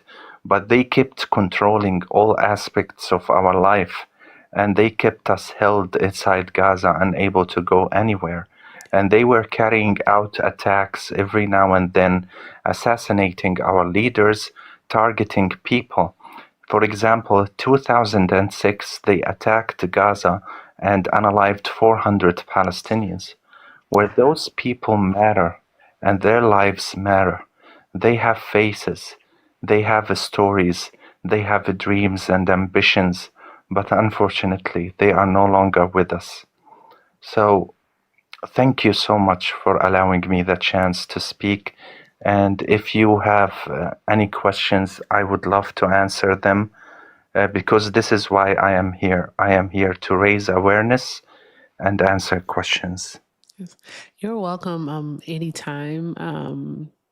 Actually, I do want to learn more about it. I take a lot of information in from Athena, and I do my research about it. And it's so much history there, and so much has led to where we are right now that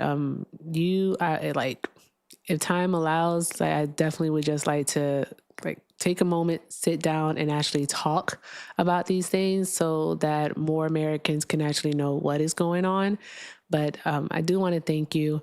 I have to go get my kid because he's at his dad, so I got to pick him up in like about 10 minutes. But I'm trying not to cry. All right, I don't want to make it awkward. But I cannot imagine. I can't fucking imagine what it is. And when you tell us about what's going on, it's like, what can we do? What can we do? Like what can Americans hear? What can we do in order to help, you know, our Palestinian brothers and sisters, the children over there in Gaza? What can we Yeah. do? Listen, I am not gonna tell you about financial support or any of these things. What I hope that everyone would do is to speak about Palestine whenever you get a chance.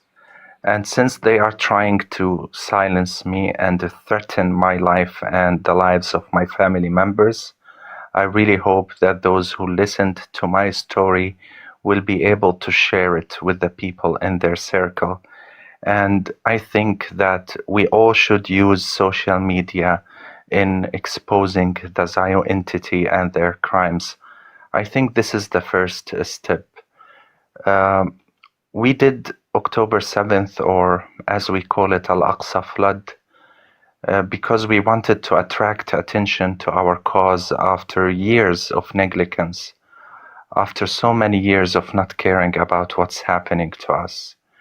And now, since a lot of people have become more aware of it, I ask you and I appeal to your humanity to keep talking about Palestine and the suffering of the people of Palestine, in addition to the suffering of the people of Sudan and the suffering of the people of Congo, because we have been, and they have been suffering for far too long. And we, as a human beings, we have an obligation to care about one another. I know that you have your own lives. I know that life is hard. But trust me, guys, what's happening here is gonna affect all of us. And the war with Iran is an example. This war wasn't supposed to happen, but Israel dragged the US into it. It's an example of how supporting the Zio entity is not gonna lead to anything good or productive, even for the American people. As the first step, please speak up about what's happening in Palestine so that we will be able to put an end to it. And my friend, can I say something about my life? By all means, sure. Yeah. Yes, sir. Yeah, I go live every day at 4 p.m. Eastern Time, and it's an English live in which I report the news about what's happening in Gaza, the humanitarian condition, and everything we have been going through. So please, if everyone can give me a follow and pay us a visit, it brings warmth to my heart when I see new people joining so that they can listen to me and to other journalists from Gaza speaking about the situation in English. I would love to see you all in my live one day. If you will, because I don't know how to do it, will you make a comment in the chat, please, so that, of course, like all the people here can follow you, but also so I can do it because I don't know how to do it on Studio. I did follow you on my backup account, but I'm also going to put your name on the screen so it can be done. But please, everyone, please tap on Dr. Abu's panel and like tap on his square and make sure that we are following him so that we can stay up to date about what's going on in Gaza. All right, let's do that. All right, awesome. And I'm typing, let me see. There we go. Okay. And here's Dr. Abu's username right here on our screens. All right, abu.siraj40. All right, let's make sure that we are following it. All right. Awesome. Thank you. Thank you, guys. Thank you very, very much. All right. Okay. Abu, you made me feel feelings. You made me have emotions. I try not to have Well, emotions. this is the normal reaction of any human being. And funny story, Yes, sir. this is not the first time one of them calls me AI for some reason. I think they are not used to talking to a Gazan who can speak English and debunk them. Like, they always call me that, and some other times they try to question my credibility by saying I'm not in Gaza or whatever. But the whole pro-Pali community knows me, and they know that I am a Palestinian in Gaza, and we will keep doing what we're doing until Palestine gets liberation, inshallah. Yes, from the river to the sea. I hope that it happens in our lifetime. I really do.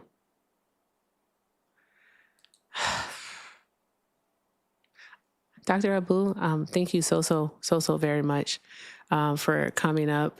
I just appreciate you. Everybody just stay. Guys, make sure that you're following everyone here on the panel, please. Make sure you're following everyone here on the panel, especially Dr. Abu. All right, his username is on our screen. All right, while you are here, make sure that you do tap his square and you follow. All right, and if you are watching this on the playback over on YouTube, then by all means, make sure that you come to the TikToks and you follow abu.saraj40. All right, let's make sure that we do that.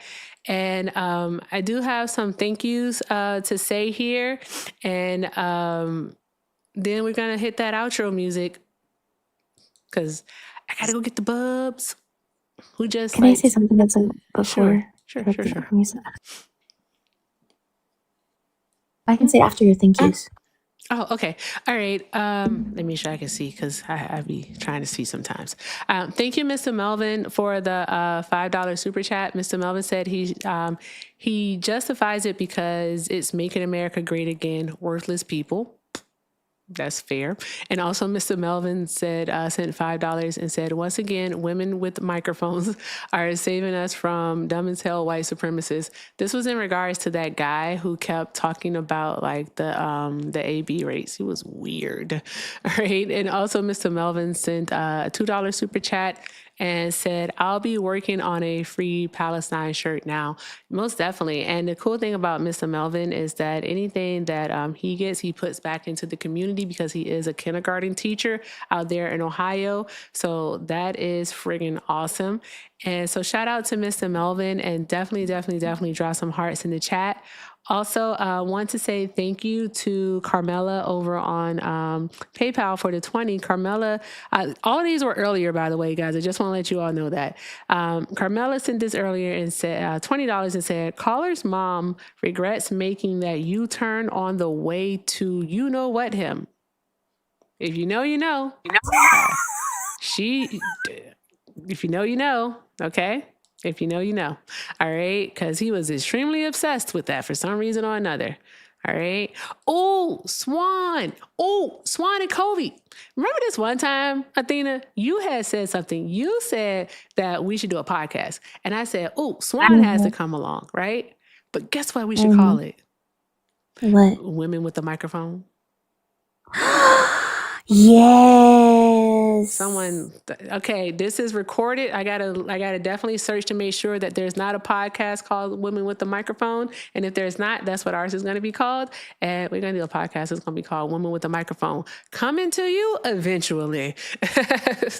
that's Can you imagine how sick that would be? It'd be so fucking awesome. It'd be so awesome. Geopolitics with the women with microphones or and something I would like that. literally be there for the vibes while you and Swan just educate the hell out of people. And I'd be like, I'm just here for the vibes, y'all. That's what I'm here for. And I want to make sure. I think I saw one earlier from Mr. Michael that I missed, but I'm not sure. Did I get it? Okay, I got it. Okay, so we're good. So thank you so much to all of our donors. Definitely. Thank you all so very much. Draw some hearts in the chat for yourselves. All right, Athena, the floor is yours, friend. Yeah, no, I just wanted to say, like listening to that previous person who was trying to be pretend ignorance or feign ignorance. I think that in 2026, ignorance is an active choice that people make. Because if people can use their phones, I mean, we live in an era where people have such easy access to information. I mean, you have easy access to misinformation too, but you also have easy access to credible information if you actually want to do the research, right? So if people don't feel obligated to actually do the research, then that is an active choice that people are making. And the real question here is, why do people feel comfortable with actively choosing to ignore genocides? Right? So why do people feel comfortable with actively choosing to ignore whole people groups being exterminated? And I think like every single time people whitewash what Israel is doing, what the UAE is doing, what Rwanda is doing, right? Every single time people whitewash these three countries, you are actively also saying that you are okay with people being exterminated, right? And so if people have the time, which I understand it's stressful, I understand you come home from work, you live paycheck to paycheck, you're paying bills, all that stuff. I understand that, right? But at the end of the day, I think like if you have time to sit down and watch shows like Love is Blind or I don't know, Teen Mothers, or I don't know whatever show you guys watch, but like if you're sitting there and you have the time to watch that, then you most definitely could have the time to maybe, I don't know, take an hour a day, half an hour a day, and just inform yourself on what is happening in the world and how like you have been actively implicated in multiple G-sides as well. And so I just wanted to say like what Israel, what the UAE, what Rwanda are doing is abysmal. And I feel like people have just been gaslit into thinking that it is perfectly normal to exterminate thousands upon thousands upon thousands of people for resources, for land. And I don't know if I could ever think that that is normal. So my question for you is, to the people who are watching, why do you think that you think it's normal? Why do you think it's normal for a Palestinian person to be exterminated in Gaza? Why do you think it's normal for a Sudanese person to be exterminated in Sudan? Why do you think it's normal for a Congolese person to be exterminated in Eastern Congo? Like, how can you live with yourself not even bothering to actually know about these things and just ignoring them and it being like white noise, right? So it's just, yeah, I don't know. To me, it's disturbing. So these three entities really, really, really, and you know me, I have to mention the UAE because they're also demonic. So to me, it's just, yeah, these three entities don't deserve to be whitewashed. It definitely makes sense. I think that people do have to have the truth, and in this day and age, you have to actively seek it out.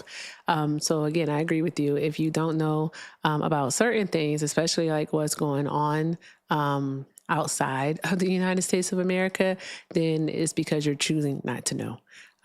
So like there's that part. Guys, I would love for us to get to 1 million likes, but I do have to go get the bubs or I will get yelled at. All right. And I don't know if you've ever been yelled at by a 12-year-old, but it's not fun. Okay. All right. They're mean. Okay. 12-year-olds are mean. I just want to let y'all know that. All right. Anywho, I'm just kidding. Bubba doesn't yell. He just grunts. Okay. With that being said, thank you so much, Athena. Thank you so much, Swan, and a gazillion million thank you so much to you, Dr. Abu. I appreciate each and every last one of you. And Dr. Abu, it was great meeting you here today. I'm going to go ahead and play the theme music. All right. And while we're getting the theme music out of the way, we're saying our thank yous and doing all of the good things. Make sure you guys continue to show the panel love. And I want you to take that energy and I want you to go say hi to the pink proletariat. That is going to be Solid. Solid is over there, I believe, with Sean. So they're hanging out. So make sure we do all of the good things over there. So go say hi to Solid, all right, at the pink proletariat. And also make sure that you are following Dr. Abu on your way out. Let's go ahead and hit that music. There you go. That's my song. All right. Thank you all so very much for joining us here today on the Erica Effect on this beautiful, beautiful Mother's Day. Shout out to all of the moms and all of you who do fill that role. Thank you for hanging out with me here. I really, really do appreciate you. I want to say thank you to Mr. Itchy. Thank you to my bestie Dan. Thank you to Athena. Thank you to Swan. And again, thank you very, very much, Dr. Abu, for being here, just for being here and providing your knowledge and sharing your stories with us. I appreciate each and every last one of you. Shout out to you, the chat over here on the TikToks and on the Tube. Thank you for all of the comments, all of the love, the engagement, the taps, the shares, the reposts, subscribers. Thank you so very much. Matter of factly, guys, all right, I wanted to share something before we got out of here, actually, and let me see if I can do it quickly enough. So we have reached over 1 million views over on the Tube, which is friggin' awesome. So shout out to y'all. I don't know how I made that stop, but I did. I can't stop pressing buttons, bro. Good grief. There we go. We're not starting over. We're going to the middle. Okay. So anywho, with that being said, we have hit over 1 million views over on the Tube. And also we're at 87 subscribers, which is friggin' awesome. All right, guys, whose birthday is on May 31st? Mine. It's mine. My birthday's on May 31st. So we're really gonna really try really hard, all right, to get up to I was about to say a wrong number. Up to 10,000 followers, 10,000 subscribers is what they call it. 10,000 subscribers. And you know what I forgot to do? I forgot to do the raffle for the hat and also for the shirt at the ericaeffect.com. Everything got away from me today. So we're going to do that tomorrow. All right. I did not forget. I am literally a woman of my word because I don't play around with people's money. All right. I can't. You will not say that I, all right, bought 9-foot doors or a bus or a community garden with your money. You're just not gonna be able to say that. Okay. Boots on the ground. Boots on the ground. And please make sure you had your water and said something kind about yourself today. Did you, Swan? Okay. You know, I had to punish myself today. Okay. I had to punish myself today. I did drink water though. Awesome. So with that being said, y'all, thank you all so very much for being here. I leave you with this as I always do. All right. If you can't do something kind for yourselves, please do something kind for someone else. I love y'all. I really do. Go say hi to Solid for me. All right. Do all of the good things. And with that being said, I'll see you guys probably later tonight because I just be doing